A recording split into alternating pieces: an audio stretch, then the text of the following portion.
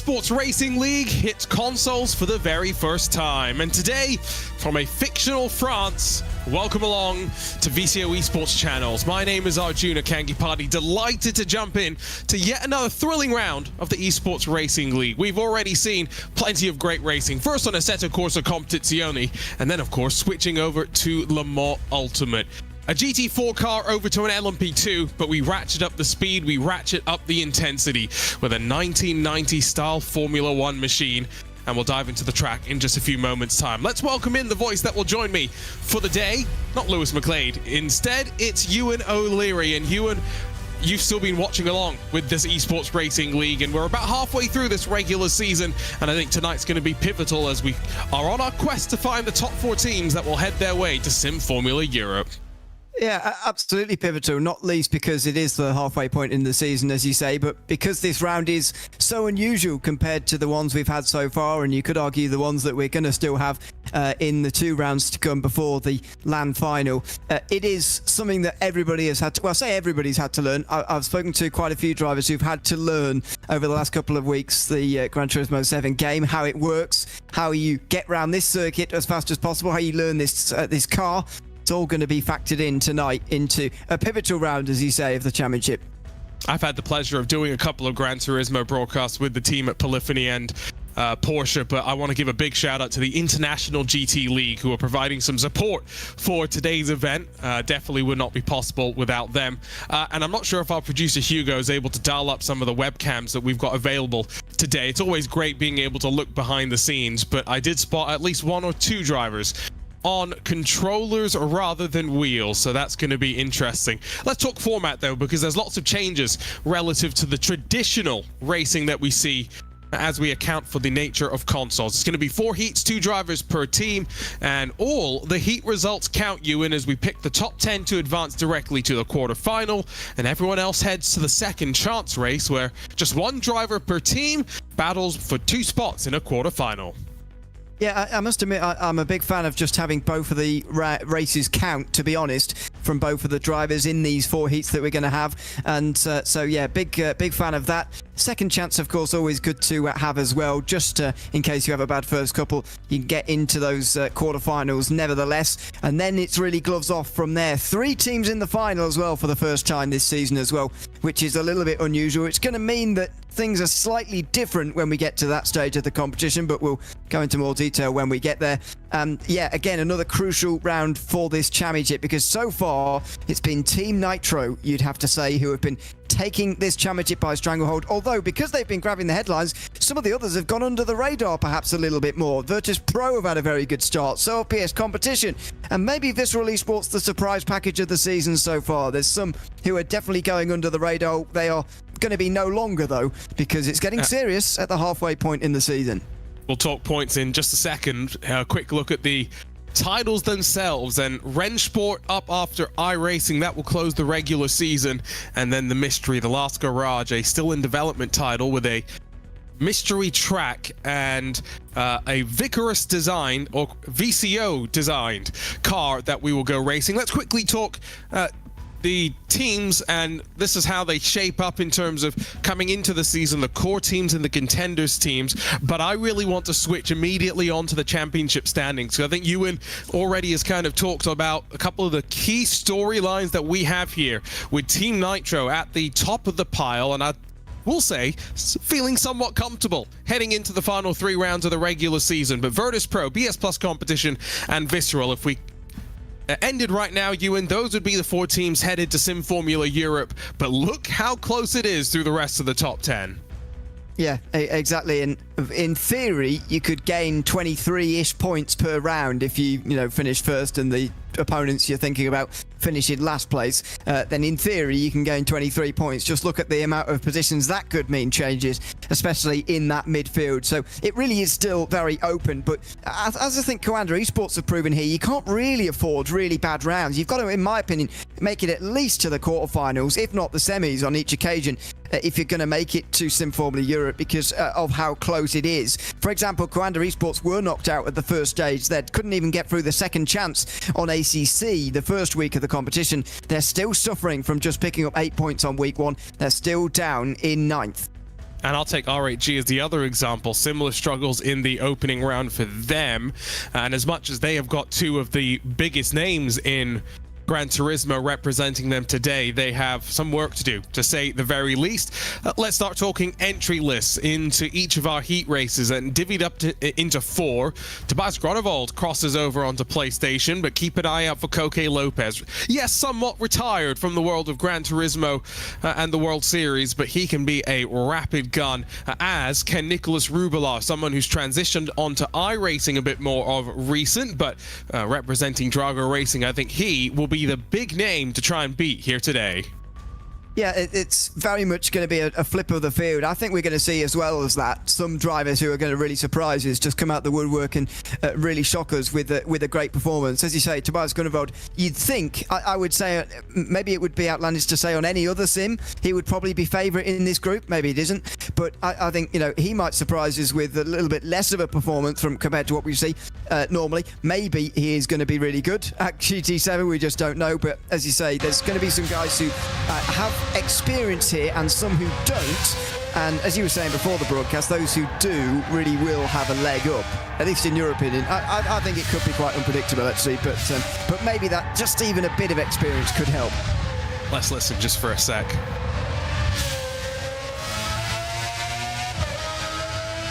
I mean, it is a glorious sound out of the V12 naturally aspirated engine that powers the F3500, reminiscent of 1991 Formula One cars.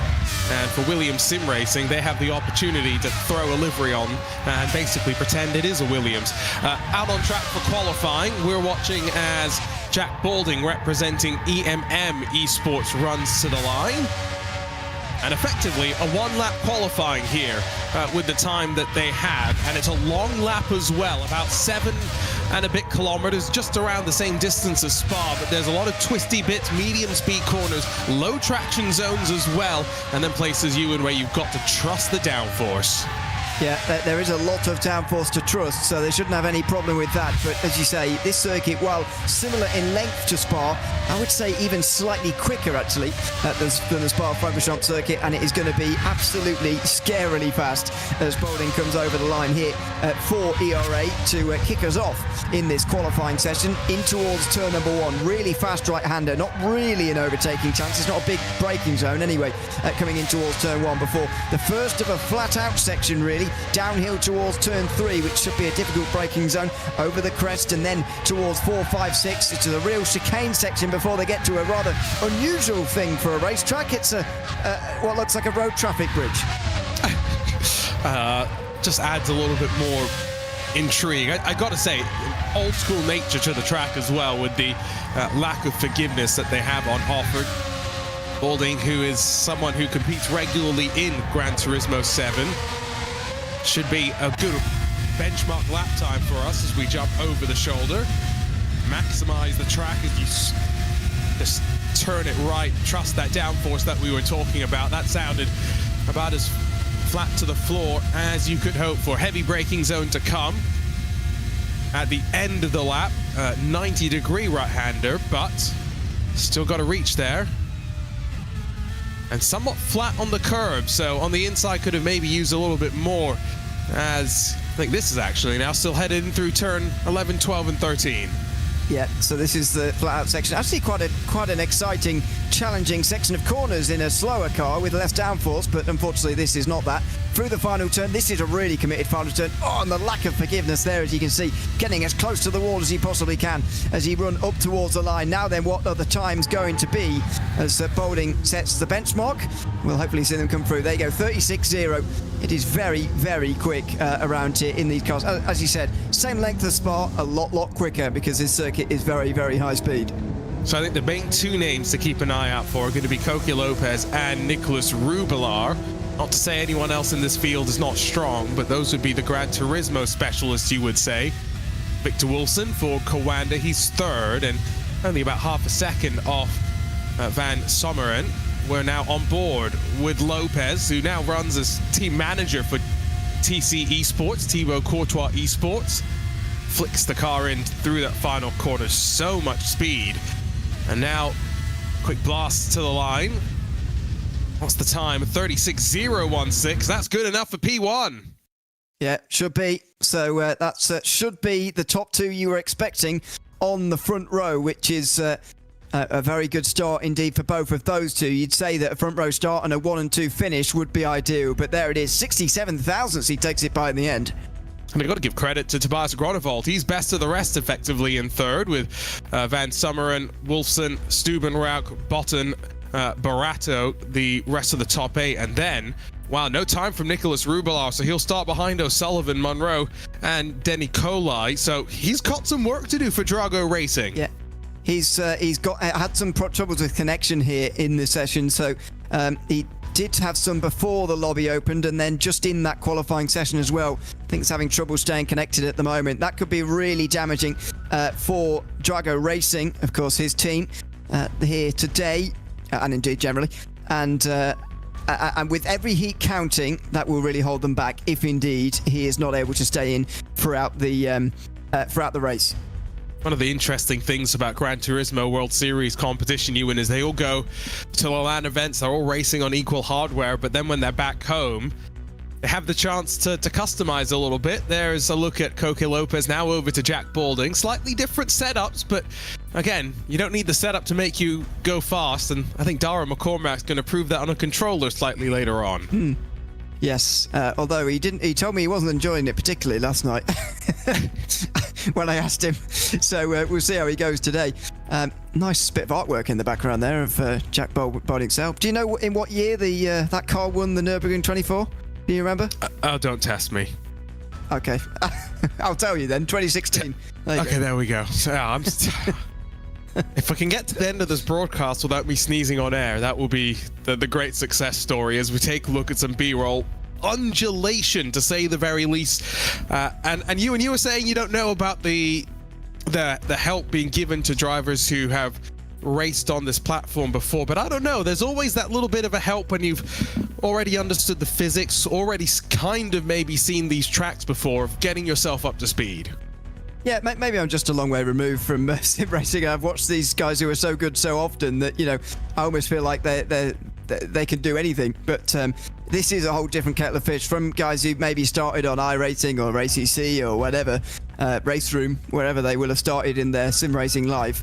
This would be a world away from those PC specialists, as it were, compared to the guys who started on Gran Turismo. And there was an obvious gap there, to be fair, between Lopez and Balding, and then the rest of the field, as you say, Tobias Gronewold, very much the best of the rest as far as that qualifying session was concerned. I mean, I remember when I started racing on consoles, even in specific categories of car, there was quite a big difference in terms of those who had driven in it week in, week out. That's actually quite a strange British driver. Used to do a lot of V8 supercar racing on the consoles, and I got quite good with the Australians, and obviously would beat the other Europeans who don't drive it so much, even though, the Europeans probably better drivers, the ones that I was racing against. If you have more experience even in a certain car sometimes on console, or certainly in certain categories, then you can have that bit of an advantage, maybe more so than on other platforms. So maybe it will be a big factor here, and this first session certainly reflects that.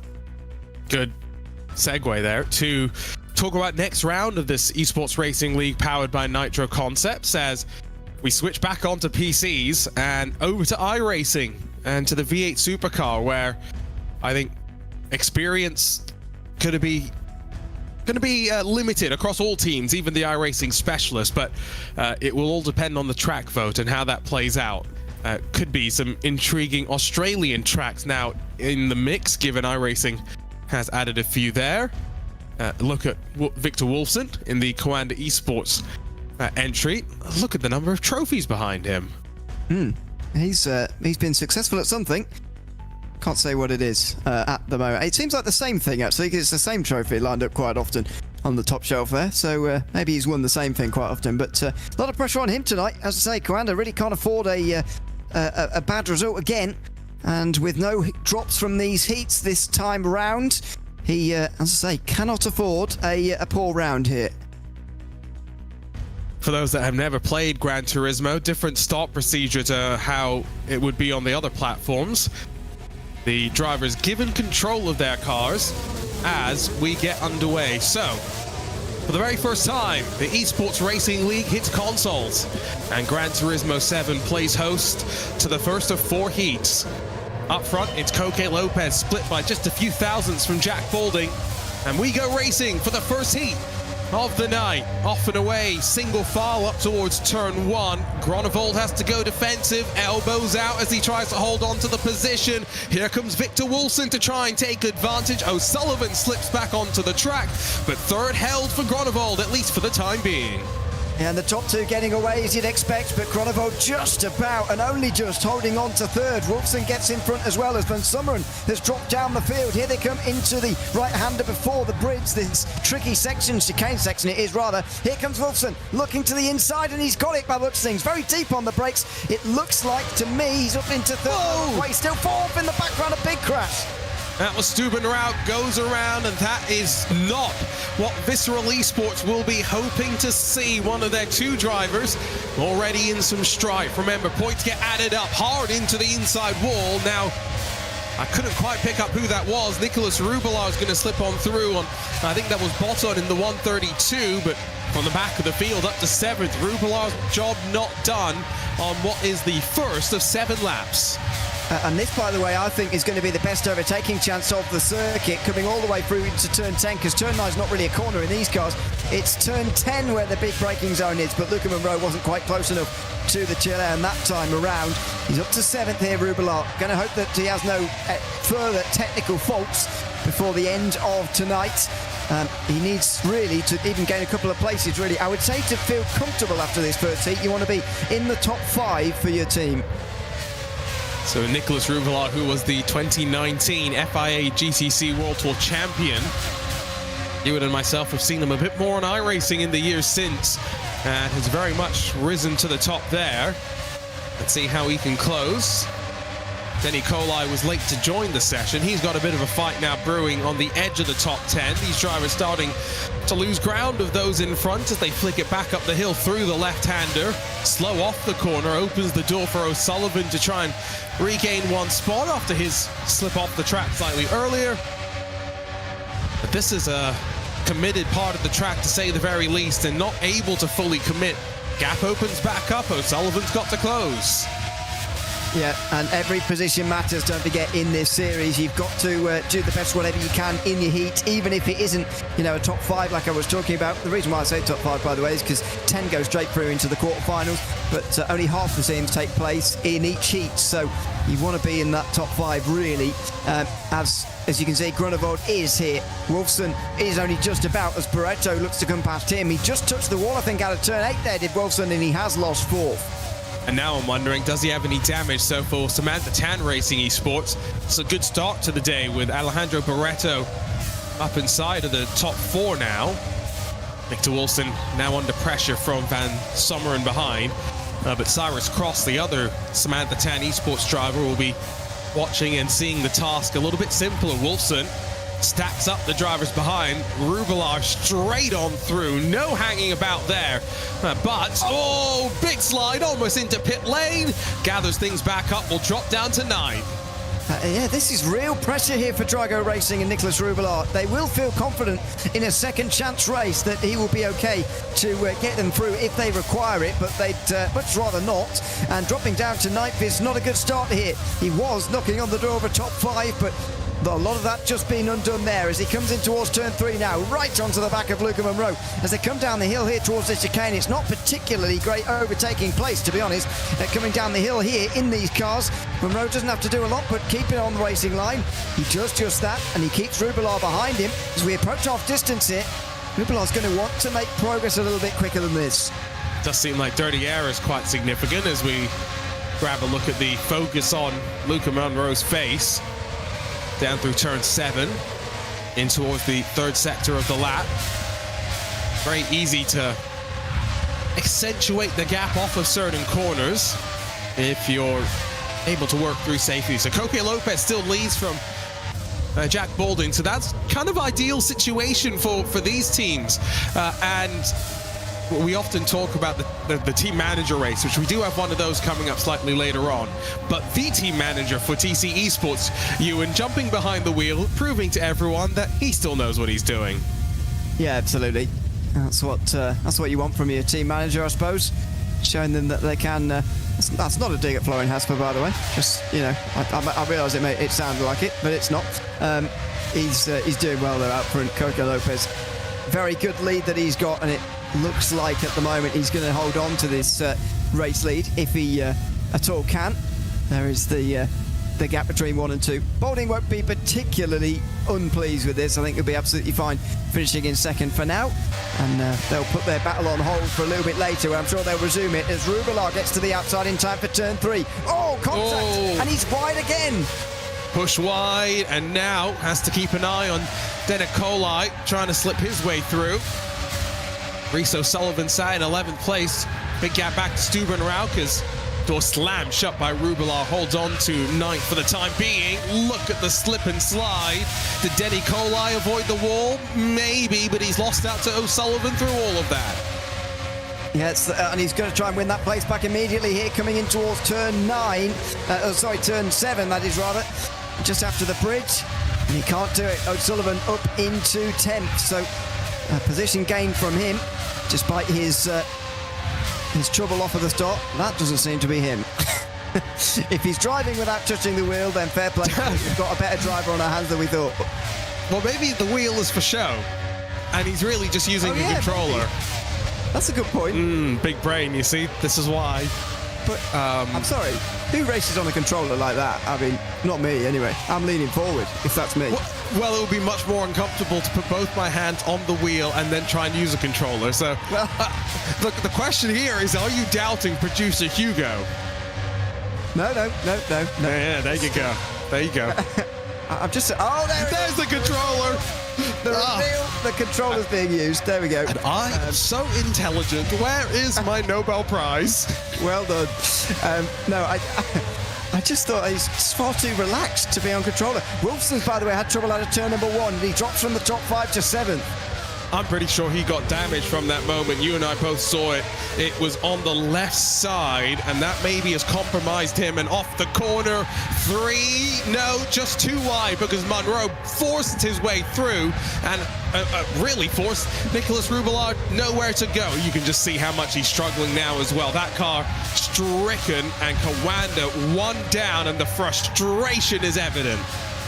Yeah, and again, if too many of these big teams get into the second chance race, then it's inevitable some of them are going to go in the first round of competition tonight. So, got to be really wary of this now, Kawanda, in these opening moments, as again these guys race out of turn 8, and on the long straight. As I said earlier, this is where I expect to see the moves made, and can Wolfson gain any of these back again? If he's got damage, then that's trouble, but he's on the inside of O'Sullivan. That was really nervy through turn 9 as they came through here. He's on the inside at 10, late-ish on the brakes, he jams himself in front, and he does get 9th place back again. Brave stuff. You've got to consider switching platforms. How do they all race? Netcode wise, how much room do you need to leave? O'Sullivan tried a little bit too much, got very, very close, and through the dirty air holds on for the time being. Denicolai gets closer in the fight for 10th position off the corner. Big wiggle as they put the power down, but it is 2 laps left to go. Still Lopez from Balding from Gronewold. Gotta say, for Team Nitro, Ewan, it does not get much better than this. No, they are having such a wonderful season so far, and you know that's why you want a driver like Tobias Gronewold on your team. Just solid every time. You know, I don't think he's the driver with the best results in the world in this series or anything like that, but you know, even on any sort of platform, you know you can stick him out there and he'll do a decent job. And 3rd place is more than enough from this first heat. Takes a bit of pressure off the next guy up as well, by the way, for Team Nitro. They know that they're not chasing a result, and they'll be able to get straight into the quarterfinals. Obviously, the real competition for those top guys trying to make the top 4 comes later. But to get through that first part with no trouble is has been put right on the correct path by Tobias Gronewold. Really well here early.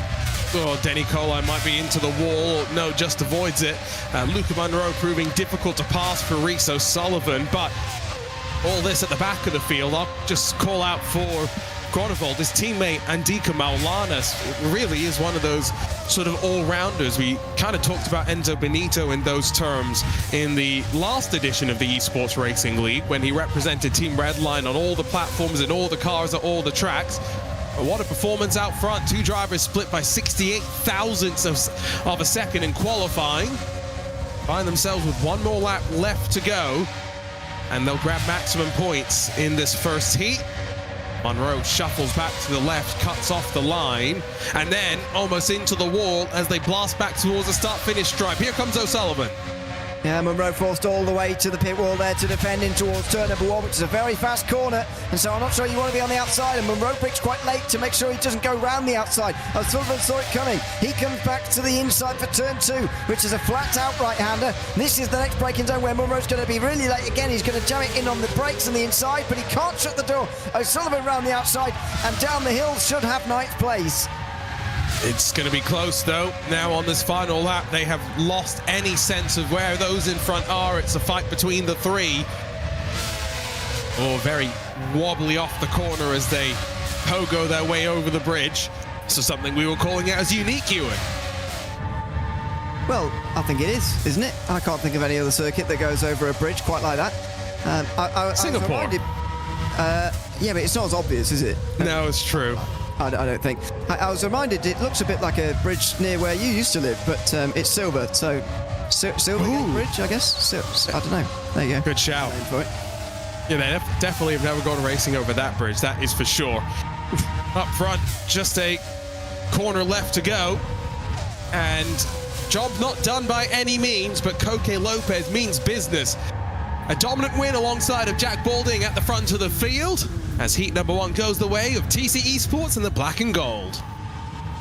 And absolutely expected, I suppose, in some ways from Lopez and Balding, especially after the qualifying session, but this is a little bit less expected. Nicholas Rubelar down in 7th place. Yes, he had to start from the back due to technical problems, but he only gains 5 places and leaves his Gygo Racing teammate with a bit of work to do. Wolfson dropping to 8th as well. Is bad news for Coanda Esports. A couple of the big names are quite a long way down in this opening race of opening heat of the day. And well, we'll grab a look at our results. From pole to victory seemed easy, but that gap at the front, close all the way through, and going on to the final lap, Balding still within striking distance if he wanted to try and make the move. So, Heat 1 in the books. Ewan will get a look now at Heat 2 before we can really get a sense for all the teams, how competitive they are really going to be.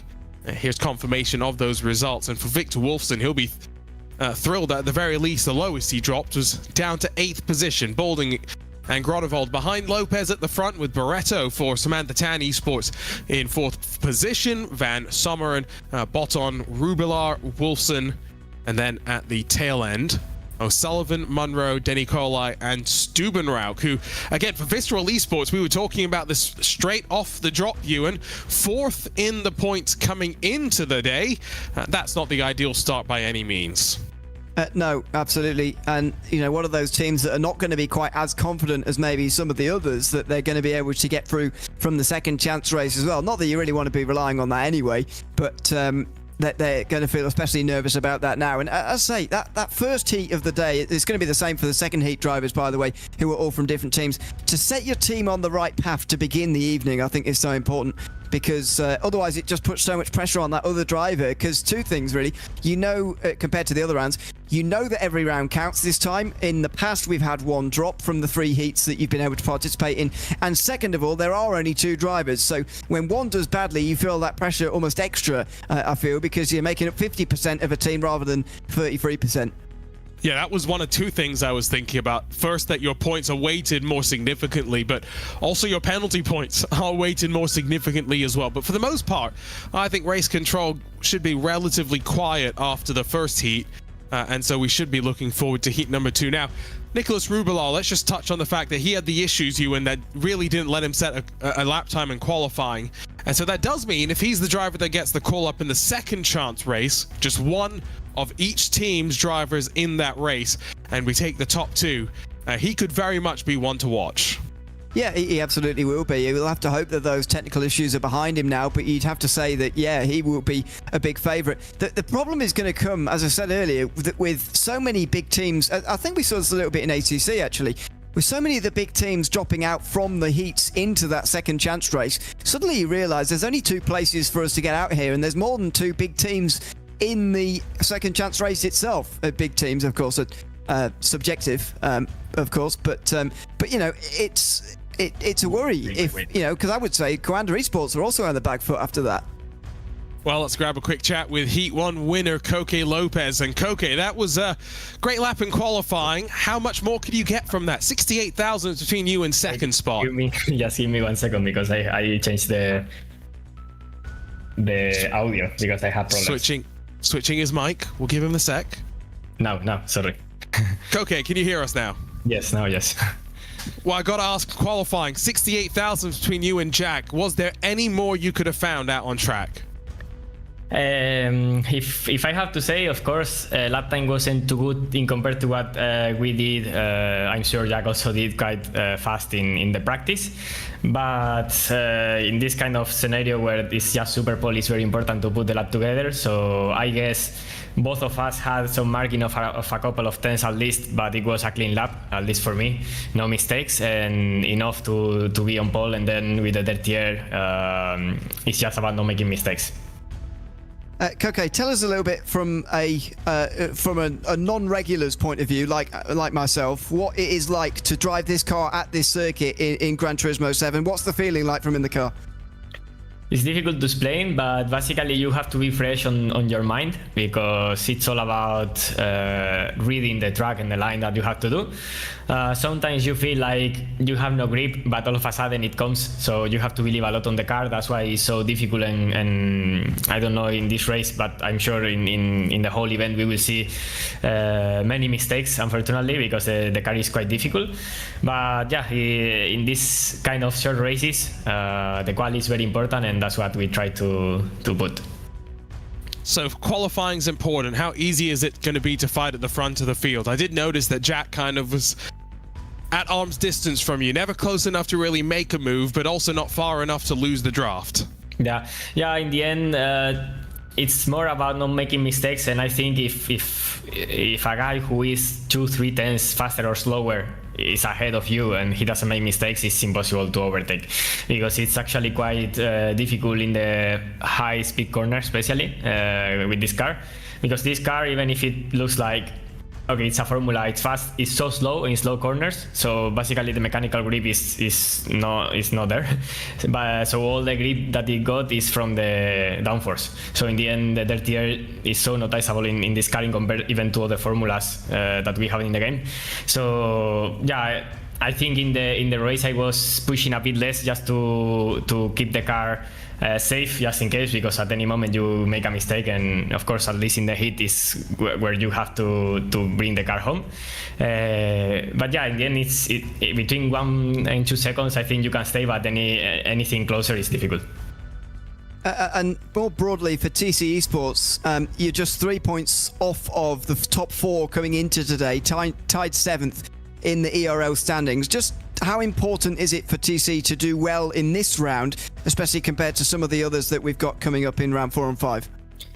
Well, I think this is our lucky round, let's say, not just because the levels in Gran Turismo would be higher or lower, but because of course with the 5 drivers roster, many teams had to prioritize other teams, and probably not a lot Gran Turismo. So we know even some teams that have many good drivers, they couldn't put all the drivers in this round, because otherwise they would run out of drivers for the others.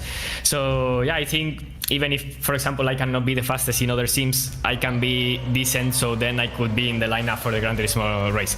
So I think we have a good chance, but at the same time, we are also decent in all the rounds. I think we can be very consistent with our lineup.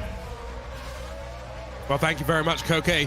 We are already racing for getting ready, I should say, for heat number 2. These are highlights of heat number 1, Ewan. Scared you for a second. Very much so. No, we're all good. This is heat number 1. And I've got to say, what surprised me, what we always worry about as commentators especially, is that fast cars are not going to produce good racing. But actually that wasn't the case in heat number 1. It was very, very exciting indeed. These were the front 2 who were not racing. I think, as you said, that was a decision made by Bolding. But side by side a bit further down, there was Koke Lopez taking the victory for heat number 1 tonight. Here's a look at the entry list for the second heat, where I think Dara McCormack racing on controller. He's one of the only drivers that we are aware of that's going to do all 5 platforms in the regular season. But keep an eye out for someone like Francis McGinn, but Killian Drumont's an GT7 staple. Be very interesting to see how he gets on, the main attraction, I think, in the second heat of the day. Yeah.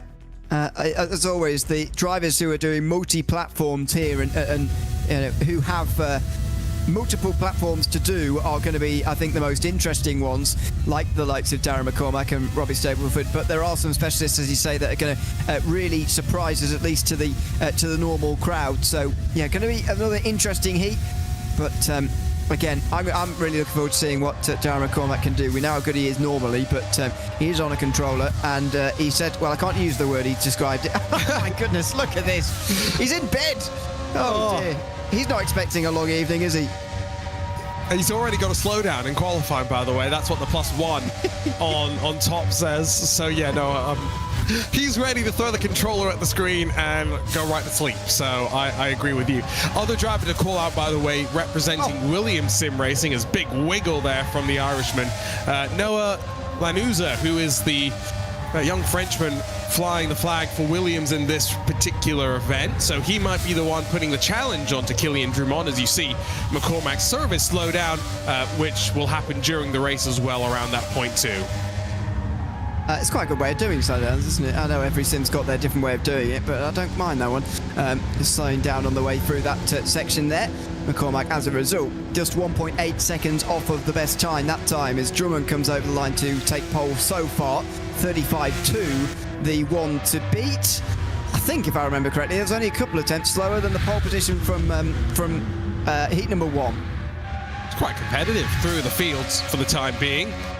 Here comes Sebastian Apostle in the Dalachaz Automotive. They've had a topsy-turvy evening already. Let's see if they can get things a bit more on track. It's across the line.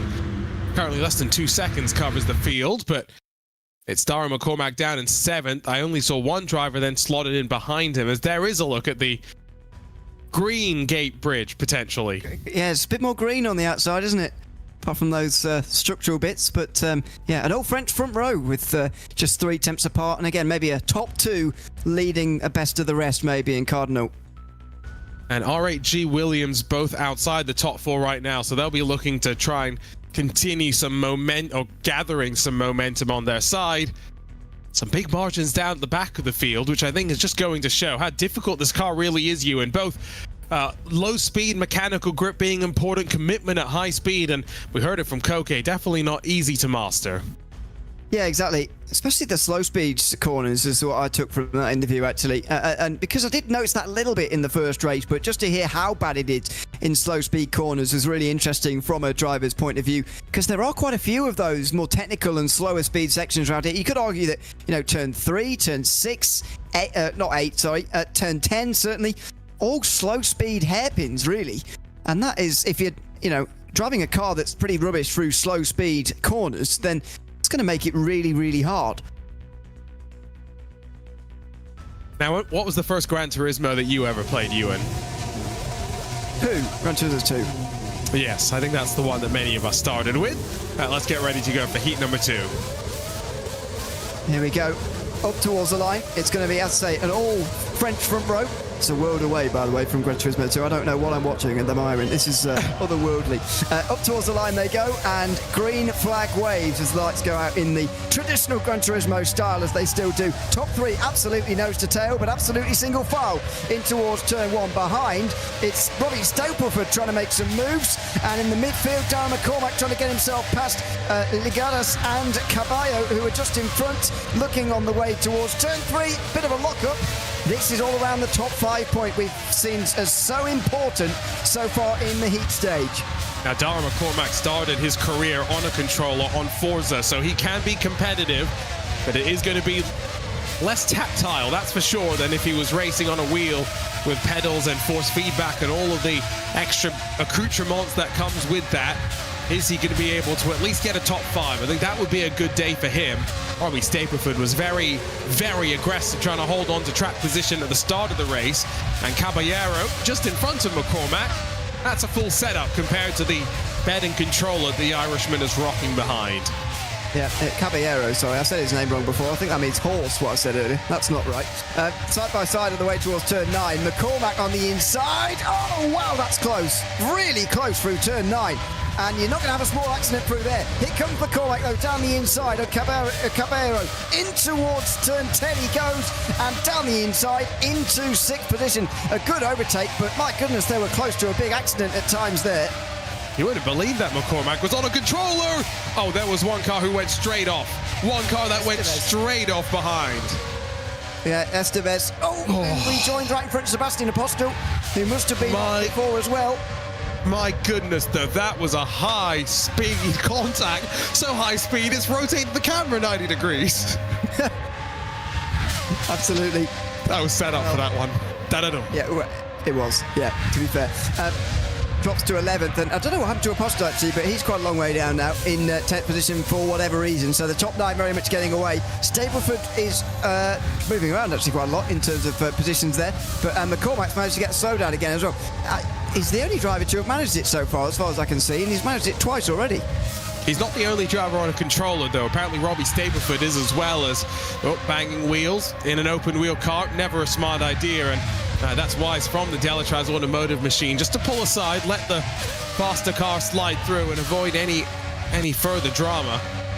Onto the field, by the way, seemingly similar story to heat number 1, where 2 of the stronger drivers in the field with respect to their Gran Turismo credentials are continuing to lead the way.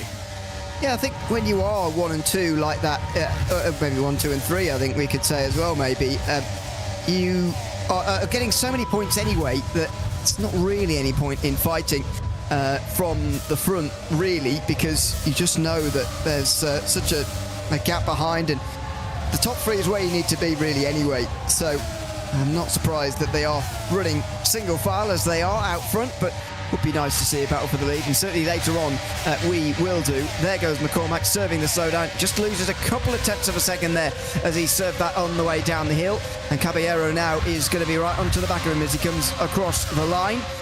They are all in behind Robbie Stableford, you'd have to say, who's at the head of this train. That worked out quite nicely, you have to argue. McCormack wouldn't complain about getting a slowdown, still holding on to track position, and if anything, sitting a little bit further back now from that dirty air, so a bit easier of a ride in the back half of the race. Sorry, that is just the most hilarious sight. The most hilarious sight for the Esports Racing League to find the best team in the world of sim racing.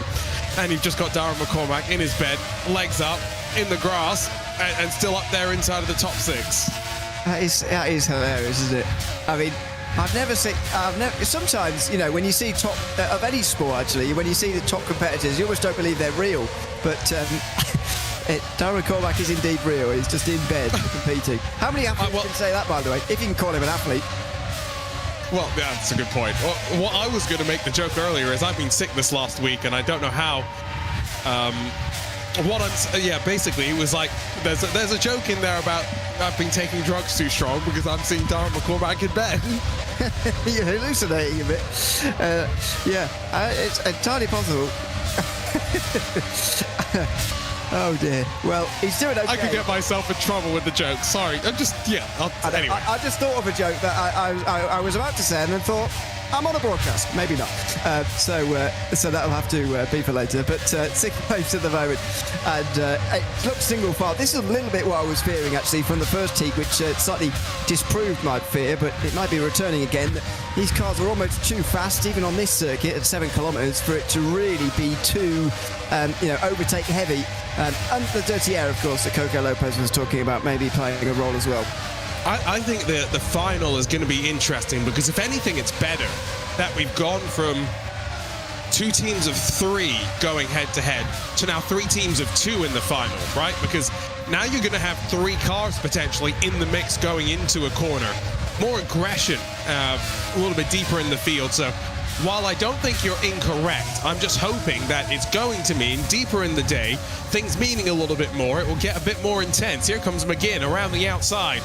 Through turn 7, not going to quite work out as Caballero slams the door shut on him, but just a little bit of a wiggle as they put the power down. And look how close it is on either side, the Armco. There's no margin for error right now. Yeah, and of course we'll end up focusing as well in on the leaders a little bit more, because at the moment they're running single file, and it doesn't especially matter that they are running at the front right now. It matters who makes it through out of the top 10, and it's much more likely to be these guys who are running sort of top 5-ish. As I mentioned, after one driver each, the teams who have a driver finish in the top 5 will be the ones provisionally in the top 10. And these guys are going to have a slight advantage going second, seeing what's ahead of them, and being able to account for what's just happened in race number 1. If I were them, I would see that first race, see Coanda and Drago outside the top 5, and think, well, in that case, we've got to be even further up, accounting for the fact they may well jump up in the second, their second driver goes through. A lot to factor in here, and maybe the best strategy is to just get your head down and drive, but it is worth to just remembering that they probably are going to see a couple of teams shoot up in the second heat. Lots of math to be done, I think, in between the next couple of races. But if you are in that second and final set of groups and racing in heats 2 and 4, you are right. There is a definite advantage to be had from knowing exactly what the situation is. So let's see how that plays out. Caballero's got the dreaded slowdown. So is that going to leave him vulnerable to McGinn? McGinn's dropped back quite considerably, and so now has got the back half of the lap from 7 through to 13 to close back up and to try and grab 7th position for Veloce Thrustmaster. Yeah, I think he's got enough of a gap there, to be honest, to be able to keep where he is. Tara McCormack will be the biggest beneficiary from this slowdown penalty, I would imagine, because he's not going to be anywhere near Caballero anymore as they come in towards turn 10. Slightly arcing braking zone towards the right-handed hairpin. I think still best overtaking chance on this lap, although we've not seen it used for a little while. There is the slowdown being served now on the way through that section of corners. Robbie Stableford still going well here in 4th, but an obvious gap up to the top 3, very obvious. And the 3 expected at the front as McGinn, door slam shot on him through the final corner. Oh, and he committed too hard to power and finds himself stranded on pit entry and now spinning the car back around in 10th position. Oh, that will be frustrating. But through all of that, yeah, top 3, maybe the drivers you'd expect. Cardinal representing WSR in this particular event is another one flying the flag in Gran Turismo Esports land. So Williams Sim Racing RAG not that far clear of the World Sim Racing team, who come into this event down in 18th in points. They have not had an easy start to the Esports Racing League powered by Nitro Concepts, as much as they have shown us some strong performances. Yeah, a particularly disappointing round at ACC, you would say, finishing 3rd last of the field. That's not good news if you're trying to make it to the top 4, certainly, and compounded a little bit by last time out's Le Mans Ultimate round as well. But if they can have a good round, you never know, as Kylian Drummond continues at the front of the field. Just a lap to go at the end of this one. I'll say the R8G livery looks excellent on this car. I'm enjoying the Virtus Pro livery quite a lot on this car as well, actually, but R8G's looking very nice as well. He comes around the final corner, a lap of honour rather, as he laps Sebastian Apostel. That's not good news for them. By the way, I think the Virtus Pro livery is literally a default template with the just VCO logos put on. I know it works, but levels of effort. There's R8G up there, and then Virtus Pro somewhere a little bit lower. So I just wanted to give them look at the helmet for Kylian Drummond as well. It looks properly good. And this is a driver, Ewan, who, when he made his way to his first ever World Tour event in person, he won both the Nations and Manufacturers Cup. So that's kind of like Lewis Hamilton going and winning the World Championship his first year, which, guess what, he almost did. He did. He should have, in fact, but... No, Kimi Räikkönen won it. You can't steal that from me. I know the reality, but we know. Anyway, Stableford under the most pressure he's been all race now on this last lap. There he is. It's so different, isn't it, looking at these guys when they're using controller. They're so motionless compared to... I mean, they're normally quite motionless, but even more so now. I'm quite curious to see how many of them is all big wiggle out through turn 8. And I don't know if that was just Robbie looking up and trying to see how many laps are left, but yeah, I'm curious to see that they haven't gone wheel and pedals and they've just stuck with the controller. And I guess for Kylian Drumont, we saw his webcam. He is wheel and pedals. He's using the setup that's taken him to great success. Out of the final corner, and it's job 1 done for Kylian Drumont. Barely a celebration as he goes over the line. He knows the work is to come later for him tonight, but he wins Heat 2. He puts RHG Esports in a very good position in terms of qualifying for the quarterfinals, and he is going to be very pleased with that, as are his teammates. Stapleford holds on to 4th. I'd say a good drive from him to put BS Competition up in front, ready for the second round of drivers as well. Darren McCormack, 6th place, you can see there, just about hung on as well. A real mix of ability in terms of those who are experienced on GT7 and those who are not. And those who are see this as just the first job done, and certainly not the end goal, which is to come later for Heat 2 winner Kylian Drumont. I think for BS Plus Competition as well, they'll be thrilled because Robbie Stapleford on a controller, but Thomas Laboudelet is their other driver, and he is very strong in the world of Gran Turismo. So Zebra's starting off pretty decently in their first race of the evening, but now we reset and it's time for the third heat after we grab a look at these results. It is Kylian Drumont who wins for RHG in front of Lanurza in 2nd place and Cardno in 3rd. So that's the same top 3 as qualifying. And then you see the jump in best lap, by the way, back to Robbie Stapleford, who finishes in 4th ahead of Igadas, who tried to get past him all race, couldn't. Darren McCormack ends up 6th, holding on from Caballero, with Estevez finishing in 8th, a couple of seconds further back.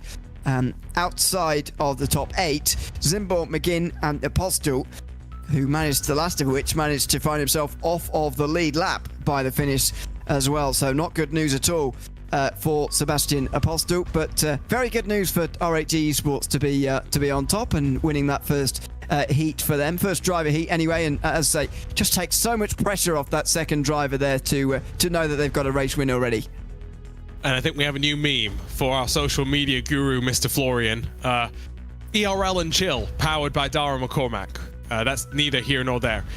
2 heats done, 2 left to go. I think we're starting to see a bit of a trend in terms of who's a contender and who is not. But ultimately, Ewan, like I was just saying with BS Plus Competition, the fact that they've got 2 drivers with such varying setups and experience on this platform means it is kind of hard to draw any sort of form book, isn't it?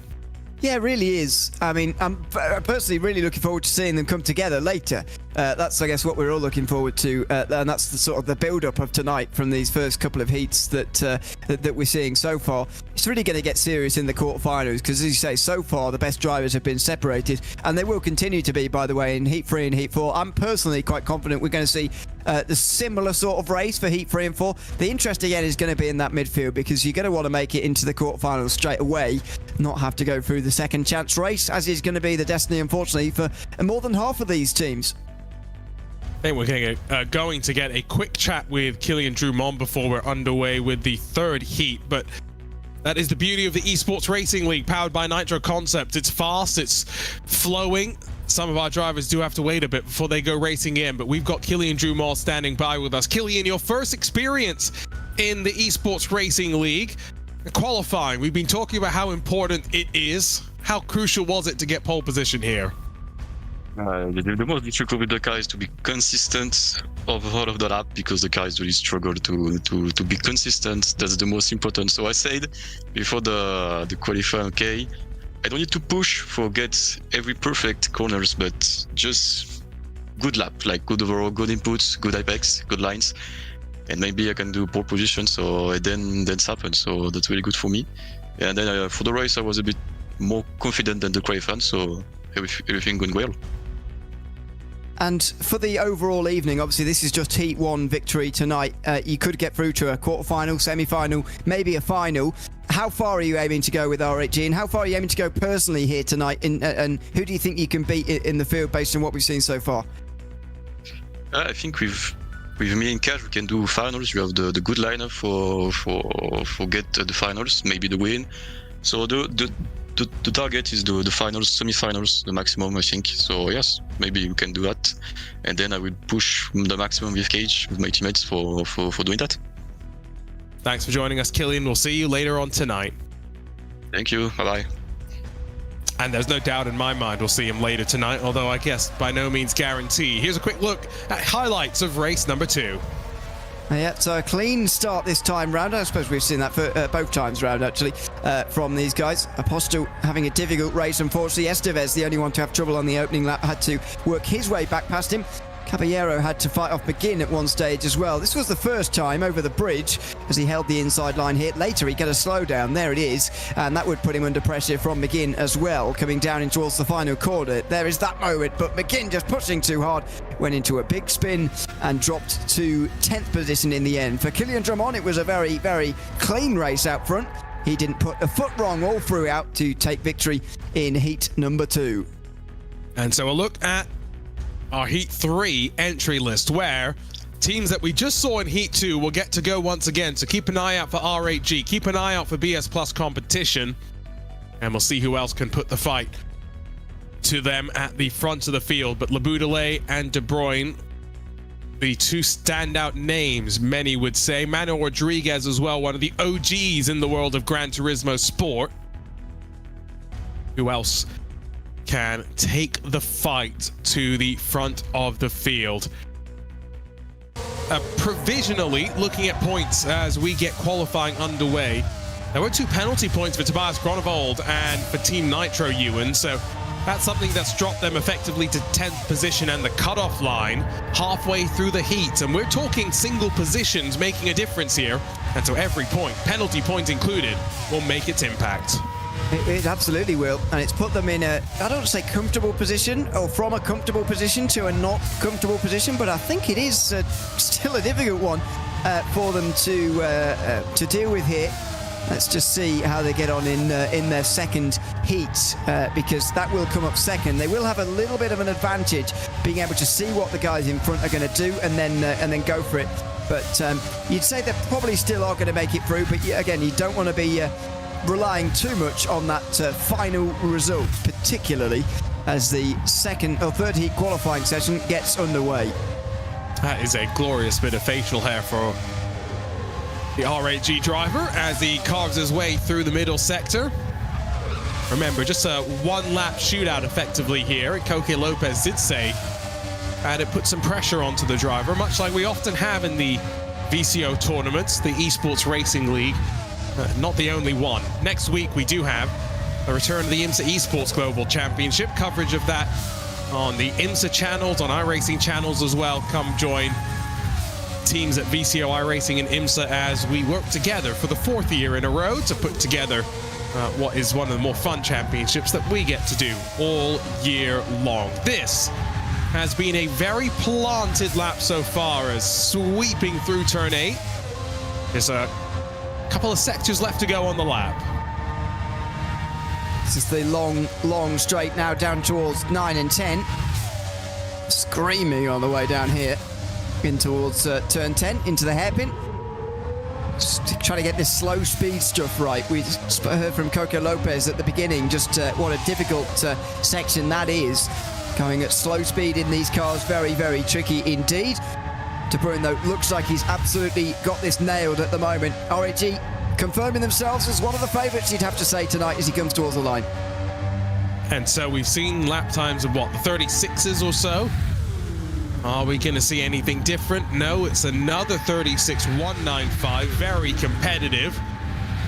Now, who will be the next to stand up and challenge? Laboudelet might be the only other driver expecting to get super close, but everyone else will want to be within striking distance. Federico Cervi's within a 10th of a second. That's a great lap time from him. Nothing from Statsenko in the other of the Virtus Pro machines. Still waiting for Biko in the Williams Sim Racing car. There comes BS Plus competition. Although Laboudelet not running the livery. Now, was there no lap time on the board for him? Maybe. Didn't appear there, so we'll see when the results come up in a moment, but that might be quite a lot of drivers without a lap time. Here we go. He did get third, so not bad actually in the end. And you got to say Cervi, the one that then surprises us as he jumps in between the two main contenders. Big gap back to Manuel Rodriguez, Busom, Biko, Blackhall, Statsenko. About 2 seconds back to the Virtus Pro entry, and then just Schubeck by himself on the 5th and final row of the starting grid. Servi, by the way, on the GTS 92 team, who are 16th after, well, tied 16th with Coanda after finishing 8th place in their first heat.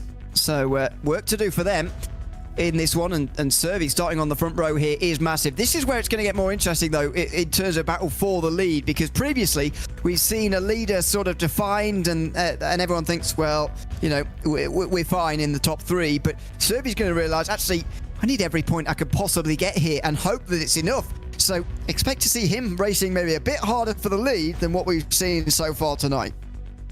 Is there a real track, Ewan, that you can really think of that matches what this sort of brings to the table? Because I think this is one of those virtual tracks that I can't really think of a counterpart to.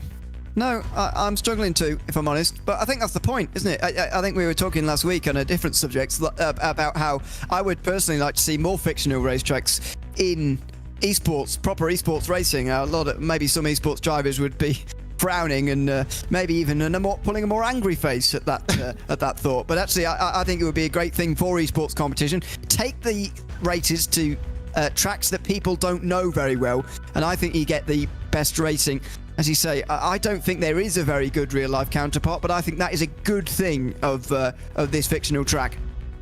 You and I were at the Sim Racing Expo alongside the team at Rennsport, who will play host to the 5th and final round of the regular season. So we've got iRacing coming up in a couple of weeks' time. Ewan, you'll hopefully be in the booth, right? You're still free that day. I am, yeah. I'm on the bench, you know, for this series, waiting for my call up. You know, waiting to be subbed on. So I'll be there. I'll be waiting if I'm required for iRacing. It's a sim I know a bit more about, thankfully. Well, you'll definitely be needed because Lewis is definitely not available, and I am still maybe not available. So we'll see. We'll see who we need to super sub in to join you potentially. But that's coming up in a couple of weeks' time. I believe November the 8th, if I have my dates all together. And then it's a little bit of time before we head off to Rennsport, and then Sim Formula Europe. We get to meet up in person with the top 4 teams on the Last Garage, a sim that very much I think is going to play to that point of not giving the drivers much time to A, practice, but B, give them a familiar track to get used to, and then a car that they will have hopefully never experienced as well. So I'm really looking forward to that, Ewan. Yeah, that's what we had for the Sim Formula competition last year indeed. And by the way, I am going to make you say the Last Garage, because that's how I'll be pronouncing it, but there you go. No, I can't. I'm too far gone at this point. Anyway, 3 heats out of 4 about to get complete. We've got 7 laps left between us, though, and potentially confirming R8G and BS Plus competition in moving forward. Here we go, off and away, and now trying to weave a little bit, get some temperature maybe into the tires. That's through the fast right-hander. Already with a couple of car lengths to the good. De Bruyne is going to lead us off and away. Servi in second, Laboudelet in third. No changes at the very front of the field. Have to keep an eye on Alessandro Bico, because after his teammate did the job and finished in second, Bico starts this one off in 6th, and with Jake Blackwell just behind. Yeah, but because Williams had that strong result first time round, suddenly a 6th place is actually okay, because it's an 8th effectively overall if you add them up, and that, you know, that should be fine. So Bico can stay where he is for the moment. If he's feeling confident, maybe he's going to try and make the moves forward. But personally, by the way, just one thing, but they've got slightly the wrong era livery, but I'm so glad Williams have taken the chance to change their livery slightly for this slightly retro F1 car. It does look great. Mikhail Statsenko forces his way past on Lucas Schubeck, and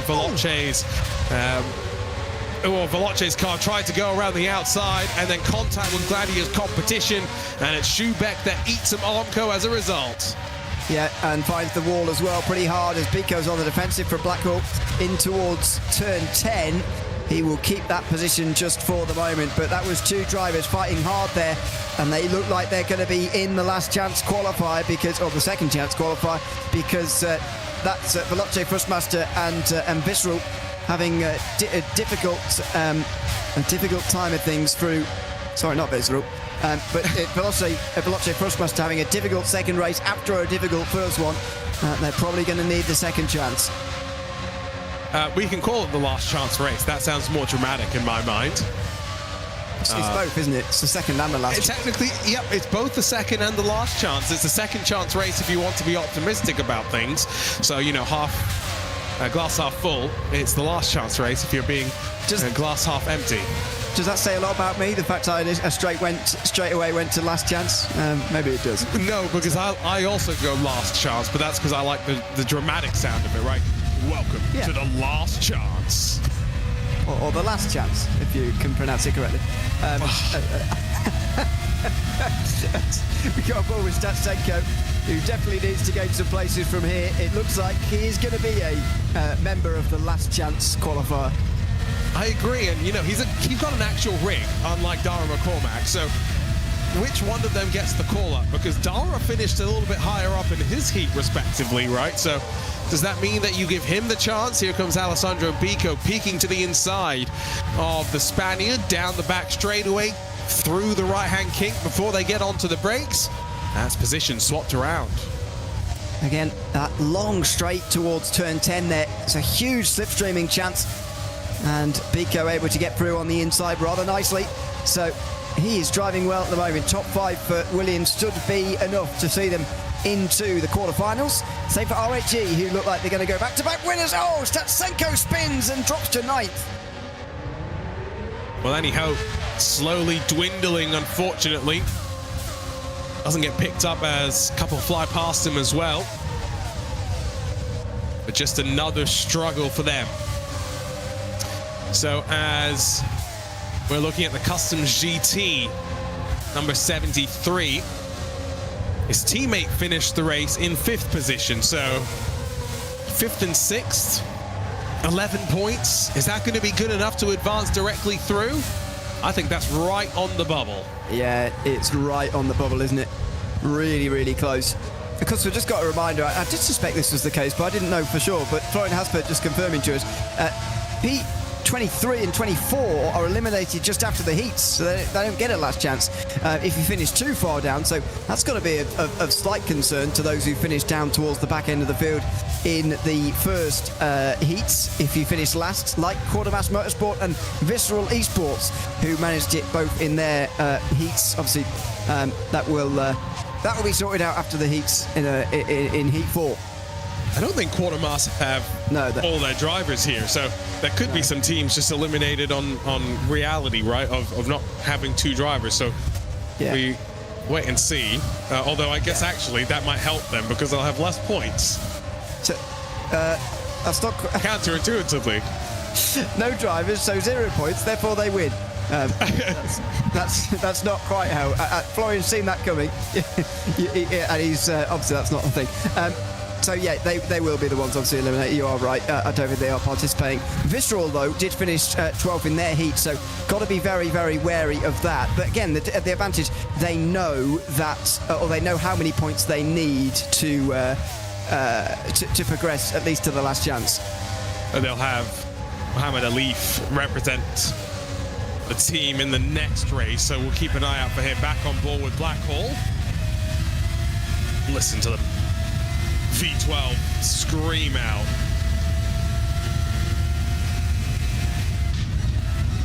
I mean, the change of direction is just so fast. Yeah, it's so difficult to sort of do as well, isn't it? Change direction again and again and again so quickly. It's a very, very difficult part. I think that's why some people have opted for the controller, because that does seem to me to be a little bit easier to do those switches of direction rather than on a wheel where you've got sort of more of a rotation in less speed. But for other sections, it's easier to use the wheel and pedals. So I don't think there is a one best option. I think that it's definitely a preference thing. I always go back to the story of Max Verstappen likes to jump on iRacing with a controller and mess around with his Team Redline teammate. So if that's good enough for Verstappen, it should be good enough for the rest of the world, right? No, we all need a bit more help than Max. No, if we're all as good as Max, maybe, yes, then that's how it would go. Yeah. Wow, that section is fast. Super fast. I said earlier, I was watching an onboard lap actually from a GT3 style car around this circuit. it's a bit of a shame in these cars that sort of section of corners is not really a challenge. It's just a sort of quite frightening downhill fast section as Mirzian gets through into 7th place, by the way. Looks like a solid driver, actually, but just a long way back. Blackhall slides and will certainly be 8th place now for WSR, who will be going to the last chance as well, you'd imagine, at this rate, possibly. But yeah, in certain cars, that section really quite a challenge, which is, as I say, it's a bit of a shame it's not here. Well, you say WSR going to the second last chance race. 3 + 8. Oh no. Okay, not 8. Blackhall. Oh, that's not great on the rejoin. Almost backs right into Lucas Schubeck. Right, so 3 + 10, 13 points. Yeah, okay, going to the second chance race now. I was preempting the future, clearly. Actually, now that you did that maths, I was starting to feel a little bit uneasy about my own comment there. But yeah. Where's your time machine gone? Yeah, I know. Yeah, I was just reading the future, so that's what's happened. This, I think, is the big, maybe call it surprise, but the big turnaround, I suppose, in heat number 3. Cervi is putting on a fantastic. Oh, because he's Italian, it might be Cervi. Don't know, but. Second place, what a performance this is for GTS 92. And this puts them right in that conversation, and it's an awkward conversation now for some of the big teams like Nitro, maybe less for Virtus Pro anymore, because they're definitely going to be in the last chance, but this is putting them right into that mix. Trying to figure out how many points his teammate scored for Mr. Cervi. 8. It was 8? Okay. Yeah. So, they are on the bubble as well. 8 + 2, 10. That could be close. I think one thing we know for sure, RHE looking pretty good. BS Competition, pretty good as well. Williams Sim Racing, I think that's 3 teams right there, Ewan, that we can say are moving forward to the quarterfinal. I think so. I think, they're 3 of the favourite teams as you come into this competition as a whole. Maybe some of them haven't started quite as well as they would have liked. Williams Sim Racing come in today 5th place, which is down on because they had a slightly less good Le Mans Ultimate round than you might have expected. But for the likes of RHE, they definitely needed this. You pointed out at the start of the show, they haven't had a top 5 finish yet in any of the platforms. This could be their chance, though. They look like they've got 2, quite honestly, world-class drivers, actually. Oh, they do. They have maybe the strongest lineup when you look at it as a whole with Gran Turismo experience. Although Alessandro Bico, not racing on a controller, it should be noted. It's holding up quite strong for someone who comes a bit more from the iRacing background. Yeah. For some reason, some things in life just look like a little bit wrong. Alessandro Bico driving Gran Turismo 7 just looks a bit wrong. I know. It just doesn't seem quite right. But he's quite good at it, clearly. He's fit for the moment. But, sometimes, they are absolutely real, because I'm watching it happen right in front of me, but it just doesn't look quite right. I mean, some probably thought the same when Thomas Labudele came over and did, well, a handful of iRacing races, including the Raw before the 24, which he's won in the LMP3 car, if my memory serves. So, someone that initially started on Gran Turismo, joined up with BS Competition, and increasingly getting accustomed to the world of iRacing as well. Absolutely. And so he's a good asset for them to have here this time round, though we're feeling very confident. I guess the thing now is going to be about Robbie Stapleford and how he can back up his teammate, to be honest. But they know at least they're going to be making it through to the quarterfinals, and that's exactly what BS Competition need. They come in today in 3rd. If they're confident that they can beat Virtus and Nitro, they could even be leading the standings by the end of tonight. Oh, you're thinking high. We've got, after this, let's not forget, the second chance race, 2 quarterfinals, a semi-final, and then 3 finals races.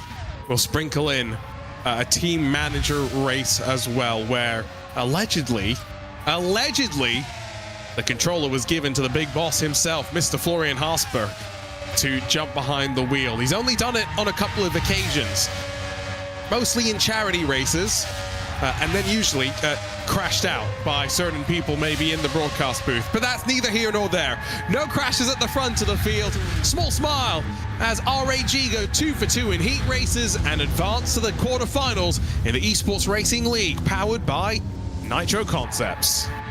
Yeah, I think they've put themselves as absolute favourite status tonight with De Bruyn's victory here. Another good performance from Chervy and Laboutelet, who are GT7 drivers by trade, you would say. That gives a very interesting conversation around GTS 92, whether they're going to be making it through, but we are pretty sure that RHG, PS Competition and Williams from this side of the draw, as it were, will be in that top 10. So we'll grab a look at the results. We'll grab a look at hopefully a rough points calculation, Ewan and myself, be able to share that with you all. And then chat with the driver and get ready for the fourth and final heat of the evening before we can head into the second chance race.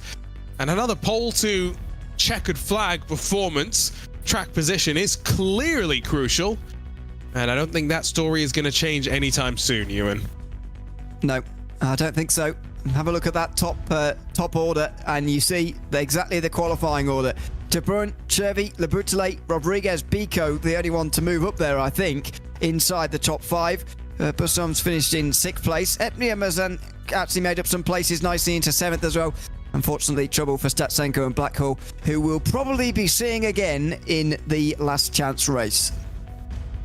Well, let's see if we can grab a word with our race winner. Once again, we're down in the R8G camp, and that looks pretty simple, Kaj, but was it as difficult as we think it is to master this car in qualifying? Well, I must say, in the race itself, it's pretty difficult, yeah. What about your sort of chances overall for this round here today? We spoke to your teammate Killian earlier on, said, all right, you've got a great chance. Now you've seen a lot of the other drivers drive. How big of a chance do you think you've got tonight? I would say pretty, fairly high chance, to be fair.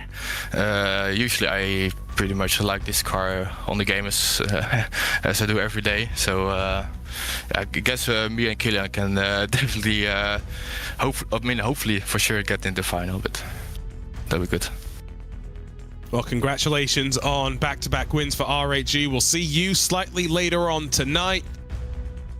3 heat races done, Ewan. 1 more left to go. Here's a quick look at, well, I was going to say some highlights, but it was stalemate-ites, if you will. Not much really happened in front of the top 5. Jake Blackhall really having the most interesting of races, although self-inflicted in many ways.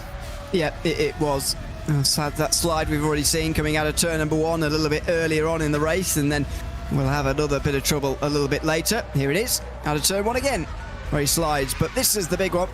Big slide and a spin for WSR through this section, and as you say, really dangerous. Well, not dangerous, because what else can you do? It's a dangerous place to find yourself. But out front, De Bruyn was the leader and the runaway winner. RHG are absolutely right to think that they've got a brilliant chance here, and they've done a good job splitting their sort of 5 drivers over the 2 console to PC, I think, by doing it this way.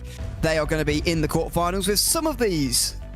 And this is the entry list. Some names to keep an eye on. Team Nitro have got Andika Maulana. Visceral have got Muhammad Alif. I think Baptiste Beauvoir for TC Esports should be quick.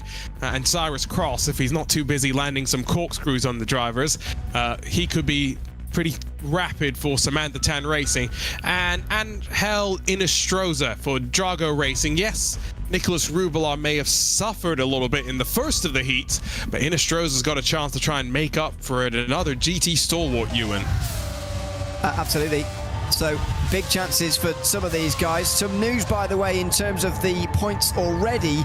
We know some of the teams who are going to be in the last chance qualifiers, and there are some big names as well who are going to be in those last chance. Coanda Esports cannot make it to the quarterfinals directly.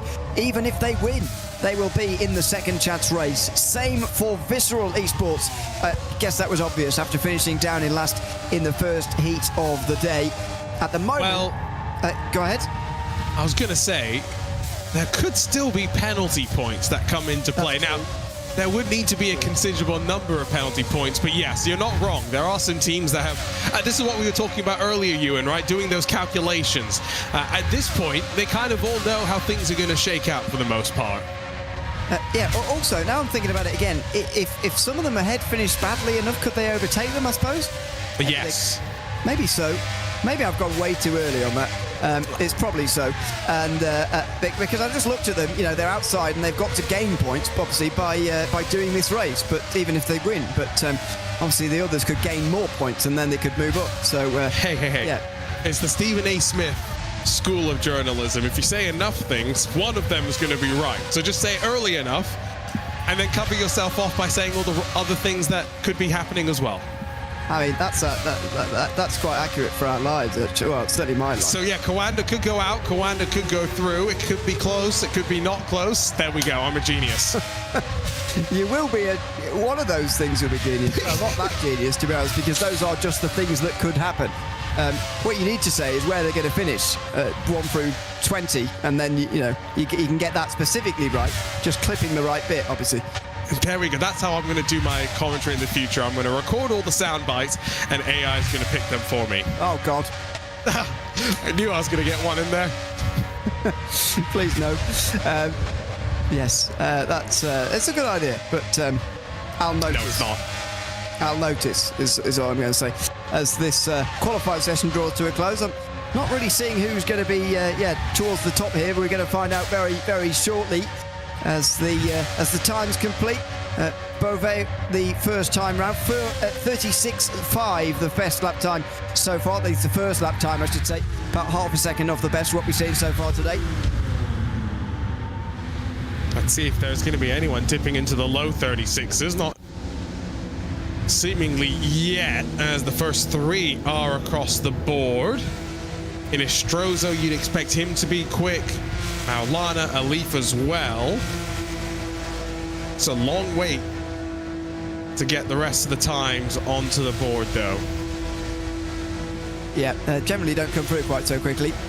So we'll just have to wait for the result sheet itself. But TC Esports alongside RH Esports probably showing themselves to be one of the big favourites here, because it's not just Coco Lopez, clearly, who's got the speed here tonight. It looks like Beauvoir has also got some decent speed as well. And it looks like he's going to top this session.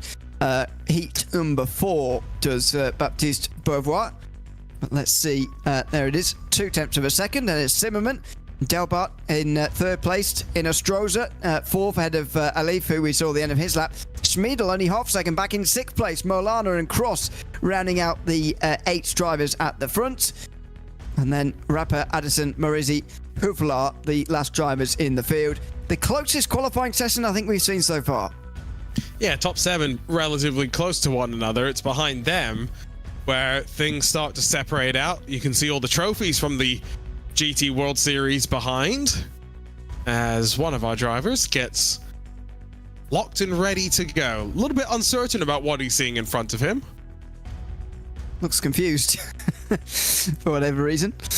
That's what I'd be doing if I was competing in this game. What is this on my screen?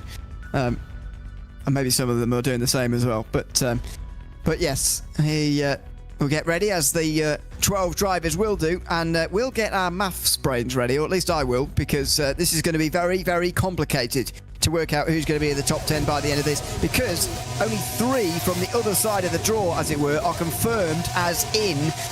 That will be RHG, obviously, Williams Sim Racing and BS Competition, as we suspected, all confirmed in the quarterfinals, but the others are uncertain for the moment. The other 7 places uncertain, and they're going to be fought for over the course of the next 7 laps, as Baptiste Beauvoir gets them to the start-finish line and underway for TC Esports. One of the stronger teams, as we expected at the start of the Gran Turismo 7 night. He leads them down in towards turn number 1 for the first lap. Well, big sense from behind. Cyrus Cross went aggressive. Now has to watch for the switchback as Addison tries to cut underneath. But all this is separating themselves out. 7th on forward, bringing themselves clear of the trailing contenders. Cyrus Cross and I think Addison, a little bit of argy-bargy between the two of them. Inestroza up to 3rd. Clean start pretty much all the way through the field, but yeah, Zimmerman losing that place, down to 4th, and a stack up behind. Alif and Schmiedel getting very close with one another as well, as they come through in towards, or across the bridge, I should say, in towards the left-hander. Are there going to be any dives here early on? No, not just for the moment. This is going to be the high-pressure zone, as it were, for those looking to make it to the top 10. Trying to do the math right now. Coanda definitely need to move forward from here to have any chance of going directly into the quarterfinals, but mathematically, it's not just done and dusted, and so here comes Lorenzo Rappa trying to wrap his way around the outside of Muhammad Ali through the quick hairpin, but gets bodied out there, runs out of road to try and make the move. I think it's going to be difficult. You can see how close everyone is still at this point, and Dirty Air plays its part. Yeah, we've already heard that tonight, that it is a very, very big Dirty Air car, that's for sure. And you don't want to get stuck back here. Michał Schmiedl a long way back, unfortunately, for ERA at the moment. They were doing okay after, as far as the qualifying positions were concerned. And thanks to Felix van Delft from BS Competition for sending me some standings live after the qualifying session. But it had a monstrous tie for 8th, including 4 teams. So trying to work out what would be going on there would be complicated. But again, the best strategy, as we always say with these kind of things, get your head down, drive as fast as possible, get the best position you possibly can, and it can't be too complicated from there. In a difficult car at a unique track.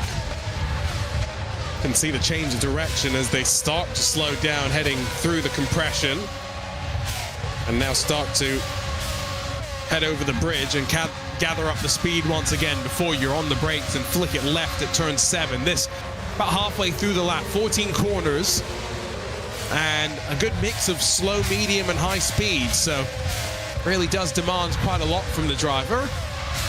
And so, for the most part, they all are using wheels and pedals. I wonder if these drivers are using the same wheel and pedals and that they run on their PCs. You'd think so, I suppose. But I know it's so uncompatible, I suppose, across both. So, yeah, maybe not, I suppose. But I would have thought so. That's another thing to get used to, isn't it? If that's not the case, which would make it even more of a difficult evening. Indeed, but Zimmerman through the final corner, a top 4 very much starting to break away. Nestroza looking the most likely to make overtakes at the moment, and that would be good news for them. Nestroza driving at the moment for the Drago Racing team, who currently, as it is running, are 1 point above the cut line as far as I can see. Very, very close still around that cut line for the top 10, and mostly close among teams who are not in this heat, so that's making things even more difficult. I'm going to trust you have done the calculation right, although... I'm trusting Felix van Delft. It's not me. Oh, so he's going off the official spreadsheet then, I believe. As for 0 Point Racing, Addison has a bit of a slip and slide of his own, and now to the tail end of the field. 0 Point Racing, relatively newcomers to the Esports Racing League, so I wanted to give them a warm welcome. We're glad to have them join us midway through the season as well, so getting up to speed with everything in the series. Yeah, absolutely. It's can't be easy, can it? Getting up to speed in this kind of environment on GT7, unfamiliar environment for so many of those around them. Must be unusual, but look forward to see how they do on iRacing and Rennsport as well. It's 3 really different platforms, isn't it, to end the season, which I think is a good thing. It's going to sort the best overall teams out, I think, which is exactly what we want from the Esports Racing League, as Schmiedl gets into the slipstream of Marlon now and is putting the pressure on the Team Nitro driver, very much so. Here comes Schmiedl on the way down the hill here, in towards the final corner. Can he make his way through? Well, he's putting that pressure on, and Rapper also under pressure. It's not a big enough braking zone, really, to present a passing opportunity. That's the real issue. And Malana pokes out, but still not there. As through traffic, front couple of cars continue to skip away. You'll be at Sim Formula Europe, so I think we might have to try and get you to maybe be our pit reporter and stick a microphone in front of our drivers' faces before and after a race. Inestroza down to 5th position, by the way. Word is he's had a small spin. And that is going to put Drago Racing below the cut line as things stand, as I believe would be the case. So Inestroza needs to get those 2 places back again, or at least one of them, because that will bring it to a tie. Although, of course, that means those 2 other teams, for Simmerman and Alif, will gain points as well. So that's going to make it very, very complicated in the standings again. as I say before, it was a GTS 92 Customs GT and Owls Esports tie, three-way tie. GTS 92 would win the tie because they were second, but then it would come down to who out of Owls and Customs finished higher than the other throughout the heats so far. So again, very uncertain at the moment with 3 laps to go who's going to go through, but with that mistake, Drago are below the cut line. Yeah, I'm going to wait for race control to have their say for our points to be final before we really dive into them at the end of this race, but it's close. It's very, very close to see which 10 teams advance directly to the quarterfinals. And so now, short time remaining in this 4th and final heat. If you think you can make some moves, now is the time to go, because we reset after this. Whether you're in the second chance race, whether you're in the quarterfinal, or whether you're one of those teams eliminated from competition entirely for today. 3 laps left to go to make a difference. Yeah, at the moment, United Sim Team and Terrestad Automotive would be those tied, by the way, as far as going out of the competition would be concerned. They would be currently tied 22nd, a very long way down the field, but still chances for things to change here. Maulana can't lose another position here. In fact, he's got to try and move forward if he can. That would bring into play a tie for 10th position, if possible, for Maulana, if he were to get past Rapper. And the moment, by the way, for Coanda, they're currently below the cut line as well, but it's Schmiedel on the attack. He comes down the inside, coming into the left-hander, and that is only going to further secure his team's position in the top 10. They're saying short time remaining, it's time for the driver to make a difference, but makes the difference for the team. So good move. Let's see if he can close on the Italian in front of him as they flick it back to the right. In through turn 9 once again. 2 laps left to go when they cross the line and get once more. Schmiedel's really looking more and more confident now, though, as we get deeper into this race. Has clearly saved some tires underneath him. Gets to the outside. And he will go through as well into 6th place. So Rafa ERA's position in the top 10 is pretty much secure now, with Schmiedel in the top half of this field. Once again, Rafa is going to be with Coanda Esports in the second chance race, as will Maulana. There's going to be some big teams in the second chance race as things stand. The only thing that can change that now is Drago Racing gaining a place. Inestrosa needs to get past Alif if possible to avoid the second chance, the last chance race. Not the second last chance, it is the last chance. Whoa! And that's a big slide. Rapper even further down 7th now. Here comes Marizzi. And up through the field, Alif and Zimmerman wheel to wheel as they descend down through the hill. One thing you can tell for sure, Ewan, is that they would love some sort of traction control. Instead, it's just their right foot. And being left to their own devices, it is difficult with just a lap and a half left to go to avoid the temptation to put foot to floor and have an issue. Yeah, especially if you're out front in one of these positions, you pretty much know where you are now. Just don't do anything silly in the final laps. That is the key hit. Nobody back here, I don't think, can gain enough points to really get involved. Coanda still needing a couple more positions from where they are. In fact, quite a few more, I think. So they're going to be in the last chance again, much like they were in ACC. And yeah, that's terrible news indeed for them. There'll be 1 lap to go when they get to the line here. And this is the midfield battle, which is exciting in isolation, I suppose, but as far as the overall picture is concerned, it really won't change very much. No, I think the only thing we'd really be hoping to keep an eye on would be if Inestrosa can close on Alif. Because if he can get up in front, that would mean Drago would be tied with Owls for 10th. But yeah, we're talking fine margin. Every position is worth a point. And for those that are going to a second chance race, they know that their time is really running out to make a difference. And so again, you want to avoid that mad scramble. Only 2 of the teams move forward from there, right, Ewan? So anything you can do in this last moment to move your way forward is crucial. Yeah, and you know, I would say there's far more than 2 big teams, surprise teams, to find themselves in the last chance as well, compared to what we would have expected. So Inestrosa has got to do everything on this last lap to try and catch and pass Alif, but it's just not going to be able to. Cross is going to get side by side with Marizzi over the bridge here. This is Consolation being battled over down here into the left-hander. There's going to be a run around the outside, not quite this time round.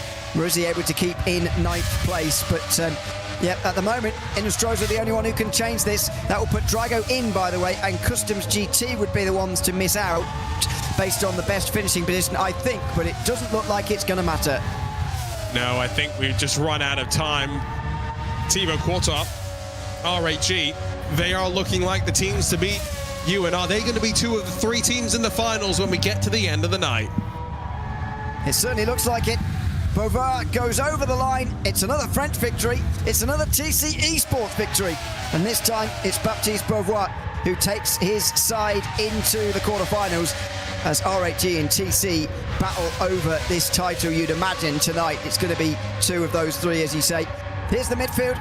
Over the line, single file. Most of these teams will find themselves in the last chance race coming up next.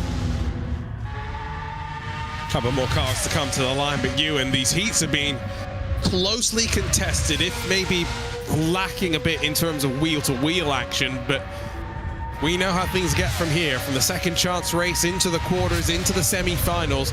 Physical intensity ratchets up until it bubbles over, it boils over in the finals. Contact expected, race control expected to be busy, and for a couple of the drivers, they'll get a chance to put the controller down and focus on the action in front of them. Yeah, that will be a good thing for the next few moments. So Flight comes through the final corner and over the start-finish line. So that will complete the 12 teams. Provisionally, at the end of that, Drago, Nitro, WSR, Samantha Tan Racing, Virtus, Coanda, Visceral, Gladius Competition, Veloce, 0 Point Racing, Absolute, United Sim Team, or Delatraz, one of those two, will be in the last chance race. The reason I say one of those last two is because they are currently tied in 22nd position, and the bottom two will be eliminated completely without the chance to go to the last chance. But it's Beauvoir, Baptiste Beauvoir, who wins this fourth heat of the night in front of Doba and Zimmerman. Alif got up to fourth place after Innistrosa's trouble, and that drops Drago into the last chance race with Schmidl, Maulana and Rapper rounding out the top 8. Those three were battling in the midfield, with Marizzi, Cross, Addison and Huflar rounding out the field in the end. United Sim Team, by the way, would win that tie, so Delatraz Automotive seemingly will be the ones eliminated after just the 4 heats. Yes, because the tiebreaker is the best position, and United Sim Team have that, so it should be Delatraz, who not an easy day for them and their team members, so I think they will be at least relieved that so they can focus on things off the screen, and we'll see them back in full force, I have no doubt, when we head to iRacing, which is their preferred platform, albeit maybe not in the car that they would have preferred. They've won the last couple of LMP2 special events, and so definitely we'll be expecting a lot more. But I'm not expecting too much of a change in results, Ewan, so I do think you were correct when you said TC-R8G, Williams Sim Racing, BS Plus Competition, the ERE Race Esports Team, Rafarox Esports, Rafa ERA Esports by EMM, GTS 92, Customs GT, and Owls all make it through. Drago and Team Nitro miss out by just the 1 point. And, you know, some big surprises in some of those teams you would expect to see there in that list of 10 you read out. I do believe that will remain correct because, to be honest, I didn't see anything that was penalty worthy in that race, but, you know, we didn't in Heat 1 either, and we clearly missed something because Nitro did get penalty points, and in the end, when you think about it, that is what's cost them there. It was 2 points, wasn't it? And they've missed out by 2, so that's entirely costly. You mentioned it at the time, but that is what's cost them a chance in the quarterfinal, and if they go out now in the last chance, they'll be furious with themselves for getting that penalty.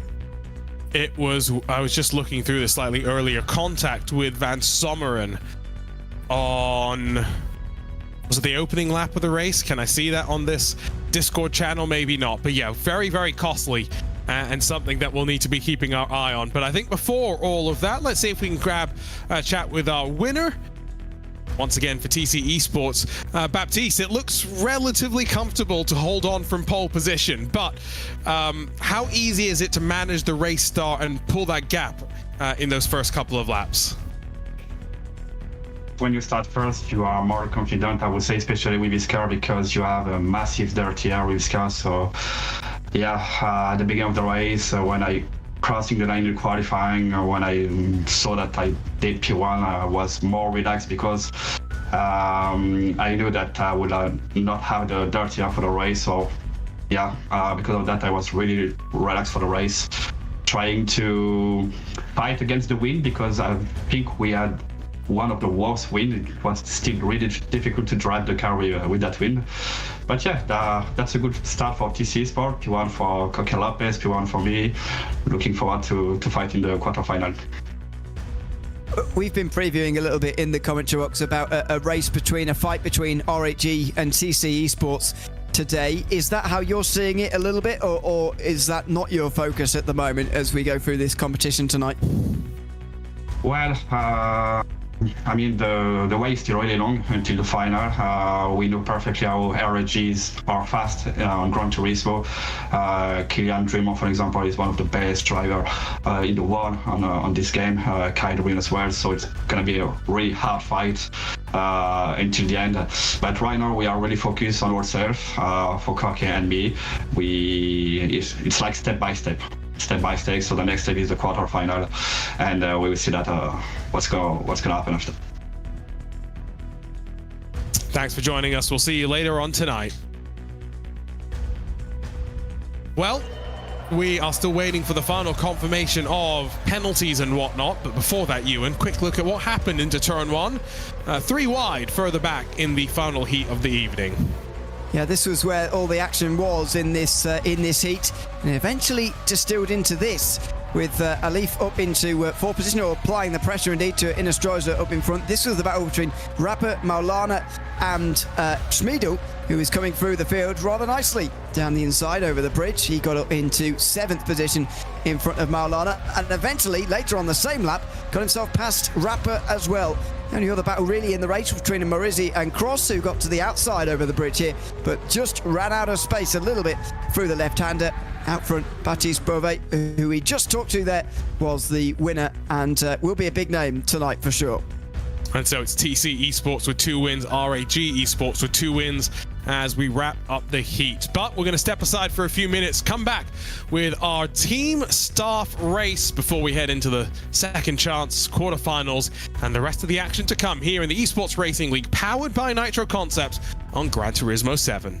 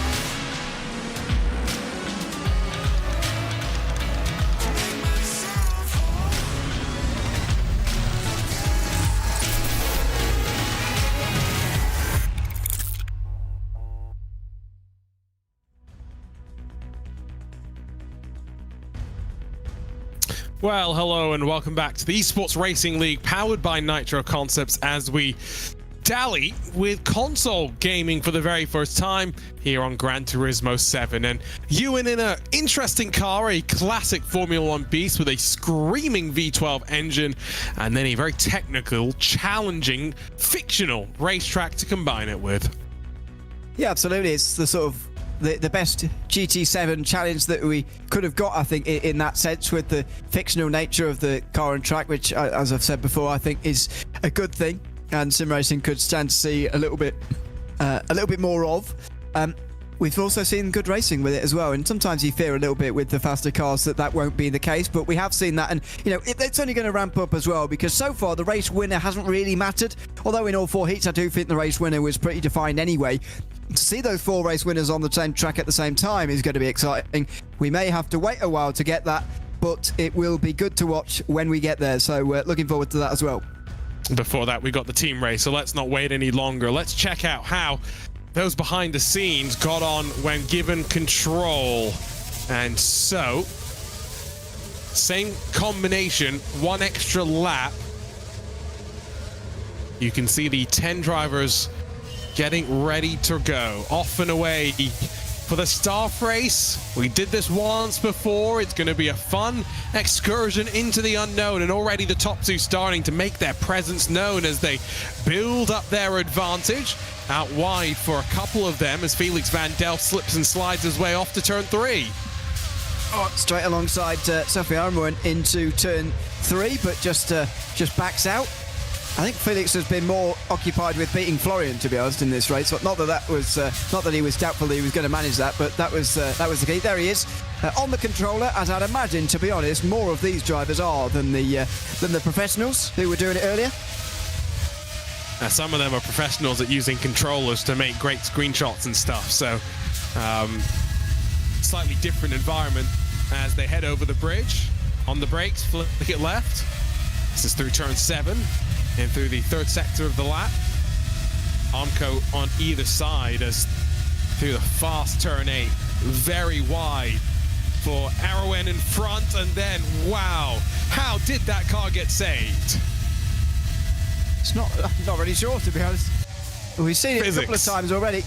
As actually Aaron went under quite a lot of pressure there. Here comes Franos versus Den Blanken down in towards turn 10, and Franos just stays in front on this occasion. But yeah, I mean, sometimes when you smack the wall through here, you really do find it very easy to spin around, and that was quite impressive actually that we didn't see a complete spin out of turn 8. A little bit unsteady over the crest as they head into the final corner. And behind Franos, then Blanken a little bit checked up, although he was not out of sorts. Behind, even more squirrely for Erwin getting onto the... It's not right foot, it's the right finger in many of these cases, isn't it? Yeah. And that makes it all the more difficult to modulate as well, by the way. I'm not sure how much controller driving these guys will have done, but I know I certainly used to do a lot, and it did take a lot of learning. Den Blanken goes down the inside trying to win that place back again.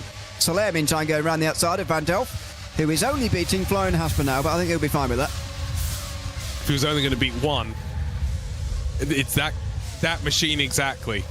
Fight for 5th has been quite close. At the front of the field, I think it's been pretty steady for your race leaders. And in 3rd position, we should give a big shout out to the International GT League team being represented here by Florent Pagendet. There's a 4-member crew that Ewan actually got to see, a tremendously detailed guide that they prepared for both him and myself as Into the Wall goes. I think that was Bacone for a second, but yeah, big thank you to them for their help. This excursion of the Esports Racing League onto Gran Turismo wouldn't have been possible, Ewan, without their assistance. No, absolutely. It's always the case. It's a great thing about the Esports Racing League, actually, the way that it sort of brings together lots of sims, as we talk about, but behind the scenes, that it brings together a lot of different sort of teams organising these events as well. It's best to get on board some people who actually know the sim well and know what they're doing, and that's why we've got them on board this time around. As out front, Alonso continues to lead the way ahead of Yul and Pagendet. We were just talking about there in 3rd position, chasing down the 2 Spaniards quite well, actually, in this 3rd position. Now, Alonso did have a slowdown on the previous lap, so it's closed back up between the top 3. But it could be class of the field. It's kind of stuff going on between them, as this is a great shot down the hill. Trust that downforce. Right, then left, then on the brakes and up the hill onto the bridge. Really maximizing the track as well on that left-hand side. Meanwhile, slightly further behind, Felix van Delft. Can he not be 9th position? That's the question. Can he rise his way forward? Just one car up the road, but it's Gladys competition. And Mr. Bacone. Yeah, so Van Delft definitely in the ascendancy at the moment, because has closed this gap and is now putting the pressure on for 8th position as they come through turn 8. This is a corner that there's a spin. Oh! Bit of trouble for Joachim! It's Franos. Oh dear. No! Heartbreaking stuff. No bias whatsoever. You're sounding quite biased. Just a little bit. Joachim's a good guy. At least you don't do that for the proper competition. That's fine. It's only for the team race. He drops to 9th. I do not know where Florian Hasper is, because even despite that, he's got past Franos. Hey, he's somewhere on the track. No, right on cue. You just had to say something, Ewan. You had to. I've actually seen Florian have a go on iRacing very recently at SimExpo. I don't think you were there, but he had a he had a go at an oval in front of Garrett Lowe, which is good teacher, but not someone to compare yourself to. No, that's some pressure as well. And poor Florian. I'm blaming Ewan for this. Just had to say something. He was doing okay until we cut to him, for all we know. For all we know. Hey, I had to try. I mean, if you can't see the trouble, it's not happening. So that's the philosophy we were taking with that one. There's our race leader, Alonso. He's really right over his steering wheel, isn't he? In a chair in the middle of the room, which is a bit psychotic, I think.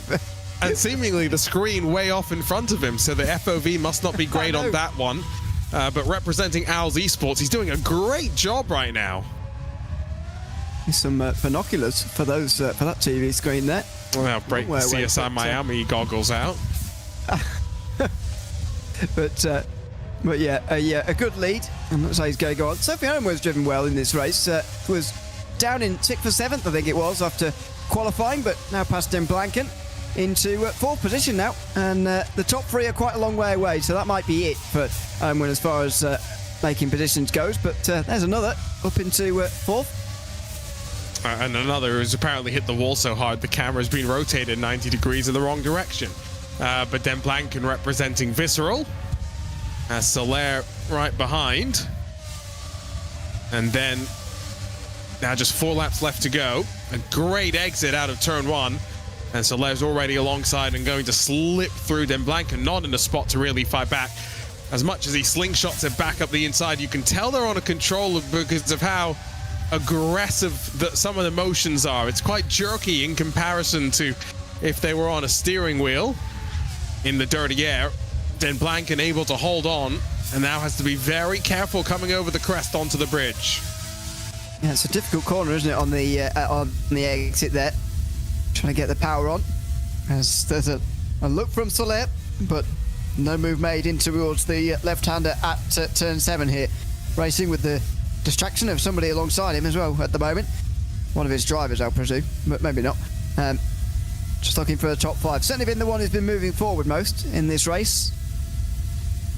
Now, he doesn't look like he's got a rig. It looks like he's on a controller. It does, yeah. I mean, you can just tell from the motionlessness, can't you, that he's probably on a controller at the moment. But I think almost everybody is. Oh, big squeeze on the right finger. Rear end almost steps out on him. Yeah, it's under braking where I also sometimes look, because even if you're not running a very strong sim rig, that motion of you getting onto the brake pedal is usually pretty aggressive and evident. Then Blanken goes from wall to wall. Holds on to 5th position for the time being. Word in chat, by the way, is that was his brother behind him. Well, what's he doing there? Yeah, what the? No, that's not very helpful. Just distracting him. I know. Is he? Brotherly love. Is he a part of the team as well or something? I guess might be. But yeah, I'd find it fine. It is just casual, I suppose. So it's fine. But yeah, it is pretty annoying. You say when this. someone's sat beside you. Yeah, Dane Warren. And it's then Blanken. Big spin down through the hill. That's going to be a problem, but I think they have damage turned off in this staff race, or at least it heals itself after 30 seconds. So he might lose out to Bacone as well, but could be worse. Soler now released to try and put the pressure onto fourth. But yeah, Dane Warren and Ethan Warren, they used to race right next to each other with their rigs pointed in opposite directions, so they would be looking into each other's eyes if they wanted to. Yuck. That's, Wow. That's How not what judgy. That's not how I'd organise the room anyway. But there you go. I do actually know a couple of others from our Factor days who, a couple of brothers who used to race side by side. I don't think quite eye to eye. That's weird. But side by side, I think. That certainly I've heard of that before. I just maybe these people are more tolerant to other people being in the room when they're racing, but I just wasn't very. Oh wow, that was a big moment. So they're very nearly completely off the road there. Oh my goodness. Oh, I was hoping he was going to spin it back around, but no, he's reliant now on the fact that damage is turned off, as Joachim Frenoche is going to sweep past and grab 7th position. Van Delft able to inch his way through as well. 2 laps left to go, though, for the rest of the field, including for the bright green entry, heading its way onto the bridge once again. Not that far removed from the race leader, but the gap has opened up once again. Yeah, it has. And this has been the case. We've seen all throughout tonight, actually. The race leader getting a bit of an advantage and holding on to that throughout the day. Of course, this being the end of lap 7 has been so far the end of the races normally, but not tonight. Not in this race anyway, as Florian Hasper is continuing to slow down. It's now a lap down. And also had a slowdown. So he's having an adventure, is our boss. Here goes the fight for what is 4th position, now having changed hands. So Aaron having to go back on the offense as they head through the right-hand kink. But Soler's looked strong here today, although left the door open, not quite lost the position. That could be another thing to watch out for, still with a lap left after this one. Side by side through here is pretty nervy. Outside for Aaron Wynn through the long left-hander. Gets away with it. Well, that was close between the two. As Aaron went inside of the final turn, gets 4th for now. It's a good battle between these two, showing the drivers that it can be done. And I still think we will see that being done a little bit more as we go on. But yeah, not so far tonight. Maybe a preview of what we could expect eventually. Although, has been quite rare. We've seen some fighting, to be fair. It's just like you say, not being as frequent as we want. That's confident around the outside as they head up the hill. Closing on Florian lap traffic as well. Not 3 abeam as they head down the hill. Erwin had to give ground back into the toe. And a spin from Soler. Nothing to be done. And that's 4th position on a platter.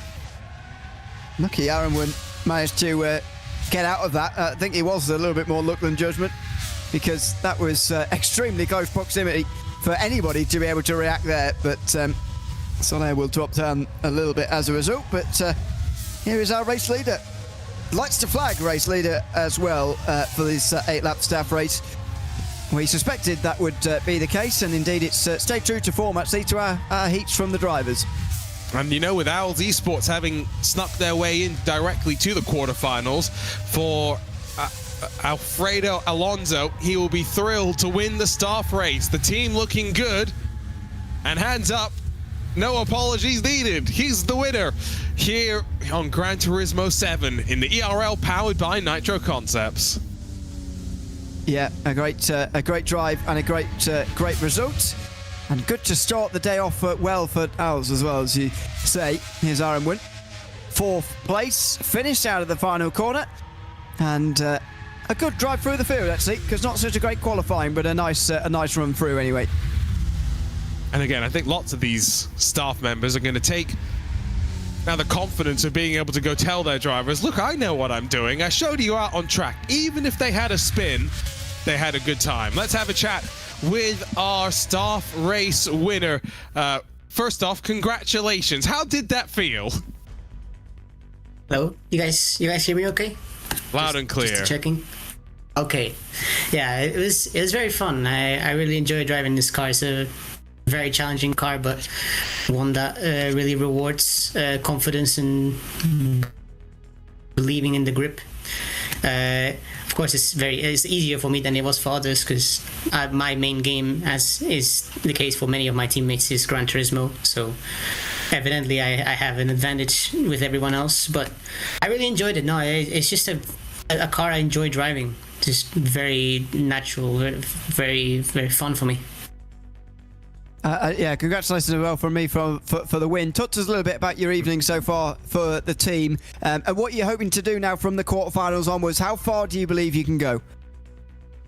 I think we have a chance to make the semi-finals. There's still a couple of things that I have to work with Manu and Jaime. I think some of the races, particularly race 1, didn't go to plan. Quali wasn't fantastic, and then the race start we got caught out on the rolling start. But I think if we get everything together, we can make it to the semi-finals, and then from there it's just seeing what we can do. But yeah, just trying to do the best job possible here in what I believe is our main simulator.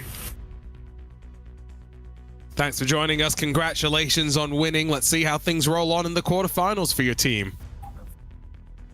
Thank you very much, guys. Good night. Well, let's grab a look at the points with penalty points added, and I think we were correct around the teams that move forward. RHG and TC, the winners, leading 10 teams through. Drago and Team Nitro, they're the first on the outside looking in, alongside the likes of WSR Esports, Samantha Tan, Virtus Pro, that's a big name there, Visceral, Coanda, Veloce Thrustmaster, Gladius Competitions, 0 Point Racing, Absolute Motorsport, Aslith, and United Sim Team. While unfortunately for Delatraz Automotive by Majors Garage and Quartermass Motorsport, they are done for the day. So second chance wait for us, Ewan. And just one driver from each of these teams heads out onto track.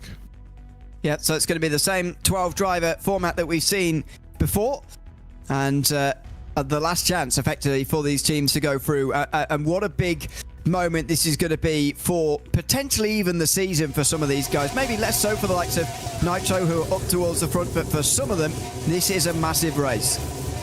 And so I believe qualifying order determined by the results from the heats, and so it's Drago and Team Nitro on the front row, and with the best spots in Estroza from Maulana, then Cardinal, who was very strong in his race, representing WSR. We are green, 7 laps of racing, and will we see a bit more action in the last chance for many of these teams? Maulana can sit behind Estroza if they can break away, but Wilson swarmed in the heart of the pack. Long way around for Veloce Thrustmaster, wheels in the grass, not done just yet. Yeah, these two big teams with one last chance to make it into the quarterfinals, and especially for Coanda, they cannot afford to miss out on the quarterfinals for the second round of 3. But that's the situation they're in at the moment, unless they can move forward. This is further back for O'Sullivan, who raced Heat 1, don't forget. He's up to 9th in front of Zimbo, Denikolai, and Luca Monroe, who brings up the rear of this field on that one. Statsenko, the one that gets the call up for Virtus Pro instead of Dara McCormack. Has he already dozed off in bed, one has to wonder. Really squabbling at the tail end of the field. Statsenko steady in 6th for the time being, but effectively draw a line under 2nd spot. If Inestroza and Maulana don't have to fight, if they can hold station at the front of the field, for the rest, it might just be game over. Denny Kolai, Zimbal, side by side, running up over the top of the crest, and Denny Kolai on the inside has got the job done. getting back through again to 11th, but Munro's got past them both, which is the big story for these three at the back end of the field. But as you say, they need to be in the top two if they're going to make it through this second chance race tonight. Drago and Nitro currently in those positions. It's WSR, by the way, and Cardinal, who's currently in third. And don't forget what a race he had in his heat. He finished in third place throughout his heat, but it was teammates letting him down, unfortunately, on that occasion. When they ended up finishing all the way down in 10th position. So there will be pressure being put onto Maulana at the moment. Cross was quite a long way down compared to Alif. They were in the same heat, I think, and Alif, not surprisingly, perhaps goes through on the inside. Wolfson as well. Nice little move. As Wolfson then has to defend. Chops the nose off, but still vulnerable on the inside. Realistically, let's not forget, top two is where we need to look, but everyone else is still fighting for points in the championship. You talked about Coanda not wanting to miss out on a quarter-final. Well, if they were, you'd hope to at the very least finish third. That's a long way away for the time being, though. Into turn 7. It's not the first lap, is it, by the way? We're on to at least what's lap 2, if not 3. There we go. Not hallucinating. I was going to say, this race is taking forever. No, it's lap 2. Onto the back straight they come again. And also, Etni Mizan is getting very close as well, actually, to Fulton and Statsenko. It's three very strong drivers, actually, who are running 6th, 7th and 8th. And as you say, if they are going to go out here, then they'll still want the best position possible from this race to get the most points they can out of it. But I just can't help but think for Coanda especially, that going out here would be absolutely detrimental to their chances. Having said that, I don't feel the same somehow about Veloce Thrustmaster, and they're only 1 point further in front, so maybe it doesn't actually matter too much. It's just a big step backwards for them, there's no doubting that. well, I think I'll sound like a Coanda defender here, and I guess that's my role for a sec, but, you know, they didn't enter with the strongest lineup potentially that they could have. There's a lot of the super strong drivers that have kind of been sitting on and maybe watching from the sidelines. Doesn't mean that they aren't competing in other things. We've got 3 Coanda esports teams entered in the season opener of the NC Esports Global Championship, including one Porsche Coanda esports racing team GTP entry. That is alongside of 2 GTDs, and they have announced a whole range of new signings. Alejandro Sanchez a couple of weeks ago, but also announced Dan Amor has joined the team, and so I think we'll watch out for Coanda in a couple of other competitions. Fight for second is truly on, though. Maulana under fire from Cardinal. Remember, second moves forward, third goes home. There's pressure on both sides here. No DRS, no hybrids, no fancy tools. Instead, it's just driver, machine, and making things happen. And again, I'll remind you where these drivers finished in their respective heats, because I feel like it is that is important, because obviously qualifying order determined by their team score, not necessarily by their driver ability, as it has been so far, as O'Sullivan holds off Munro here again.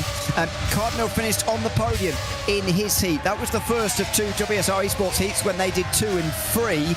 Nitro and WSR haven't been on track together tonight yet, but they are now. Maulana finished 7th in that last heat we saw, heat 4. He's nicely warmed up and was selected to carry on for Nitro. Grunewald, interestingly, not chosen, even though he finished in 3rd place in heat 1. Well, I think they had to elect their drivers a couple of days ago, so they couldn't really use the performances from earlier today as a guide. Not quite sure how that logic plays out, actually, for many of the team managers. Inestrosa is comfortable, though. I think Drago would feel pretty good. The other question would be if there's any race control intervention required. We might have a couple of minutes of hold before this and the first of our 2 quarterfinals get underway.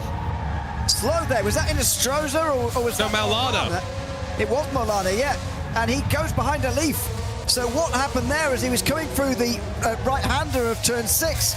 We've been talking all day about the squeezing of the power there, how you've just got to gently squeeze it on through there. And he looks like he's had trouble.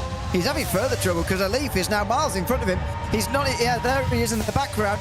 He'll be in the clutches of Cross soon. Going to be between Cardinal and Alif in these final 3 laps. So now we might have to wait and see a replay if that was self-inflicted, if there was a bit of contact. But I don't think Cardinal was close enough to really force the issue, so I would think a bit of a snap at high speed potentially is what has cost Visceral, who entered the day 4th in points after a great opener in Assetto Corsa Competizione, a steady day then on LMU. It's going to be an elimination potentially in the quarterfinals unless Elif can make something happen in 3rd position. Team Nitro as well, let's not forget championship leaders, they'll be out too. Yeah, don't forget at the moment we're seeing 3 of the current top 4 out if it stays as it is. Maulana and Elif have got the best chance to negate that, but also Statsenko, who's now past Cross. Wolfson's in there as well. Oh, he's got a slowdown though, so he's probably a better place to stay behind, but Statsenko moves up to 5th. As we said earlier, at least limiting the damage. If they are indeed going to go out here in the second chance, he's limited the damage rather well. And so BS Competition might actually be in a great spot here to inherit the lead. Rafa ERA, Williams Sim Racing, TC, Veloce, these are the teams. Well, strike TC off that record. But those are the teams that will be looking to try and build up an advantage with just iRacing and Rennsport to come after this. And 2 interesting machines. A supercar, a V8 supercar that is, at a track TBD by you, the fans, in our track vote, as well as a trip on Rennsport in the Praga R1, which is a downforce car, yes, but a unique downforce car. So not in the sense of anything similar to the LMP2 car earlier this year. Yes, I do like as well the slightly unusual car picks that we've had on occasion here this season. It's been quite fun to have, but that will continue on. Indeed has done tonight. And look at this gap now. Inestrosa and Cardinal a long way in front. Wolfson's dropped down. He's serving his slowdown as well. That's what I presume that means. And is down to 12. So Coanda in big trouble. By the way, BS Competition now will be confirmed, knowing that if they make it to the semi-final, they will be the series leaders, no matter where they finish within those semis. And it's not been an easy ride for them. As much as the results show that they have had a good season, they have had to fight and claw deep on occasion. So as Inestrosa has got a lap and a half left to go, Statsenko's got to slow down. So there's no chance for Virtus Pro, 2nd in points at this point. But to be fair, Dharma Cormac racing on all 5 sims.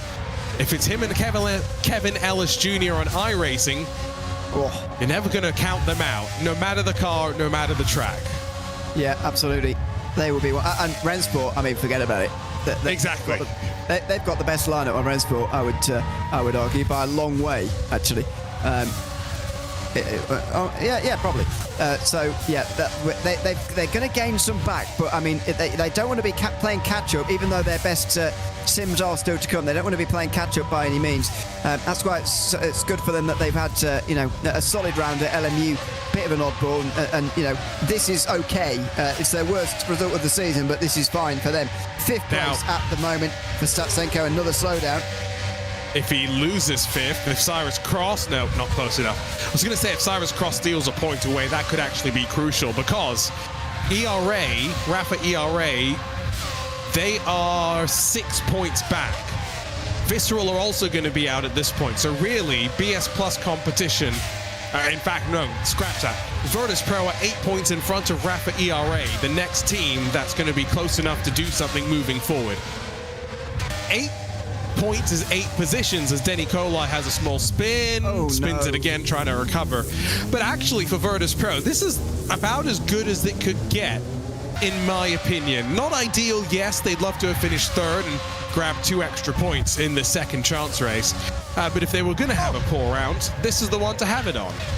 Has Maulana just taken 2nd, or was that an error with the second place graphic there, just above his car? But it's definitely said Maulana in 2nd there for a moment. Now, Inestrosa suddenly is down into 11th position. That's what's happened. Yeah, so it's not Maulana 2nd, it is Inestrosa's dropped to 11th. Elif is 2nd. Visceral are going to survive after all this. My goodness gracious me, and Cyrus Cross has got in front of Statsenko as well. So for Samantha Tan Racing, he has pushed his way forward. And Statsenko not grabbing an extra point as a result of the spin for Inestroza. And my goodness gracious me, through all of that, through all of the chaos, World Sim Racing will advance, and keeping cool under pressure, it's Sam Cardinal that gets the job done. And with him, Visceral Esports stays alive in the Esports Racing League, powered by Nitro Concepts. Oh, that is unbelievable. And a slowdown on the last lap for Veloce Frustmaster, who will lose a lot of points tonight. Coanda Esports are also out tonight. Is it going to be 8th? Is it going to be 9th? It doesn't matter in some ways. Wilson looks like he has got 8th place with that, but some big names going out here. Virtus Pro and Team Nitro from the top 4 are both out. And also, you'd have to say for Drago Racing now, who haven't, I don't think, made the semi-finals once yet this season. They are out at the earliest stage of the competition again and playing huge catch-up now for one of the series favourites. Visceral stay alive. That, to me, is one of the key storylines as well. Yes, Team Nitro are out. Yes, Virtus Pro are out. But Visceral could very well close the gap, and as much as BS Competition could take the lead, don't count out Visceral either. Cardinal, the winner for World Sim Racing, in the race that no one wanted to finish at the front, it would seem. 2 uncharacteristic mistakes is what we've got to believe as confirmation of the results. And Maulana scored in front of a leaf. Yeah, he is now. So, what do we I'm believe? so confused. Which one do we believe there? I mean, it said second above his name, but it never said second on the tower on the left-hand side. And now, by we get to the results, he's in second place. So after all, the series leaders might well survive. Right, we'll get confirmation of that when we can. Let's not dilly-dally while we let Race Control sort through all of that. Let's catch up with the one driver that we know for sure finished at the front of the field, and it's World Sim Racing, Samuel Cardinal. Sam, I mean, you held your nerve, you held to the front of the field, and you have clinched a spot in the quarterfinals for World Sim Racing. What was going through your mind as the couple of the mistakes emerged in front of you? I mean, I know Angel, I'm kind of surprised with what happened, and as for the other driver, was real surprised too. Really just managed my race on my own and did what I had to do. The job was to not spin the car and take time. I think I did a couple of great laps. So game is game, hate the player, not the game. It is what it is. I did what I had to do for the team, and there we are in the car. I think we should have been in the first place, but you know what, shit happens. Not much to say, really. It was a real nice one. You can now look forward to a quarter-final, of course, for WSR. How far do you think you can go? Do you think you can get into those semi-finals now with the confidence of this win? Semi will be great. I think it's possible, definitely. Finals is a hard one, but I think we can do it if we fluke it. However, I think semi will be great, but definitely finals will be insane. Thanks for the chat. We'll see you in just a few minutes for the quarterfinals coming up. All right, thank you. Have a nice one. Let's take a look at some of those highlights, and once again the Gran Turismo style start. Victor Wolfson pressure on the outside as he tried to hold off Veloce Thrustmaster, but that was really where the majority of the fighting was, at the back of the field. It was mistakes at the front that played their part in telling the story. It absolutely was. Early in the lap, certainly it was about the battles at the back, but there's the spin from Maulana, who went into the wall, and there's the one for... It's almost an identical issue, isn't it? As they came through turn 6 there. Denokalite unfortunately had other problems. Getting back going, in fact, was a bit of a problem here coming out of turn number 1. But amazing, isn't it, how Maulana and Alif both had similar troubles. Codno didn't have any, and he wins the race. Maulana, in the end, able to get back in front of Alif because of that secondary problem for the Nitro driver there. For the Visceral driver there. That was topsy-turvy second chance race. Something the script writers couldn't even put together if you gave them all the time in the world. That's sometimes what the Esports Racing League, powered by Nitro Concepts, brings to us. I'm just waiting to see if there is any drama expected. but I don't think so. I think race control going to be relatively quiet at the front of the field, so that should allow us to move forward, Ewan, to our quarterfinals sooner rather than later. And we've got lots of format changes being on consoles for the first time, so we've already seen that with the heat races. We've got 2 quarterfinals, 1 driver from the team in each of the quarterfinals. Combine the points, top 6 make it forward to the semi-finals. Yeah, it's going to be simpler, hopefully. Maybe not, but just 2 races in the quarterfinals anyway, and then into the semi-finals where everybody from each team will, well, not all 5, but all 2 of the drivers who we're seeing tonight will be racing at the same time in those semi-finals, and then for the final as well, for potentially 3 races even, if we need all 3. But you'd imagine we will do, with the way that TC Esports and RHG Esports have been driving so far. Those are still the 2 favourites, I think, far and away above the others. For the first time tonight, we're going to see them on the track together. Not all 4 of them, but 2 of them at least, in the 2 quarterfinals, ready to go head-to-head with one another. That's going to be interesting, because for the first time, there could be a little bit more contention at the front of the field. And I think, Ewan, if you can get 2 top 6 finishes, you'll be feeling pretty confident and probably guaranteed mathematically in your chances to move forward. Yeah, I think so. Like before, really, when we were talking about 2 top 5s, probably enough to get you through from the heats. I think it's going to be same story. In the end, 11 points was actually fine in terms of making it into the top 10. So you can see the sort of disparity there a little bit. It always is that, you know, you need a little bit less than, but, you know, it's a good marker to have. Top half both times, and you should be fine, as you say. And again, for those big teams, that should be possible. It's those sort of fringe teams we're looking at, really. I'm very interested to see what Nitro can do here, for example. Can they use the confidence, so maybe that surprise coming through that second chance race to push on now in the quarterfinals? I have to wait and see. I wonder how. I would love to get a gallery of our drivers in each quarterfinal, each semi-final race coming up soon. Just see how many controller players we still have active in this portion of the competition, because at the end of the day, you know, as much as we are saying, we've been joking a little bit about it. You can go faster than controller. The question is how many have put the time in, the hard yards to figure it all out. Yeah, and it is hard to figure out as well. It's hard to underestimate that, really, what a difference it is being on this sim now compared to what it's been like for a lot of the others on, you know, ACC and LMU, and what we're going to see coming up in the future as well. With the rounds on iRacing and Rennsport. So it's a big learning curve for a lot of these drivers, but you'd imagine those who have had the steepest learning curve are probably behind us now, and we're seeing that the better drivers in each quarterfinal now. That's the point of the knockout system. And I think we are still on the same page in that it's probably the R8G versus TC Esports battle. Haven't heard anything just yet, by the way, around when we're expected to get the quarterfinal action underway. Here is a quick look at, for the most part, drivers all with wheels in front of them. Now, that doesn't necessarily mean wheels actively being used, although I think that is the case for the most part, Ewan. I think so. Try and get a percentage of, but it's probably quite high wheel percentage, isn't it, of these drivers anyway. Noticeable, isn't it, how some of them are practicing, some of them choosing to just sit there. Somebody's on their phone there, just not paying any attention at all, really, to what's going on there. But anyway, they'll be shortly forward in towards quarterfinal number 1, which will be starting very, very soon, with that qualifying session coming up very shortly. See Robbie Stapleford, one of the controller drivers. Somebody knows it on camera. They're waving. Hey, you know who that is? That's our second chance race winner, who's actually the reason we aren't racing just yet. So if Sam's listening to us, join the server so we can go racing and qualifying for quarterfinal 1. Would be ideal, would be helpful.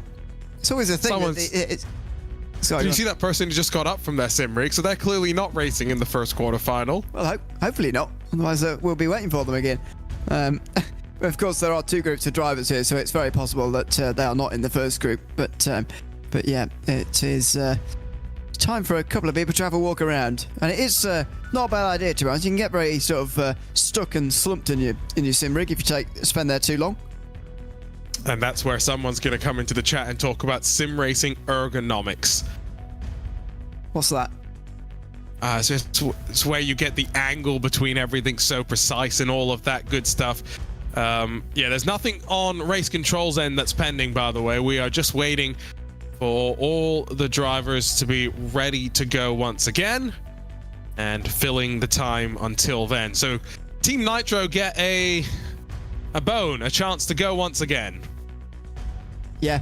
And again, I wonder whether that it's going to do either two things, isn't it? It's going to consign them to 12th in this quarterfinals because they've made it through when they maybe shouldn't have done, or they're going to push on with the confidence now they've gained from getting through into that top 12, and they're going to push on and maybe go through to the semi-finals or so. It doesn't really matter where they finish. I think now that they've made it into the quarterfinals, I think they've done a good job of limiting the damage here with Virtus Pro and Visceral out already.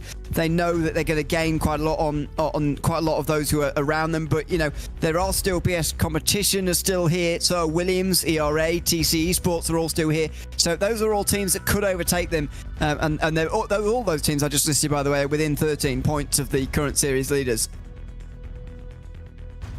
It's so crazy that we are actually having to start talking about points properly now because we're only 2 events in the books. There's only 2 more left to come after this, and the season's going to be over before we even know it. Another shout out to our friends at the International GT League helping to put this broadcast and event on tonight, as here we go, quarterfinal 1 up.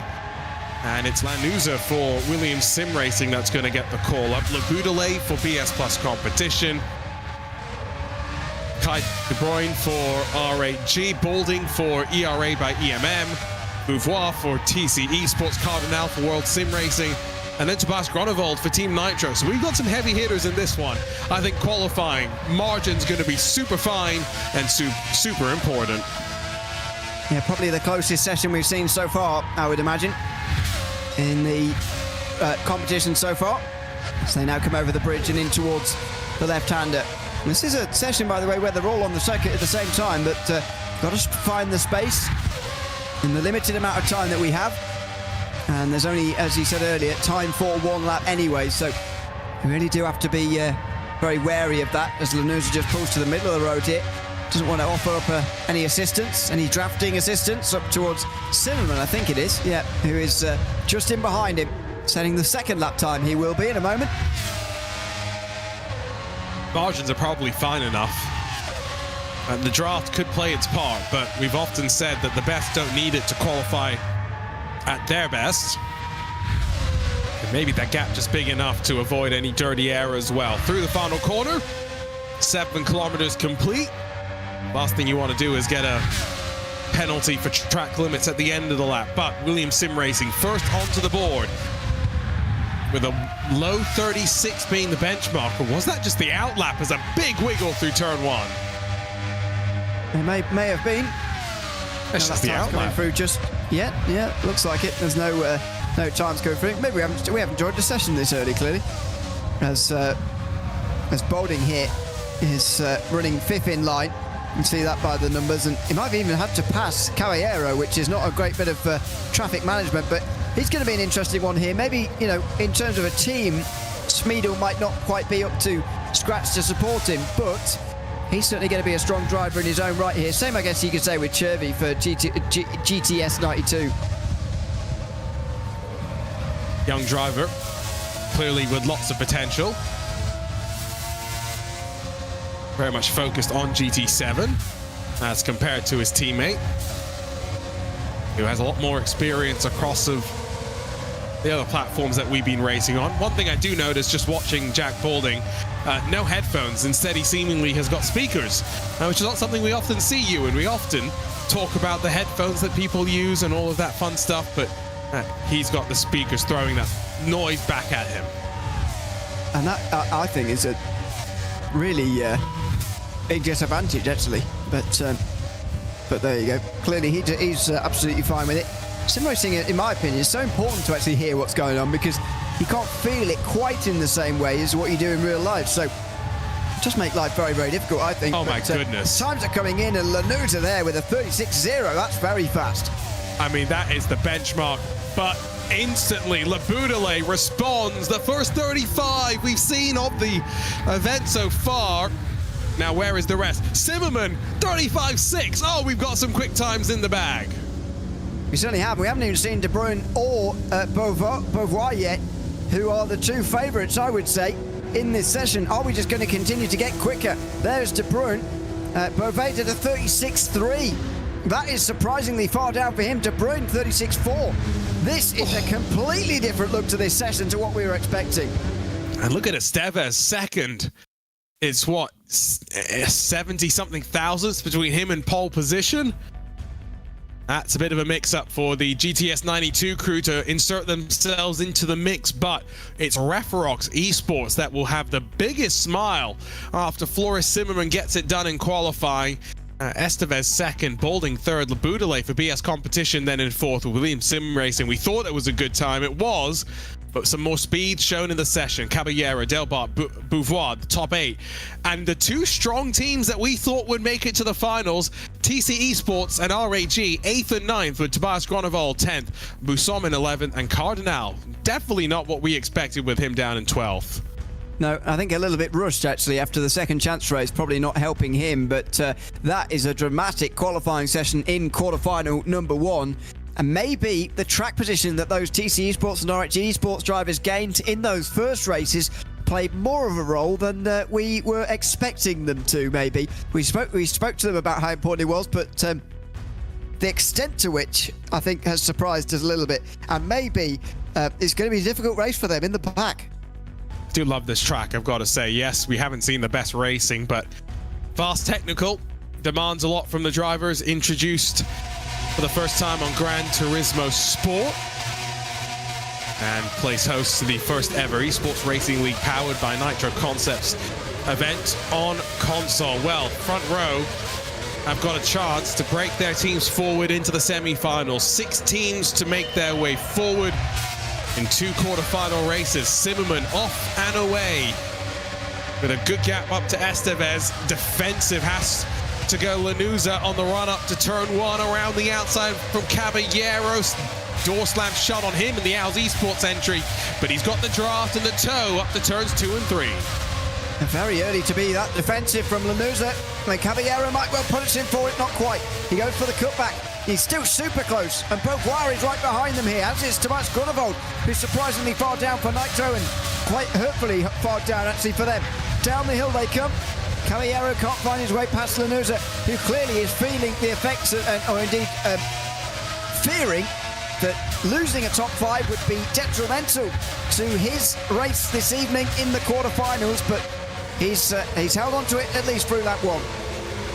And RAG all the way down to the back now, so I'm not quite sure what's happened to Kai, but world of pain for RAG in what we thought could be their round to score maximum points and solidly insert themselves back up into the top 4. Instead, Thomas Laboudelet sits in 4th. It could be the day for BS Plus competition, as Tobias Gronewold goes very defensive but can't prevent Delbart from sneaking up the inside. Yeah, Gronewold's going to find this very difficult. He got a podium in the first heat, I think, by just taking things cautiously and without trouble. And that's not a great thing to see in terms of speed, which could be hurt a little bit. So he's down in 8th place, if that's to be believed at the moment. Cardinal's moving forward. I think Caballero's had trouble here on this lap. Yeah, he has. He's down to 10th place. As you said, De Bruyne's down to 12th. So some big names are at the back of this field. This is very interesting. Another 7-lap race as De Bruyne not even in sight as they head out through turns 1 and 2. So I'm wondering if there's a technical issue or something, but I mean that's basically day done for RAG, I think. I don't know. If they win, they might be able to manage it, but yeah, if you finish 12th, you're very unlikely to make it through these quarterfinals. Estevez doing a fantastic job here for GTS 92. We know the credentials of Servi after the previous race that we saw, after the heat that we saw him do, but he needs the backup of his teammate, and he's absolutely got it in this first quarterfinal. So 1 driver from the team on each side of the quarterfinal bracket.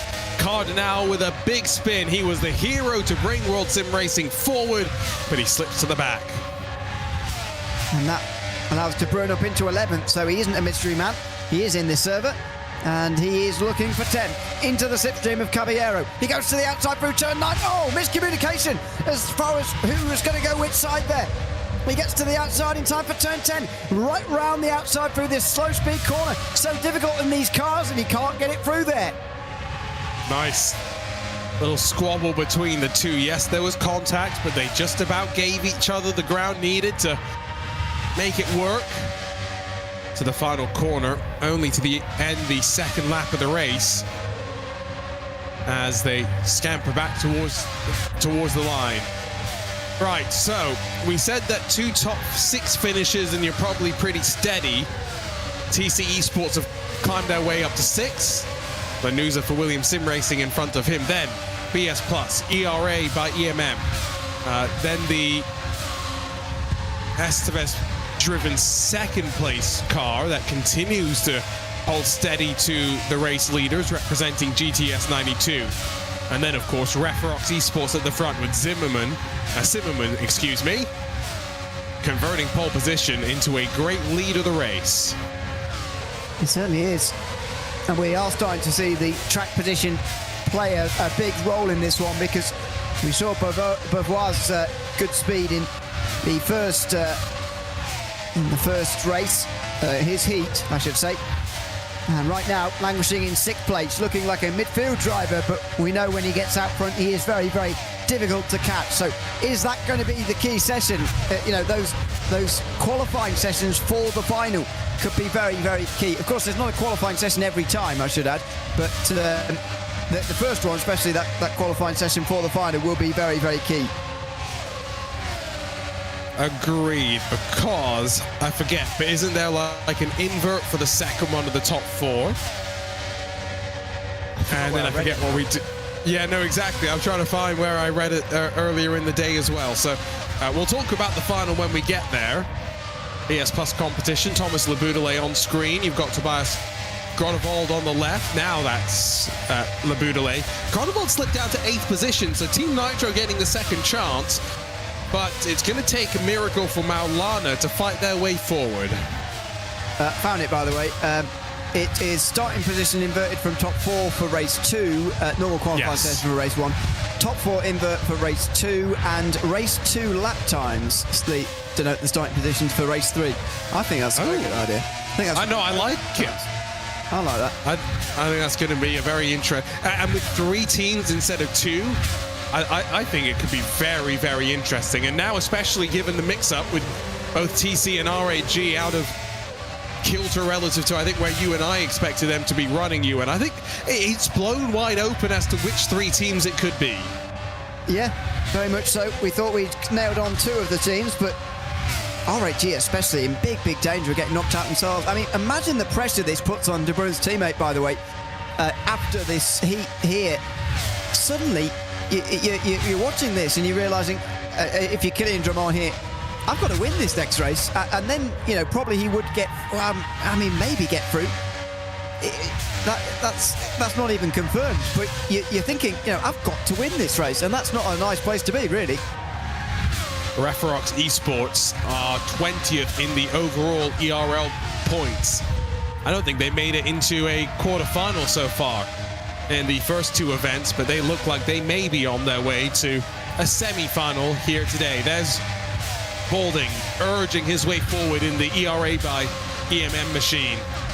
They are 5th, and they are going to be clawing some ground on Team Nitro, on Virtus Pro, and on Visceral this time around. I'm still thinking Team Nitro on the outside looking in, and so ERA hoping to take advantage with BS Plus competition. Yeah, but again, Gronewald is having one of those races where he's just consistently picking up points that is required. And, I say required, a little bit below what's required at the moment, but he's pretty much getting what he can out of himself in this race. And that's what's getting Nitro through even into this stage. And it's going to get them some solid points, I think.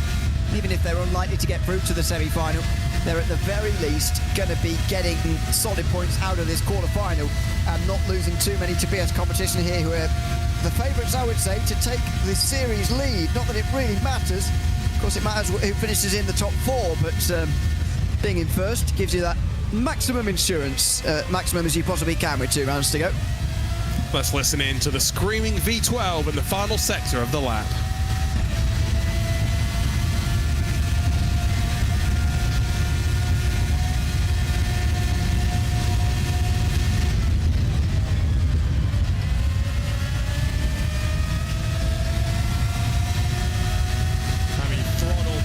To the maximum there for the Frenchman Thomas Laboudelet as he closes on the back of Jack Balding for third. Nice and aggressive turn in. What he's really doing here is making the job that slight bit easier for Robbie Stableford, who will be racing on his controller in the second of our quarterfinals representing PS Plus competition. Yeah, on far from his preferred sim. So I think he would like the Laboudelet to be maybe a position or two higher up actually than this, but you've got to look at the three drivers in front of him and say, fair play, he is probably getting what he can out of this race, to be honest, because this is a very, very hard quarterfinal. Don't forget, the same will be the case for Stableford in quarterfinal number 2 as well. There's no easy heats anymore.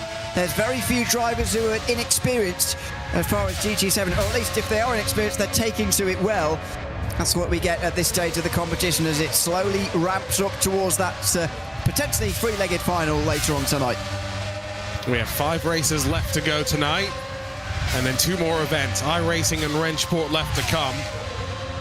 And hopefully not the last time the Esports Racing League, powered by Nitro Concepts, is racing on a console. Gran Turismo has been a fun host. Again, a thank you to our friends at the International GT League for making all of this happen. And we've got some of the cream of the crop out there on track competing for us. Delbart in 7th place, trying to close onto the back of the TC Esports machine. There's 1 lap left to go. Zimmerman still out there and in control, but the rest of the field still relatively close to one another.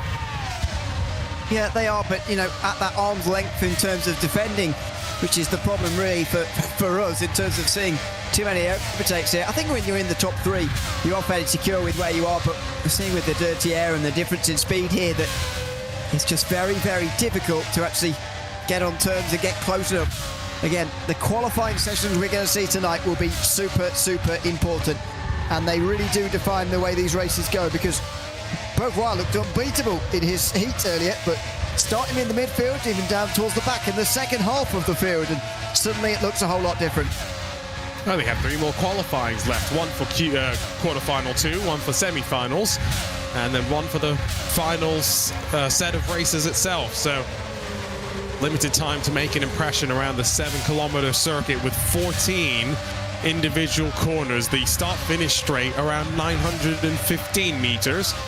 About the same sort of distance on the run between turn 6 and 7. Caballero in the ALS Esports 10th place car with Kai De Bruyne not far behind.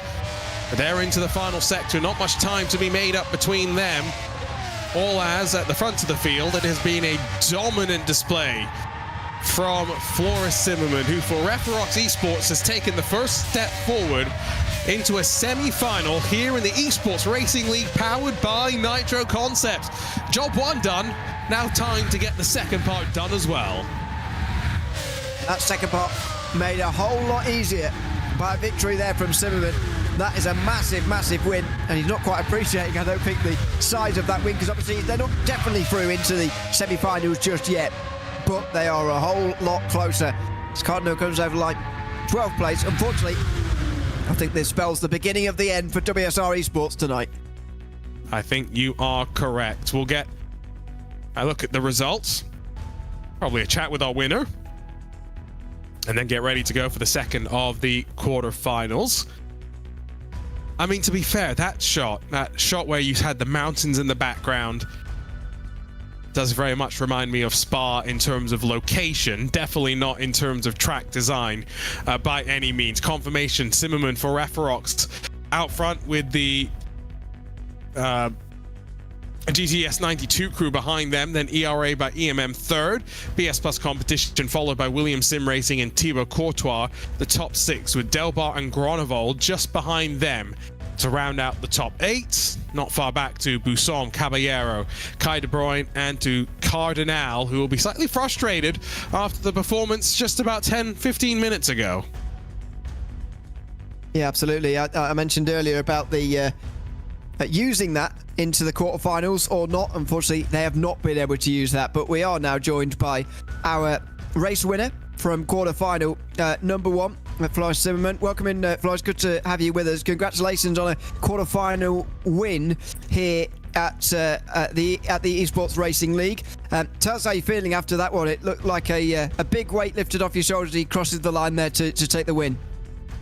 Yeah, I mean, I kind of like going into this race, I saw the grid and I was like, I am cooked. But yeah, I think no one else actually thought or tested the slipstream for qualifying. And yeah, that way I managed to get a good lap in the qualifying session with some cheeky slipstream, which I asked beforehand if that was allowed. And yeah, I knew that the dirty air would be really bad in the race, so I just controlled the entire race, and when crossing the finish line, I mean, that's such a big relief. I think my head is still shaking a little bit. Yeah, I'm so happy. And yeah, I also wanted to say something else because it feels especially good. I mean, it feels good to win a race for this team since the unfortunate passing of one of their co-founders, Wouter. So yeah, I do want to dedicate it to Wouter as well. This win feels special to do it for him here in this round of ERL. Looking forward to the second quarter-final. How much faith do you have in your teammate that you're going to be there and making it through to the semi-finals a little bit later tonight?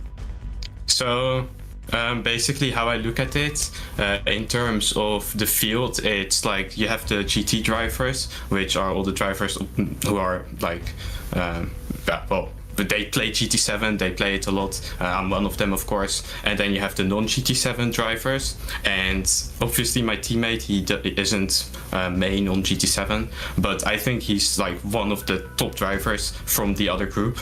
And yeah, that's why I have a lot of faith in him. I've been practicing a lot with him, testing out different stuff. And yeah, I'm sure he's gonna do well. I really hope he can make it through to the semi-finals, and I have good hopes that we can.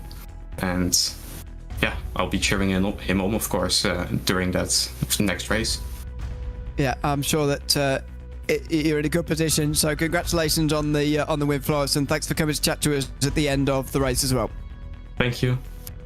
Thanks so much. That is Floris Zimmerman, who takes the win in Heat 1 of the quarterfinals. This is how it happened, with some highlights from that 7-lap race. Grunewald and Delbert a bit further back. This is Grunewald getting himself into 8th place eventually. Card now having a bit of a slide out the final corner in that shot there. Unfortunately, would end up in 12th place tonight. The front 6 would be pretty single file and spaced out in this first quarter-final. This is Thomas Le Boutelet, who was in 4th and indeed finished 4th. As Zimmerman comes out the final corner, he was able to take the win in front of Esteves, and that sets up quarterfinal 2, which begins now with the one-shot qualifying session again.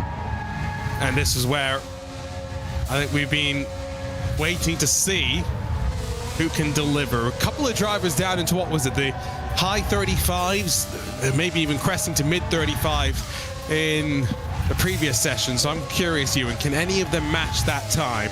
Until this point, we'd kind of been expecting low 36s. So first up will be Killian Drumont, with Robbie Stapleford not far behind. Good benchmark at the front of the field for us to get. Yeah, it is a very good marker, if you like. So let's see where we get to here. You expect a lot from Drummond here, and he absolutely needs to produce it. We said earlier that this first quarter-final result is only going to put more pressure onto him.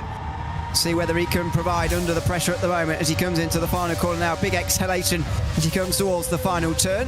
And through now. Stapleford chasing him, by the way, in second. He just needs a solid second race result as well as Drummond goes over the line. Here we go, in towards turn number 1. Here comes the hot lap. Keep an eye out for Van Sommeren as well, because after Floris Zimmerman's great effort in the first race for Referox, could be a double podium potentially that sees them move forward. Very tidy from Drumont through the first sector so far, as he heads up towards the run in towards the heavy braking zone of turn 7 once you cross over the bridge. Through 6, straightens it up, puts it onto the power, and then keep yourself on the right side of the track. Hard onto the brakes. And this is something else with a downforce car. You can really aggressively get on that brake initially, Ewan, and trust that the grip's going to effectively help you. But if you're not ready to ease off the trail brake as the downforce peels away, then you'll be locking up your tires, causing issues. And that's where mastering this sort of a car in the heavy braking zone can be so difficult. Yeah, it can. And, you know, it's so unusual in that sense. And especially when you get to low speed here, so unusual to have so much grip, so much speed at such high speed. But then when you get to low speed, these cars, as we heard from Coco Lopez, who's out there as well, one of the last drivers out there actually at the moment for TC Esports, very, very hard to drive at such low speed. So let's see how they all get on in quarterfinal number 2. As he through the final corner now, Kylian Drumont, what is the time going to be to begin with here? Is it a 35? It is a 35.6 from Kylian Drumont. Surely he's going to be a pole position here in this quarterfinal. No one else even in the 35s from what I can see so far. Magic Mikkel Schmiedel was a low 36. Oh. See, Chervy's done a 35.7, so he's within about a 10th. Biko's a 36.7, so for Williams Sim Racing, they're really going to be hoping that he can conjure up some magic once we get underway, but Drumont is well and truly clear of the rest of the field.